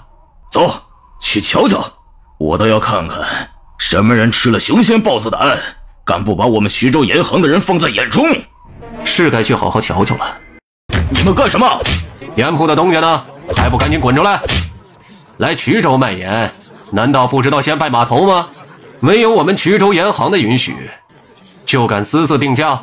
我看你是吃了雄心豹子胆了。什么人胆敢在我真公子的店铺里闹事？把他们的手脚打断，直接扔出去，这样就干净多了。我最讨厌有人用手指着我了。我的手废了！来人，快来人啊！快把这两个不知天高地厚的东西给本老爷抓起来！我要剁了他们的手脚！大家不是还要买盐吗？怎么不进来了？东家，咱们的秤被人给撅折了。那就估摸着来2铲子吧，比1斤2两只能多不能少就是了。放肆！简直是太放肆了！你们这群刁民，还不快把路让开！哎呦，那不是盐商王老爷吗？光天化日之下，竟敢袭击我衢州的义商！快，赶紧把这群刁民抓起来，关到县衙大牢里去！都站住，别动！摔倒在地的人赶紧站起来，不要被踩伤了。知县大人，这些刁民想要谋杀我们呢！大人，您刚才都亲眼瞧见了吧？若不是大人来得及时，我等可就要被这帮刁民给踩死了。大人，一定要将他们抓住，抓入牢狱，严肃处置。我身为衢州的父母官，肯定是要为你们做主的。诸位一心为衢州做贡献，可都是大大的善人，自然不能被刁民们给欺负了。来人，把这几个扰乱盐价、鼓动刁民闹事的贼寇拿下！你们这些暴民，你们这是要谋逆！我看你才是吃了雄心豹子胆，竟是敢对我家公子无礼。楚护卫，衢州知县不知道我的名号，一时失礼，也算是情有可原。你怎么如此暴躁呢？快来人，诸位盐商请上2楼，我要好好的向诸位赔礼。那姓甄的到底是什么身份啊？他怎么胆子这么大，敢直接对我们动手？大人您不知道，那我们就更都不清楚了。来人，给我抽他！等等，为什么？为什么？差点坏了父本公子的计划，竟还敢问为什么？看来不多抽你几个嘴巴，你倒是想不明白了。接着打！现在知晓本公子的身份了吗？您是盛京那边？哼，还算你有点眼力劲儿，不然本公子可就让人把你抽死了。哎呀，也不知道大人是怎么想的，竟然提拔的都是这样的酒囊饭袋，就知道一个劲儿的捞钱，丝毫不知道顾全大局。惹出了祸事，还要我来帮他们收拾烂摊子。照我看呀，就该这一批不听话直接杀了，换下一批听话的上来。这世上还缺想当官的人吗？公子消一消气，不是谁都可以像公子一样，能够精准体会大人的心意的。说的也是，一身的酒气。来要你们脑袋的人都在半路上，还有心思饮酒作乐，简直是不知死活。公子，请恕小人们眼拙，没有看清公子的身份，还请公子不要怪罪。您是？我都把话说得如此明白，你们还没猜出来？你们上面有几个主子？这当然只有一位。还不明白吗？我为大人办事儿，大人为上面的那位乾隆办事儿，如此明白了吗？公子，不知道您可有什么凭据吗？掌嘴！大人可是一再吩咐过，为他办事，最重要的就是保密，一定不能留下任何对大人和那位主子不利的证据。你们该不会没做到吧？不，公子误会了，我们都是按照大人的吩咐办事，绝不敢留下任何证据。这还差不多。你们要记得，大人要是出了事，我们底下的这些小喽啰一个都别想活。那是，自然不敢牵连大人。知道口说无凭，你们心中存疑，不过信物一类的，给你们看了，你们也不认识。小人有眼不识泰山，冒犯了甄公子，还请公子大人不计小人过。请公子恕罪。啊？说什么呢？这位就是季家的家主吧，也是衢州盐行的行主。季王，见过甄公子。季王，这个名字倒是特别。听说你喜欢往江里扔东西，看人捞起来。一点小爱好，不足挂齿。哼，我也有这个小爱好。你说我把这块银砖扔到衢江里，季家主，你能不能给我捞上来？季某必定竭尽全力。竭尽全力怎么行呢？是一定得捞上来才行。不能把事情做出个结果的人，是没有资格爬到岸上的。你说呢？公子说的是，季某一定会把公子扔下去的东西给捞上来的。好，找个机会试一试，正好让我好好欣赏一下季家主的风采。多谢公子。公子，您之前提到的事情，你还好意思说？大人只是想帮头顶上的那位主子缓和一下手头紧的问题，你们怎么就把江南折腾出这么大的动静？这件事情已经引得皇上关注了。什么？这怎么会闹到皇上的耳朵里呢？还不是因为有漏网之鱼跑到京城去了，放了把大火，差点就让这些银两暴露在众目睽睽之下。那大人和那位主子，那位主子是什么样的身份？大人又是何等的能耐？自然是想办法将事情推到韩王府头上了。韩王？那可是位杀神呢。谁说不是呢？洛城那边闹事的时候，他可是走一路杀一路的，大大小小的官员谁都没逃过。哼，不就是一个楚寒萧吗？至于把你们吓成这样？本公子就不怕。楚护卫，行了，你们也别太害怕了。本公子这不是来了吗？主子和大人让皇上相信，那些银砖是送到韩王府的。皇上震怒，将韩王软禁在王府之中，而且还派出了刑部尚书负责调查。不过好在大人反应机敏，也跟着一同南下。有大人在从中周旋，我们还有机会将事情弥补过来，从而保住你们的脑袋。多谢公子，多谢大人。难怪公子一入衢州就直接低价卖盐，原来是为了保住我们。小人误会了公子的一番苦心，着实是该死。无妨，我对你们也颇为不客气。不过这都是为了你们好，能理解吧？能理解，能理解。公子越是表现的大公无私，才越是能够让百姓相信你和我们没有关系，以后帮我们说公道话，脱罪，才能让百姓信服。公子真是煞费苦心呐。孺子可教也。不知道甄公子接下来准备怎么做呢？可有用得上我们的地方？季家主这话可算是问到点子上了。接下来我当然是要继续售卖食盐了。公子，您的食盐还是要以40文钱的价格出售吗？不然呢？像你们一样把价格提高到400文，然后我们一起脑袋落地？小人不是这个意思，只是我们之前囤积了大批的食盐，公子要是以40文这般低廉的价格出售的话，小人们恐怕就得赔得倾家荡产了。那到底是家产重要，还是脑袋重要？这，公子开恩，我们若是倾家荡产，今后又该如何孝敬大人和上头的那位主子呢？是啊，我等倾家荡产不要紧，可若是耽误了大人和主子的大业，岂不是万死难赎啊？哼，少在这里装乖讨巧卖可怜。今年你们奉上去的20万两白银，放在你们随便哪个人身上，拔下根汗毛都比这值钱吧。公子冤枉啊！